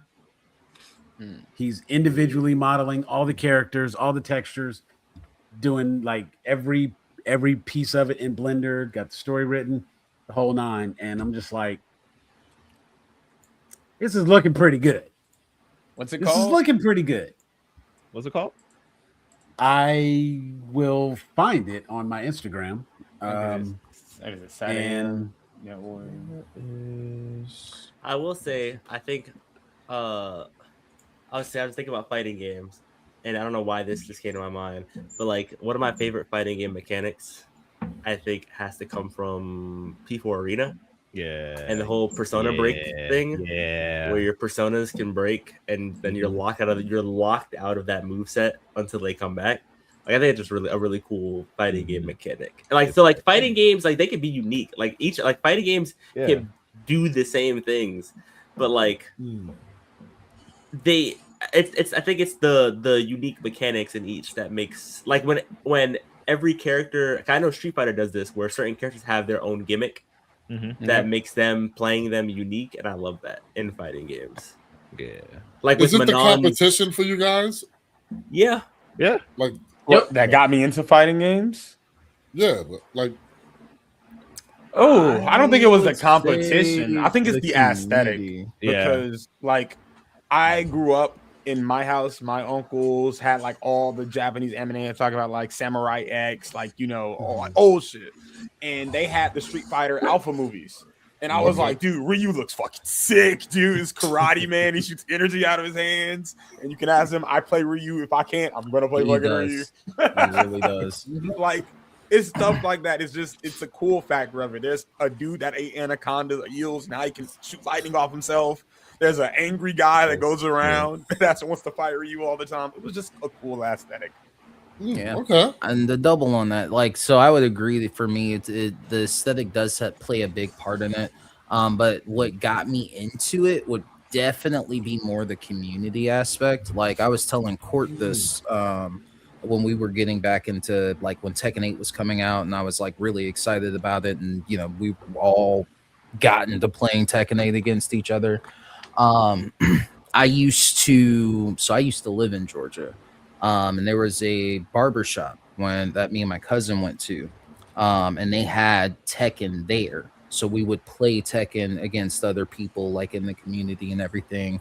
With Street Fighter, that was something that like me and my cousin played. So it's just like kind of like a community thing for me. But on top of that, like what kept me going into it would be the aesthetic, because like I'm not gonna sit here and pretend like I wasn't in middle school / early high school thinking like, you know, I don't need to go to school because I'm going to walk around the planet and fight people. That's what I'm that's what I need to go find a dojo so I can learn how to shoot this shit out of my hand and be throwing the blows and taking people's money. Like that kicked was this what motherfucker 6 times. I Listen, even touched the ground yet. Listen, bro, I was like, all right, I gotta be in there, I gotta do it, I gotta work for it, I gotta want it. And the only way that's gonna happen is if I walk around barefoot around the whole freaking shebang, fighting everybody.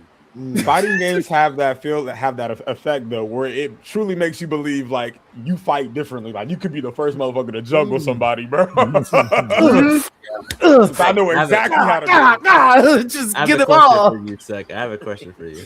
All right. I got an Have you ever, while waiting your turn to play, or in general, like waiting there, do you remember if you ever watched somebody else play and you knew, I'm gonna beat this nigga ass, bro? Like, oh, bro, yeah, especially in Tekken, Pixel, bro. Like there are modes, and I know Hero and Court have kind of like seen it where I'm like, I have different modes I play on where I'm like, all right, I'm gonna take it easy. I want to see what you could do, and then I get serious, especially with Steve, and I'm like, no, you don't get fuck this shit. You don't get up.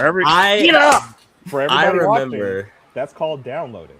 I remember this vividly. When I was in high school, middle school, my school had like a video game club that they started, and the teacher who was counseling the club had like I forgot what he called it, but it was essentially like a video game triathlon where we each got to like make our own teams and we each played a different game, and like, you know, whoever won the most games, they won something. I forgot what it was, but me and my friends made a team, and I was playing this is when Mortal Kombat X was like the newest Mortal Kombat, and I was the best in my friend group, so I obviously competed for Mortal Kombat. And I remember the first game I played, I was pulling off crazy combos with Scorpion, and people were in the back. There was like a huge crowd watching, and they're like, oh my god, no! And then like I got done with my first game, and I was in the back of the class watching other people who I know didn't like other people who I know weren't really gamers playing the game. And he was playing Jax, spamming uppercuts, and people were hyping him up. And I'm like, what the fuck is this bullshit? Y'all hyping up this man? What the fuck? Like, why he's just spamming uppercuts? What's going on? Y'all ain't got no B&Bs. Y'all ain't got nothing. I was like, I got this in the bag. I knew my only competition was my other friend who I gamed with regularly, who I knew also played Mortal Kombat X. And he was my only competition. And I still smoked him, by the way. But like, still, I knew that was my only competition there. It was hilarious. That is Fiction was in that room like, your boos mean nothing to me. I see what you cheer for. Yeah, like, so it was so funny. That was crazy. There was a time in Smash Bros where I, especially like early college, my first year of college, I went to HBCU St. Aug. And we would play. That was when Smash Bros Melee and like the newest version of Smash out was the one that came out on the Wii. Brawl. And so Brawl. So they were doing a like in the freshman dorm, they were doing a Melee tournament. And mind you, like all throughout the year, you know, my dorm room was the spot where we were playing video games. We'd host like Guilty Gear Hero tournaments on PS2, not Strive. Sorry, I don't know what came over me. I don't know what the hell came over me. Hey, run the set, bro. He really just said something crazy. Hey, come on, Hero. We can play it. We can do it. Zert Revelator, just not Strive. But anyway, it's documented now. It's documented now. Just so you know. All right, come on. Now, come on, bro. You know I ain't gonna run from it. It's documented now. You can be like, you said we was on that show. Yeah, hold up. Clip it for me. But no, so like literally I got told that I couldn't play in the tournament for Melee because they were like, you just gonna take our money. And I was like, I mean, but isn't that the point? Like that's why I'm here. I want to win, and I need the money. So I'm like, yeah, but you're gonna do the thing where you pick Ness and you're gonna make everybody feel bad. And I'm like, so get good. Like, it's not that hard. Like, just do it. But it was still to this day like my funniest gaming like competitive experience is being told like you're not allowed to play, you're too good. And I'm just like, wow. Your action's no good here. Your action's no good here, young man. I had that too, Sec, where during the years the months of MKX, so the year of MKX, my friends would not want to play with me because I kept winning. They would not want to run King of the Hill with me because I stay at the top. They did not want to play with me. Where you gonna get off the top, bro? Like, where you gonna get off the top? They hated playing with me. Get this bro off the sticks, man. I'd be like, can I play? They'd be like, no, you're just gonna keep winning. I'm like, but I want to play. I want to play with y'all. They scared to go online and learn. They don't want to get in them trenches. Go to the lab. Go to the freaking lab, bro. Most of these fighting games got a lab, bro. Go to the lab. Did we get to the point where I had to nerf myself by playing characters I didn't know how to play? Dog. Like not trying. Dog. Oh my god. Wow. And then you still wax them. You hit them with the random and then still beat their ass, and you just like I say, hold on, let me look at like the first 2 combos in the combo list. All right, I got you, and I would still win. Dang. Now, my fighting game history is a little different because mine was like primarily arcade, like physically put your quarter up on the cabinet, wait your turn, and the first one that everybody like, I'm not gonna say the first one because there's always been fighting games like because I remember even when I was in school we had Killer Instinct and we had Virtua Fighter, and Killer Instinct was different. I was about to say Killer Instinct ended some friendships because yeah, it did. Like, bruh, the way you get somebody caught up in the wrong juggle with Jago or Jade or the little plasma guy, and like you just stuck. You know what I'm saying? You like, and it's just like when the guy is stuttering ultra. Ultra. You didn't have to hit me with that, man. It's like, I ain't got but so many quarters. Look, when people start like just walking away from the sticks, just looking at it's like you're still in the midst of the minute. combo. You know what I'm saying? It's minute. like your character's already dead, but the game had a glitch that would let me continue to juggle you. The little ninja Jago could do this little spin triple kick in the corner, and you could just get stuck. That's crazy. That's DM. And it was like it would go on for like way too long. If they want to get beat up, they should have won. You know what I'm saying? There you go. I'm with you on that one. I understand that feeling. Get your ass in the lab. You know what? I made the mistake of playing Heroichat right here in DNF. Leave his face. Oh, look, DNF. Yeah, he had to walk away from it. I was like, sorry? this game is kind of fun. Like, yo, okay, I'm gonna check this out. I looked up, he was on. I was like, yo, you play, yo, let me hop in. I'm gonna play. Hey, wait, stop. Hey, come on. I'm sorry. That sound like I was like, look, okay, so you just practicing right now? Is that what you're doing? Okay. You got a macro over there, son? Like, No. it's cool. Nah. Okay. What's that? Okay. I spent But let 2 me months tell you. of training. But let me tell you, it was also like really good training for when I decided to try to play online the first time because I actually won a few matches. I didn't break no controllers or nothing because I got my ass beat so consistently while playing Heroichat that I didn't feel as bad when I went online and played some other folks. So here's the thing about fighting games. You can hop in the lab, you can study all these combos, you can do this, you can do that. Sometimes the best way to learn is just to get your ass beat. You gotta just There you get your go. ass beat. Sometimes you just gotta get slumped. There's. I'm a Fight Night champion, dude. Like I played Fight Night champion, and I used to kill shit online. But there was a moment, like the moment that I got good was I was at the time I think I was like 75 and like 20. I thought I was hot shit. I was like, I'm whooping people's ass. I got this one dude, and this dude just counterpunched the shit out of me for 10 solid rounds. By the fucking time it was done, my eyes just bleeding. I'm like, I know I lost. My coach is saying terrible shit to me. He's like, that man didn't see characters anymore. He just saw straight up frames. For That's all he real. saw. For real. Yeah. And Just dude frames. was like, yo, he was like, truth is, you actually pretty good. You just need to learn how to time your counters. And I was like, okay. After that, I was like, oh, this is what he's doing. Like you said, you got to get out, you got to play. You got to get your ass beat. Yeah. You gotta play. Like, There's- you got to get your ass beat.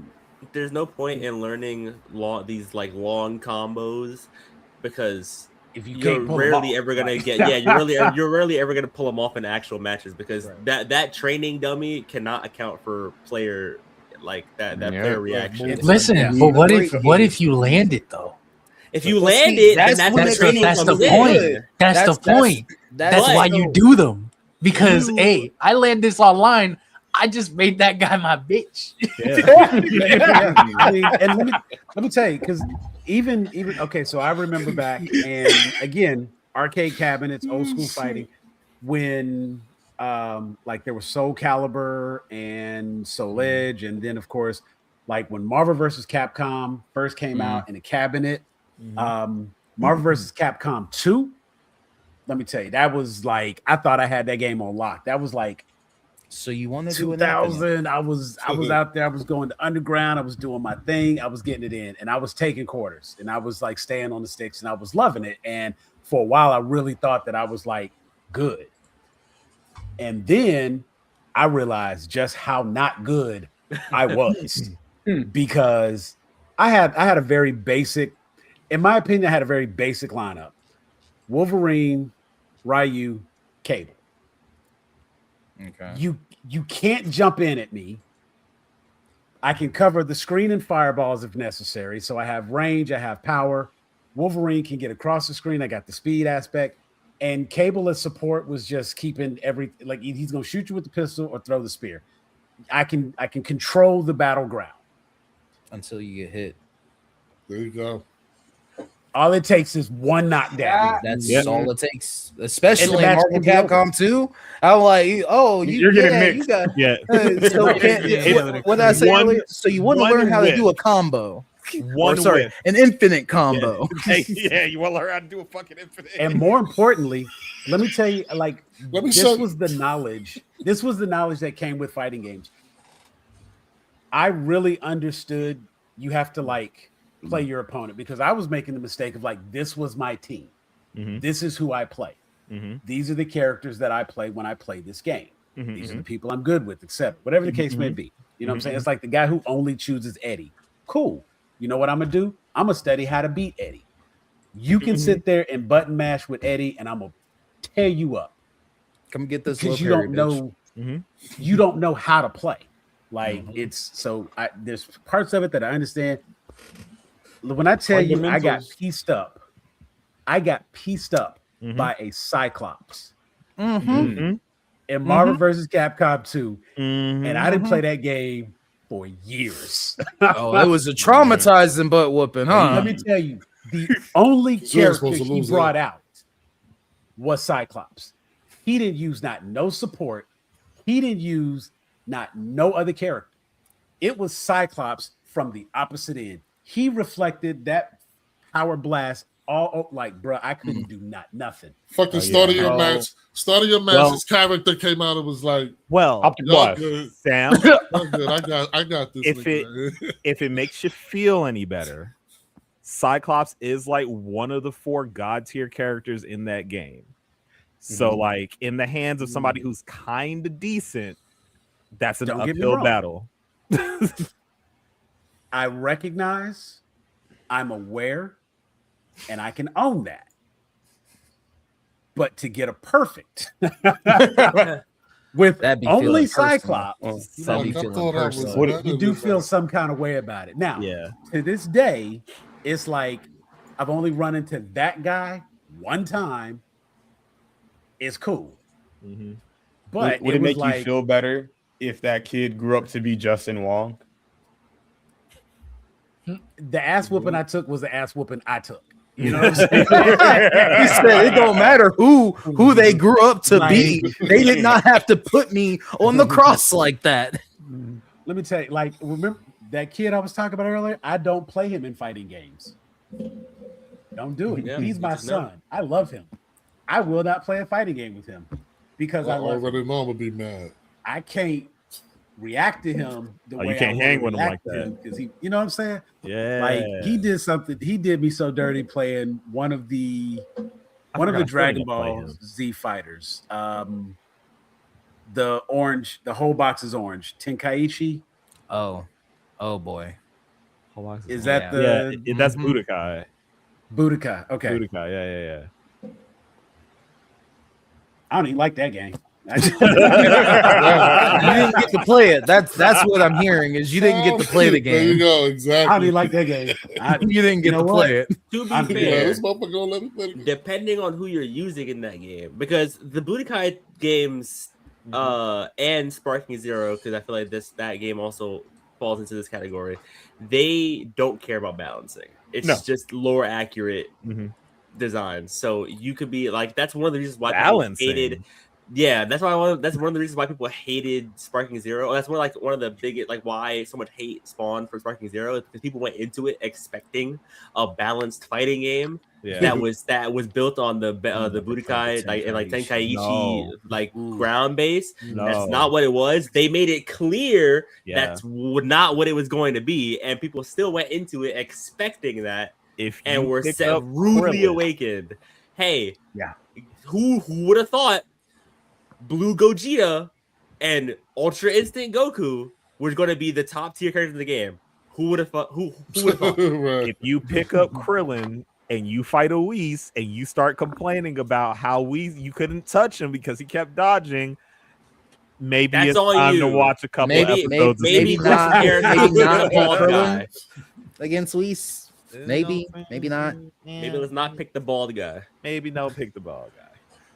Now, if they pick Hercule, then maybe you can get Krillin. It's nah. But no, I get what you're saying. And admittedly, that is one of the things that is perhaps the biggest takeaway I got from that particular ass whooping on Marvel vs. Capcom was there's nothing wrong with having characters you like. If I'm coming into a random matchup, I'm going to pick the characters I'm most comfortable with or the people I like to play.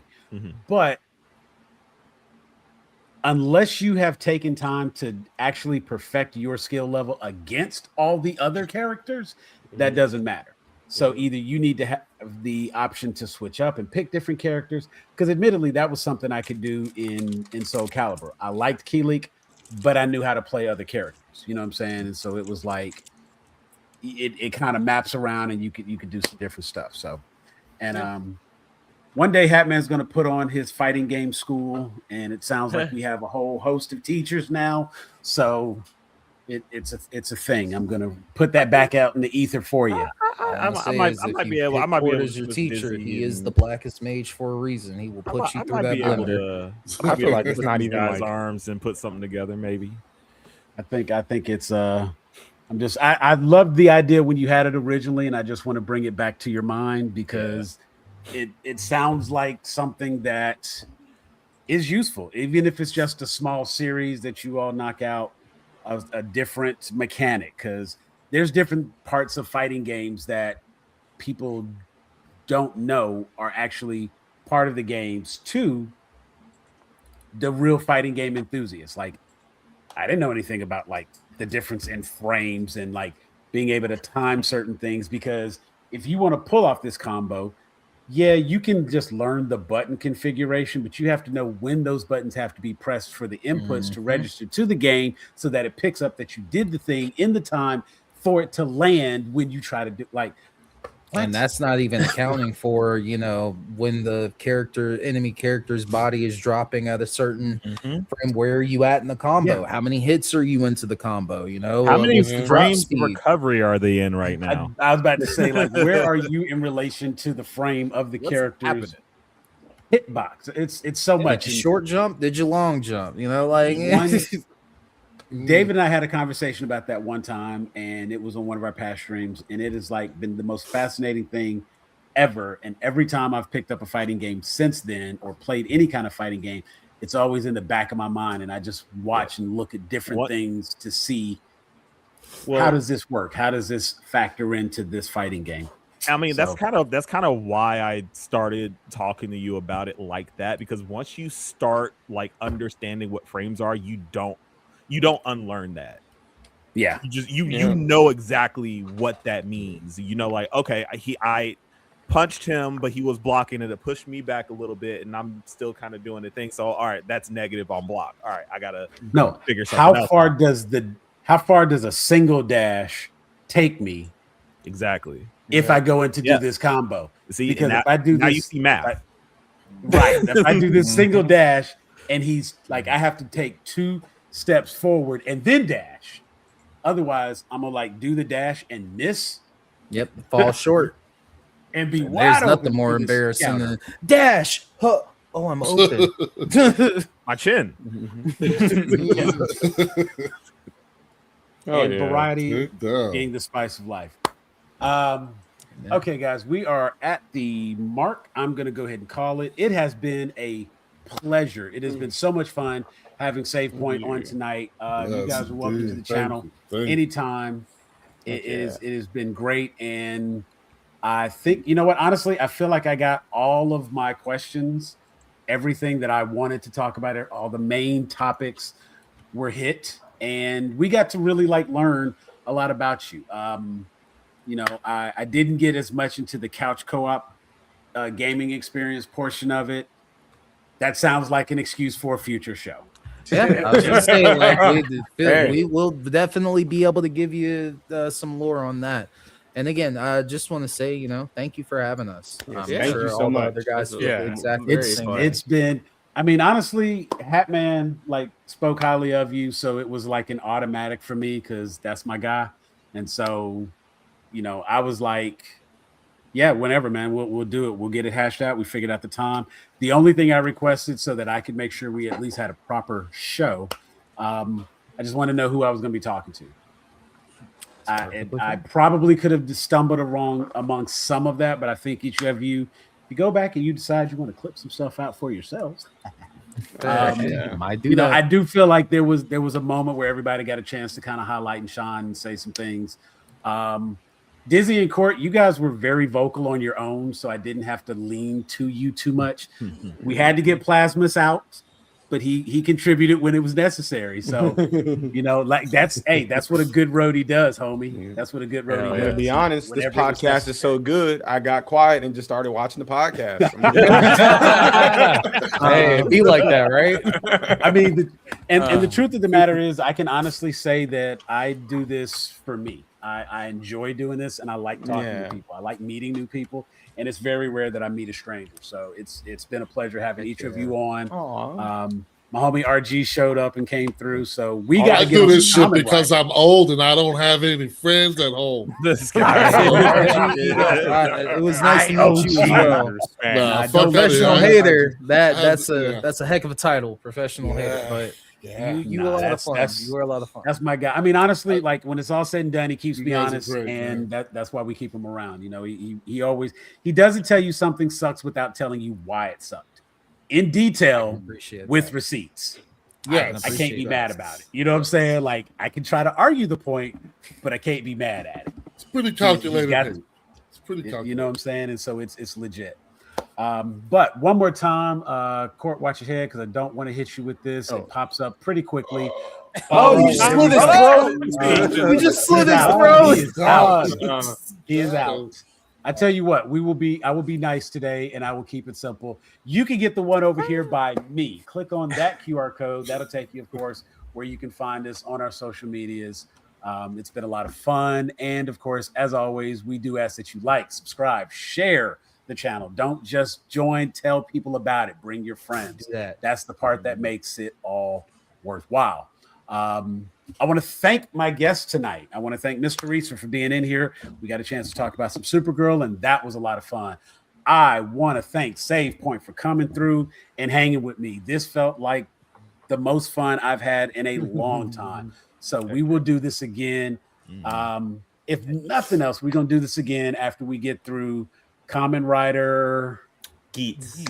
Yes. I've already got it Common saved. Writer. It's already Yes. bookmarked. It's right, loaded cool. up. So It's ready to go. Be ready for the roller coaster. Daybreak inviting you to be a writer. Let's go. All right. So I got him to keep me honest, and I am going to go ahead and start on Toji Wants to Be a Common Writer. It's been on the list for a minute. Yeah. I figure I can start cycling through 3-4 shows at a time.